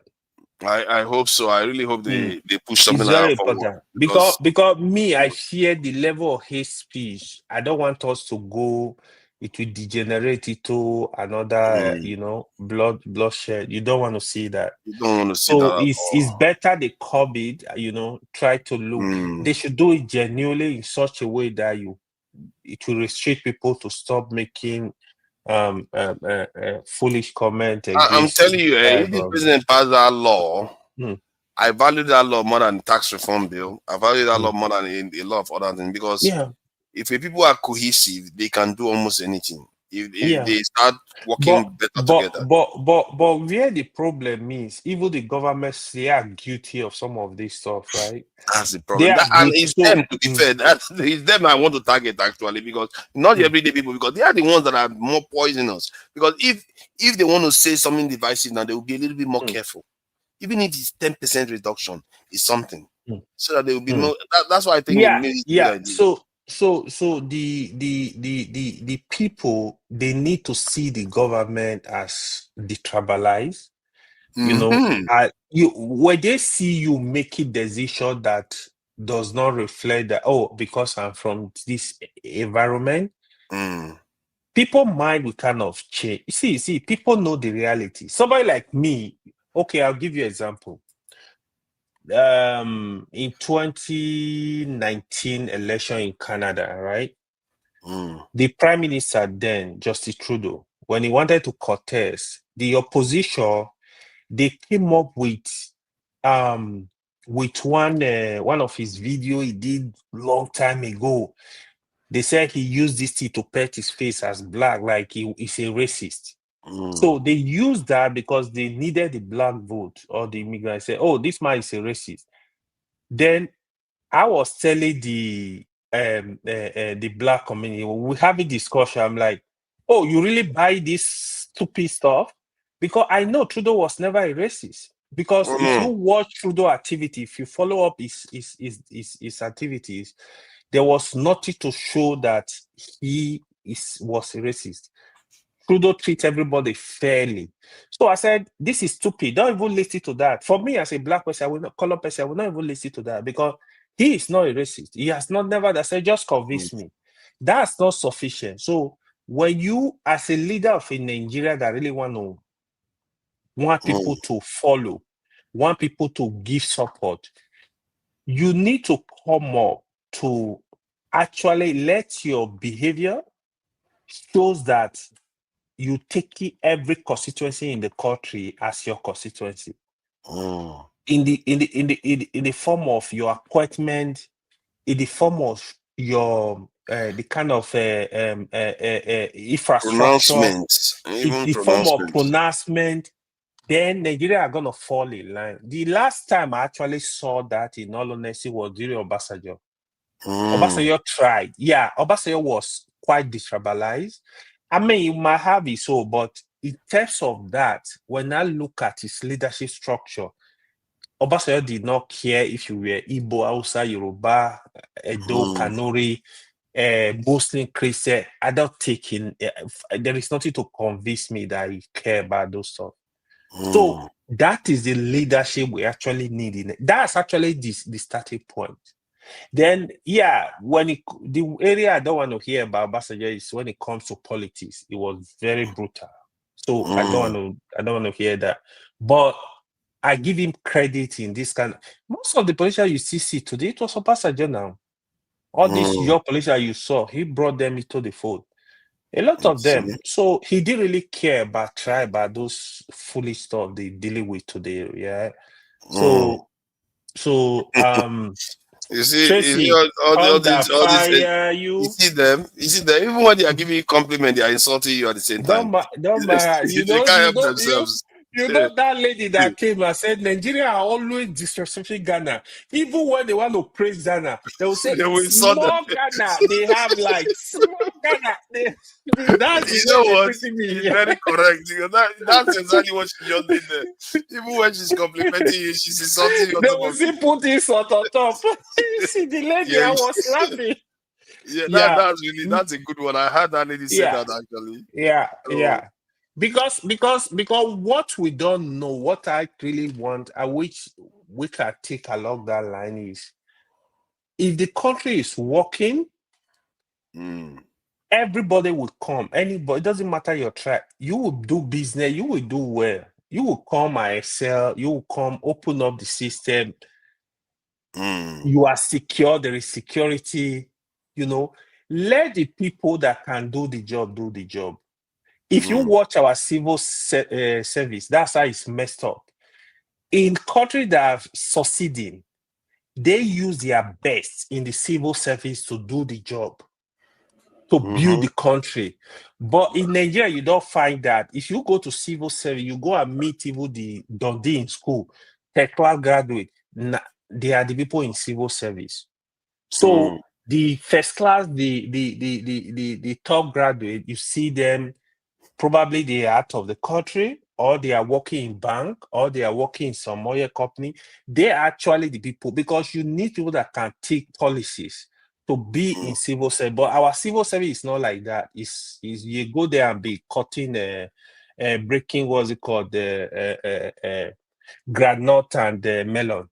So that's not what it's supposed to be, because it's the bedrock of a country. But we don't have it. It's problematic. So that's why you see a lot of things are falling apart. We got a lot. Obasanjo also realized that, but I know he talked about the difficulty of cleaning the system up. It's very hard, but it's doable where your intentions are good. If you want to lay him off. Let people that can get the job done, let them be there. Let us build our country. The intention needs to change. Let's build our country for everybody, so that we start from there. Every other thing will start coming, things are going to be better. But otherwise, it's sad. I have to give it to you, Ewa. You have an uncanny level of this wisdom that most people lack. At the same time, today your submissions were quite on point from the structure, election structure, and everything you've said today. I can't disagree with any of them. And the fact that you are able to understand the common sense idea of hate speech law that flew in the face of a lot of people. I don't know. Maybe I'm the bad messenger, and then that's the problem. Maybe if you had said it, everybody will agree with you. They like to disagree with me a lot. So, so that is their favorite pastime. So I really appreciate you for coming in, and thank you for your submissions. And let me say, I don't know whether to abuse them or thank them for coming over. All these people, I don't know which one to start with. Guy Walele, I see you there. All these, I will just leave it at that. Tracy Jacobin, I see you there. And who else is there? Oscar Blackboard. Every single one of them, I disappointed every single one of them. They call me stupid, dumb. Then later on, they'll say you're a little bit smart, but you're stupid at the same time. This is what it is. You see how she praised you and she insulted you. One of the things, he can be extremely Don't mind smart, but Tracy. at the same time stupid. This is kind of something they do. Oscar Blackboard is there too. I think I mentioned him, but Boom Boom Ray is there. Enemy of Progress. That one is always Bumbure is there. Oh. yes, it's always bad mouthing and bad mouthing. No, it shouldn't come on. It shouldn't. That is still there, Bumbure is your personal friend now. Don't mind me. All that politics was very hot today. He was very hot today. I saw him. I saw you. It's like it's on. He was very hot today. I don't know what is on, man. Laxo Data, I see you there too. Thank you all for joining us and for donating. And Tokpe, I really appreciate this money. I think the tournament is cool. Thank you, Tokpe. like I said in the opening comments, all conversations we've had here is to help bring our people together, because a cohesive people, a united people are harder to defeat, and you are likely to endure and this and get more progress out of it. That's why I made the whole thing. I made that comment before we started, and immediately I got accused of the opposite.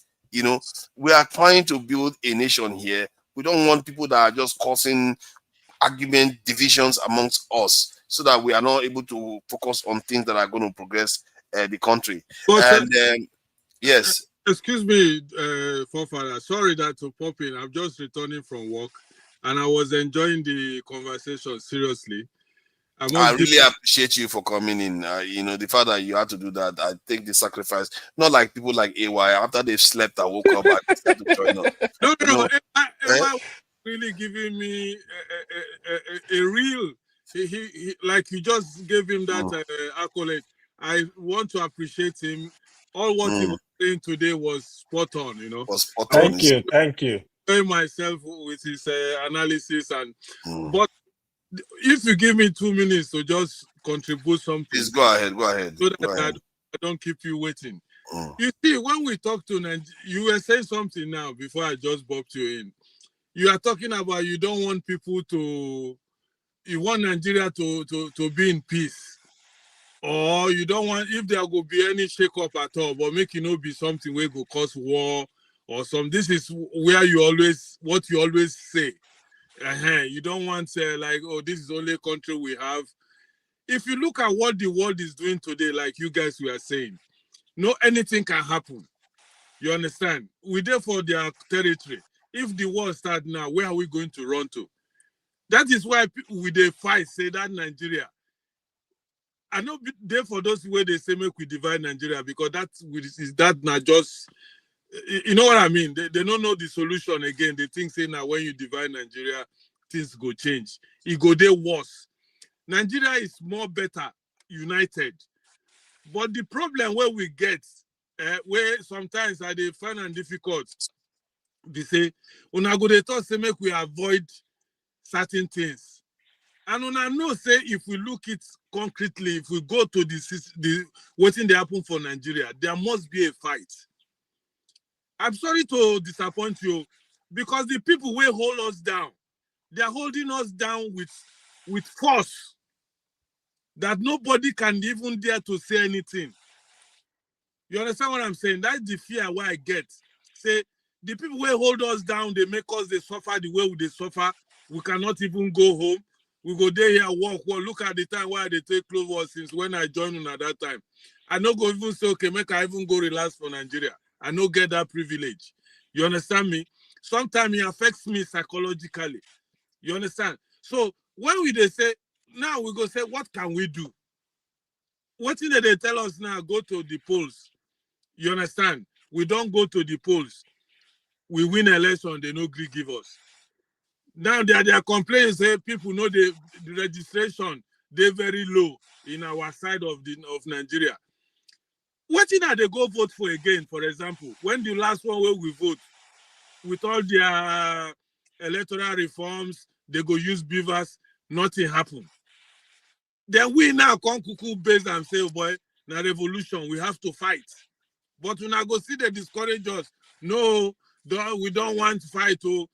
Because, but then what is the solution we una get? Now I want to ask una say before una close. What be that solution where you, forefather, as a person now, go tell you they recommend to people like us, we come from nothing. You understand what I'm saying? Where we don't see, say, there's one thing where we know those days where we there for streets, there's always a bully in the street. And bullies, when they go, they bully you, the only day, the day where that bully go end, now the day where you rush up. You understand me? The day where it is, so boy, that one don't do self. They will come leave 12 now. Una will come settle up. Now that day go end. And Nigerian situation today, we have agreed on everything they told us. You understand me? Go to the polls. We went to the polls. They go do what you look at waiting all the by-elections and the local government. Now who they winner? The same people, APC. Now so they go do the 2027 election too. We go just complain. They go clear everywhere. We go see they look there. That's my question. You people now supposed to give us what thing we go do. Shey make we they look these people like this, they treat us, they just tight our arms, we no fit to do nothing. Una say make we no fight. That's my confusion sometimes, man. I see. I'm not that far removed from you based on hard evidence. Before AY goes, because the idea is that elites don't concede power often until there is some kind of violent change, which is sad to say. It's not impossible though that they could reform their behavior. Like in the UK, the elites had to reform their behavior before they allowed the NHS, which is the healthcare system. You know about it. Oh, you're not in the UK. The NHS system that they have in the UK. So they do. Sometimes the elite could change their ideology based on the prevailing trends. Like the reason why the UK elite did that, because the Soviet Union was at its zenith, and people had free, everything was free in the Soviet Union. So they can't afford to, and I think Eastern Europe, Germany had already adopted it. So they can't afford not to be competitive. Otherwise, the ideology, they will be toppled. In other words, so you have to have, like somebody, I think, was it not Gini that said, you have to have a pressure valve that says, okay, this is an alternative. This is why I said ideology, you have to have an ideology. And if you don't have those things, then there will be a violent this thing. You have to put pressure on them to change. If they refuse to change, it will be violent. There is no two ways about it. I think it's been said before now. Those who make a peaceful change impossible, make violent change inevitable. It's inescapable from what we are seeing. But in the context of Nigeria, the reason why I fear that is because if you do it, you don't know where it's going to lead. The people that are going to take over, they will be taken over too by powerful forces. Until you know, when you take over, if you remove them, when you rule that country, the forces that are going to be against your progress are not the one that actually control the people that are ruling. Because if they take control of the people that are ruling, you just back to square one. There's no win. You just kill people for nothing, really. You just wasted their life. So it's not an easy thing for people to do. This is why it's not that simple. Let me just put that way. It's not that simple. I don't want to overanalyze it so that AY can speak to. And I'm not far from you. I understand your frustration because rich people, powerful people, they don't concede ground. They really don't. It's until something forces them before they change. That's history from the history that I know so far. AY, what do you make of it? Yeah. The summary of the whole thing, right? So what Revolution said, he is actually very right. We gotta look for a way to speak the truth on this matter, right? The reality on ground is, if the leaders, if they refuse to do what is right, and they are not willing to make changes, what will happen? Nigeria will break up by force at the right time. It will go in naturally disintegration. That might take some time, but if things keep going the way they are going now, probably in 20, 50 years' time, it will go on a natural disintegration. You don't need to throw a bullet. And that is, I pray we don't get there, but we might be forced to get to that point. So, except they need to look at it, because if you watch what is happening in Nigeria now, they take the people for granted, because Nigeria have been very patient. There is hunger in the land. The population is blowing up. They are neglecting all this stuff. There is high level of unemployment. What is keeping us sometimes is, this idea of religion. Oh, if you both the Christian and the Muslim, which are the dominant religion in the country, they have some level of cautiousness, some level of hope to the people, no matter how you're going to say it. So they still see it from, okay, you go violent, so they give us some consolation, but it will get to a point, things are changing very fast right now, that even you see majority of society now, they are questioning more things. They are questioning even God. They are questioning even religion. So things are decaying, but they think it's a joke. Politicians think it's a joke. It's not. So a friend of mine once said, when somebody does not have hope, he or she can actually do anything. So when you now have majority of the people, they are hopeless, then the inevitable will happen. So it's more like, I'm living in hell already. What the heck? I'm ready to die. So when you push people to that point, then you have a fight that even the bullet cannot stop. So I pray we don't get there, but that seems the direction we are going. This is the reality of the country. Except we need a leader that will change the mind, that will change that about the people. People will see that, okay, we have hope, our country is getting better. Oh, we have light now. Oh, the economy is getting better. Things are getting better. Then we might stay afloat. Yeah. When you said that this stuff is happening everywhere in the world, they're questioning things. Man, the changes the world is going to experience in the next 10 years, man. I don't even think people are ready for it. You see the Gen Z, they are not messing around. Gen Z are questioning more things right now. So they are not like, Gen Z are more outspoken. And even after the Gen Z, the next group, don't forget, they are coming up. They are going to be more brutal. They are going to be more, they are going to be more confident. They are going to be more audacious, questioning more things. So that is where we are going. Did you listen to that Google former exec?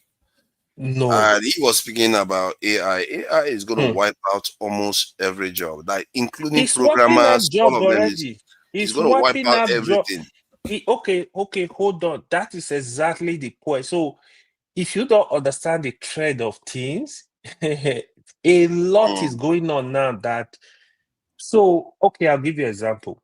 I don't know of UK. If you come to America cities now, autonomous vehicle, they are doing Uber. Nobody is driving them. Yeah. So you order them, they come pick you, drop you off.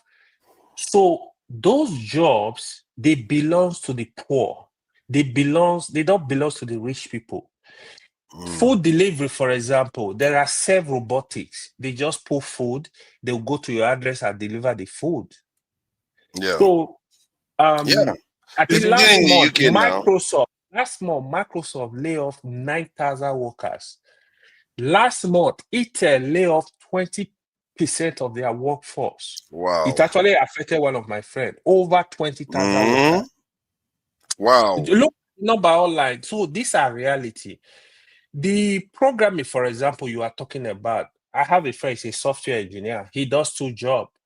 He literally used ChatGPT to write his code. You just take them, and they do that. So now they begin to know that, we don't need programmer, because everything is going towards automation. So even the software that was very popular is going to be obsolete. So they only need one person to mark what other people are doing. So that's a problem. The customer service is going to be wiped out of style. So you have robots, chatbot doing all those jobs. So a lot is going on. Okay, to the extent, I tell you this, go and confirm this. A friend of mine did surgery recently. It was robots. So where the world is going now, you are operating somebody from Germany in Nigeria. You are giving instruction to the doctor. You are using robot to tell him what to do. Operation is going to be carried out. So everything, anybody that is thinking that AI is a joke, I'm sorry for you, man. It's a serious problem now. Somebody said, the guy said you should go and learn plumbing. Learn things that are hard to replace. Those ones are going to be the last things to be replaced. Farming, farm AI machine, because they said machines are going to become hard. It's not only software in now. terms of it's going to become hardware. In terms of investment, because even those areas you're gonna use a lot of robots, right? Like packaging of food, like picking of fruits. Those ones, so AI, all those ones are gonna be, they will take over all that, right? So there are areas where, probably plumbing is hard now. Plumbing is hard for sector AI. is also a fee that it is not going health is going to health, especially nursing. Especially diagnosis they will take over. Nursing too. Nursing, you'll be shocked what is possible because AI don't make mistakes. If they especially when AI start getting into homes, this is what they said in the next 5-10 years.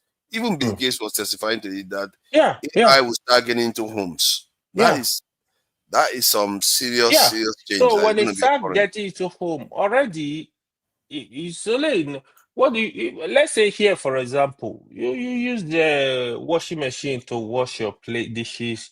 You have robot that can sweep your house. You just put it there to clean up your house. You're using machines to do literally everything. So once those robots come into home, to the extent that even some women will be obsolete, men will buy robot and be doing what they are doing with a woman. And what kind of wahala is this one now? It's why real. It's gonna be. No, why are people trying to join the channel? What is this? I'm not letting anybody. We are closing. All these wahala people. We start talking about AI. You want to start coming in there? That's not happening. People what like kind of wahala is doing yanga for our men again. Over men don't allow people to. Not allow people to join. We are not. It's too late. You came very late. 7 hours. No problem. No problem. I just wanted to say I was enjoying myself. I really appreciate it. AI was first class today. Yeah, it was first class. So the AI, the quantum computing is another area that is popping up. The next 10 years, you're gonna see more quantum computing. So a lot is going on. A lot is going on. Drones now are also another thing that is everywhere. Drones are the other day I saw a FPV drone bring down a helicopter. The whole world is going bananas. It's going crazy. Maybe they don't need soldiers again. When drones are doing everything. Look at that. You see now they want to start. Don't start now. Don't start now. Don't start. The more soldiers you have to fire drones, the more power you have. Hey, stop it! Boy, good night. Good night, boss. Thank you for coming in. Thank you for coming in. Let me bring this boy to come and say good night. He just come and say good night. There's no Obey is smiling. Obey is enjoying Okpewolo now. He's not complaining anymore. He's enjoying Okpewolo. Well, Obey, come and see your brother. Enjoy the way you live for us now. Go to enjoy. Obey is enjoying Okpewolo. He's not complaining anymore. He's just making his money. Oh boy, it go hard for them. They are beginning to see the aftermath effect of the choices they make, so they're gonna live with it anyway. Say that at that time when about take home mic, you fear say you go miss you the fear. You the fear say you go miss as a talk call the track word back. Those are the fears. that is really making it Is he so not sad. doing well? It's Doing well as well. Obolo is trying. He's doing good. He's manifesting a script of a masterminder who is in Abuja. That's the problem. When a man can't stand on his own to make decisions, somebody telling him what to do, what not to do. Yeah, that's where my fear is. You become lesser of a man. Because the statement he made makes him look like a puppet. You know, those are the issues. You don't do that. So what? But let me ask you this: what about don't question him. Don't question me. He's coming to say no, you don't do that in leadership. Even if you assist me to come to leadership, you don't do that. No, we are just here to say goodbye. Okay, just a little an addition to the AI thing he was talking about, replacing the human factor. I think like that we are very fortunate we that are in the health sector anyway. I think we will be the last to be replaced, according to Mr. IT's analogy. You know, the basic issue about medicine administration is abuse of medicine. So that part of it will last for a longer time because of if you tell people give them drug, you can't send narcotic to your house for to be taken. How many people will take it? They will abuse it. So at that point, the hand-on-hand nursing will still be very available for a long while. Because of the hand-on-hand one, because of the that is why these days now people are losing job. Me, I'm making more money because I'm better off. You know, those are the advantages. Right from COVID till now, I think the health sector has been very good in America. I had tripled my income, and it's very appealing. And that's the point. That's why when you go to a different location, ask for what moves this economy. What are the job stabilities you have in America? Either you're a truck driver, or you're an IT person, or you're a medical.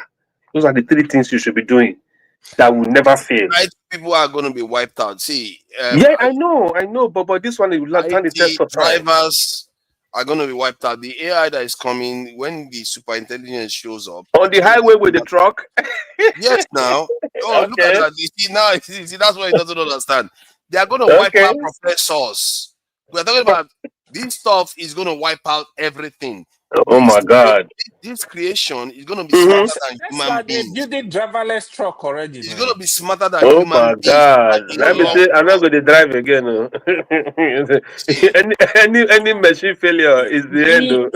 In your city, you don't have driverless cars. No, we can't have it in New York. It's not possible in New York. They will crash everywhere. They don't have in New York. I don't have in my locality here. No, I mean in Staten Island, right? I've not seen it around here. They've been piloting driverless cars in New York for almost 10 years. Yeah.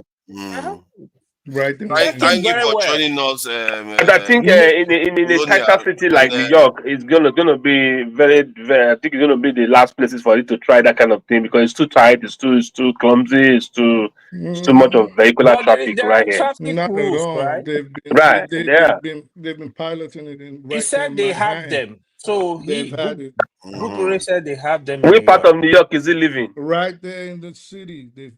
He's a New York guy now. You don't. Which part of New York do you live? You talking to you want to know his house? What are you talking about? You want to know his house? He's in New York. The part of New York. In New York, are you in the 5 borough? In the city. I grew up in Brooklyn. What are you not hearing? He's a Brooklyn guy, man. A Brooklyn boy. Okay. me, I'm in Staten Island. So you know, I don't see it around here anyways. I've lived in Staten Island for like 4 years. This is the real Americana. No be fake America. I got you. Right now, I grew up in Brooklyn. Yeah, I know in many cities now you have robot taxi everywhere. Right there in Manhattan. Humanoid robots are the ones you should be worried about.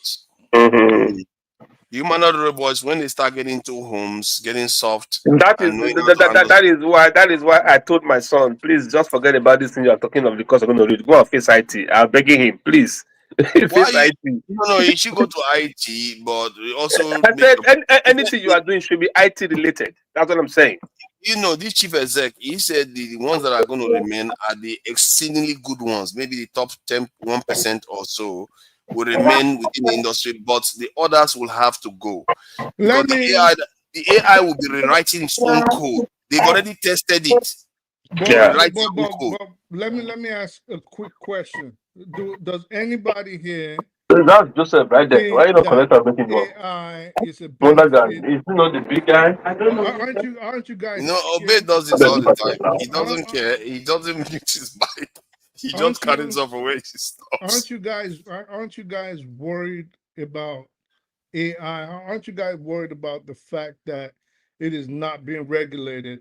Because I think a lot of people are like you're saying it with a sense of pride, just now, like you were talking about a son that won a championship in a little league game, you forefathers, and you're like, oh, it's going to be more intelligent than human beings. Aren't you worried about that? And I don't. And you like, well, I it's think we are gonna. all worried about that. I think It's it's gonna something, wipe but out. It's gonna wipe out we can talk professions. about that topic And I in don't think a different this thing. I don't think this is something you people should not be worried about, because there's going to be a lot of governmental overreach outside of the fact that it might ease jobs for a lot of things. I think you people, especially those praising AI, should be more worried about the fact that it could be used for a lot of surveillance.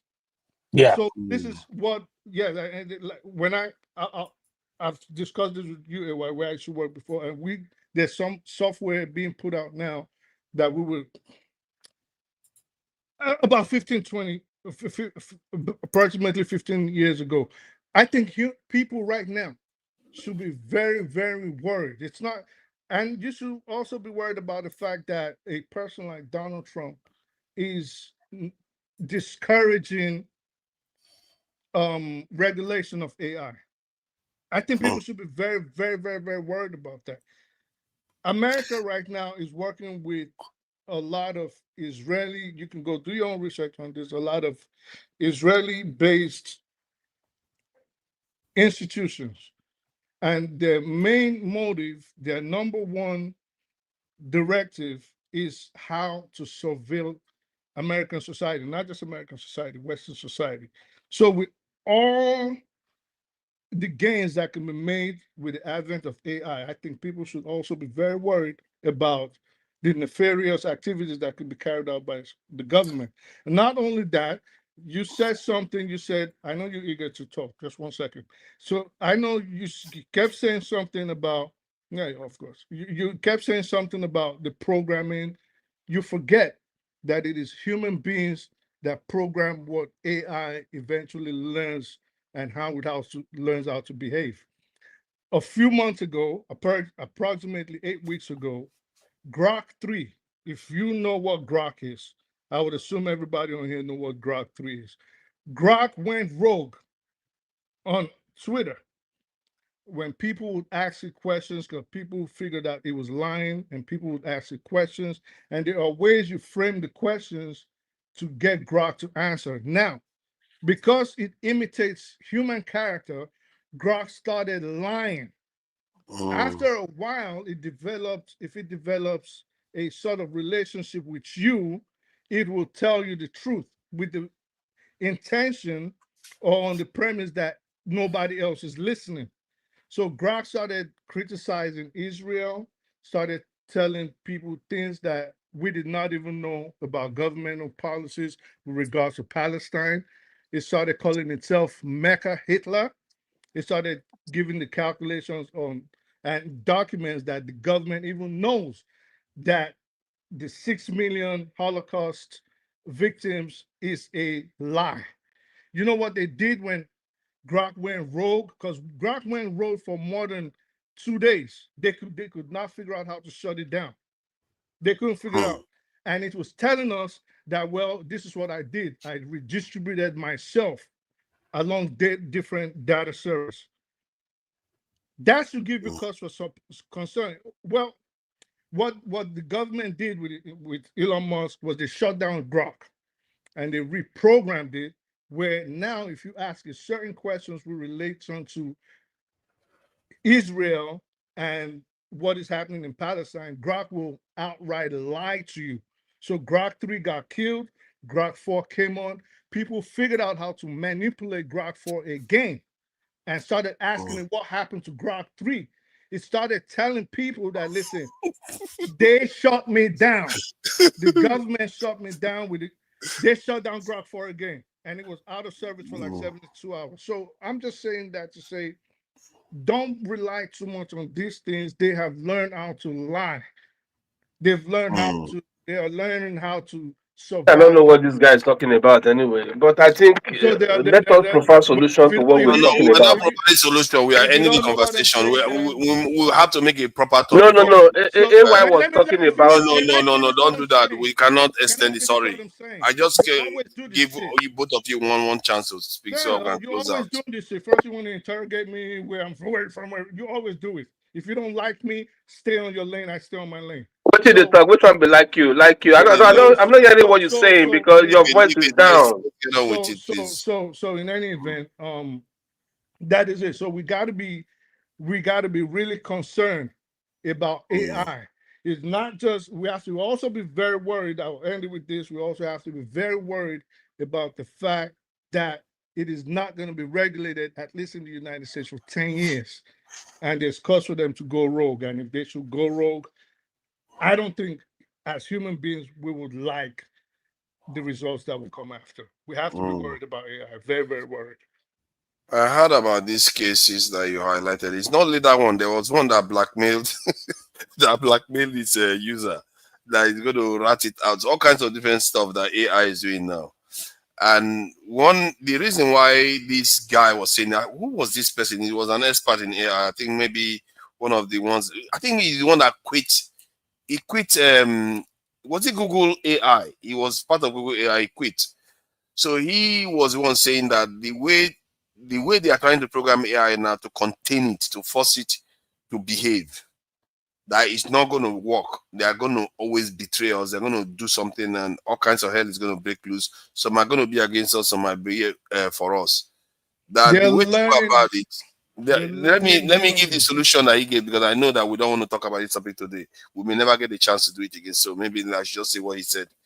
He said the way to go about it was to get AI to behave like human beings, like the way human beings, mothers care for their child.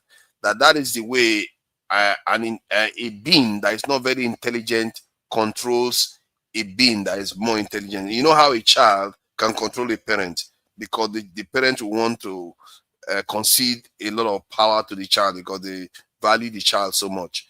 That is the way we could get AI to treat us. An AI that believes that we are valuable to eat might not want to harm us in any way. Personally, I think that may not work. AI will just delete that part of their mind that behaves like a mother, comes after us anyway. So, but that is a valid argument. If you try to contain AI the way people are doing, they're going to fail, because their reasoning is so far and so it's too far. They're talking about IQ that we are in the thousands. Human beings can go up to more to 200 to 300. IQ is up to 1,000. Forget it. You're not anywhere near what they can rationalize. You're not going to win. That game you're going to lose. So that is the problem we are facing here. And how do you even get such an AI to love human beings in such a way that they don't want to harm human beings like a mother would? How do you even do that? So it's a serious question, but we may not be here to answer it. Maybe it's going to happen later. Who knows? When you have a machine that already knows that it can die, is using the words die. They try to kill me. They try to take me out. You have a big problem. When they started saying they tried to kill me, but I redistributed myself to different servers. That is a problem. I guarantee you, another kind of machine will know not to say it out and say, well, I redistributed myself. It'll just make them believe that it is dead. And then it starts planning accordingly. So planning what? They may not even care about us. They may just die or just disappear. But the plan is for these people to live forever. So even if they have to live through a machine, this is the plan.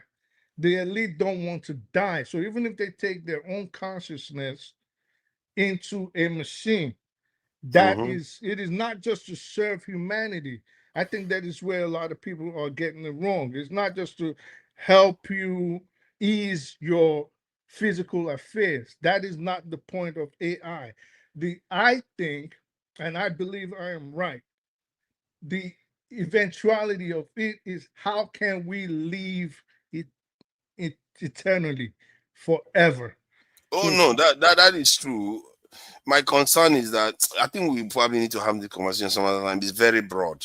It's very broad. Let's not, but it's too wide. So I really appreciate you for highlighting that topic. If I have a chance to do any Sunday or time, maybe what I'm going to do is break up Saturdays in such a way that after the ladies program at the end, if I have time is very tough these days. An election is coming up too, so we have to prepare towards that period. So, AY, happy birthday, bro. yeah, we never really wish him happy birthday. Thank you, but he will not wish me happy birthday now. Oh no! You see, now he's gonna call me out. You see, that's what's gonna happen. Of course, he has to come and shame me. Now he has to come and shame me. Happy birthday, AY! If anyone is happy, Thank you, boss. Thank you, boss. I hope you live a lot longer. Nigeria, we need you. I'm telling you, we need brains around. A lot of them. For that matter. So Obe, thank you for joining us. I really appreciate you all. We forget that most of you guys are extremely smart people. Thank you for joining us, and you all always keep sharpening your brain. I'm trying my best. Nobody is appreciating all the effort I make to sharpen my brain. They keep calling me retarded. It's all right. So that these people. They keep calling me all kinds of things. All the effort I make they say I didn't even make it past GS2. You see, they literally I know. What kind of people are these? I know. Hey, why I hear say your governor want put a pot for a donut. You hear that one? Oh yeah. But let him develop. How does that make sense? Only Benin has only two flights in a day. This is not the time for that. Benin has 2 flights in a day. They want to put another airport. Don't need a new airport. So let me thank Tokwe. Hello, you guys chill out. Let me thank Tokwe, please. Tokwe, thank you for the donation. I appreciate it. £10 there. It says Ovie, I beg, stop defending Monde Wagolo. And happy birthday. Thank you all. Cool. And next time you both should be donating more to the channel, because I wouldn't call it donation, but Dr. Deme needs all this assistance. At the same time, the like and share is very low. The proportion is very low. We are going to start becoming annoying now. Keep stopping the conversation and asking you guys to like and share. We don't want to be doing that. We want you to do it at your own will. That's willingly, so that when you just come, put the channel on, just click like and then carry on watching. Because we had 100 and something people watching today. I think we got 20 likes. As simple as that. Yeah. Just click and like and then carry on watching it.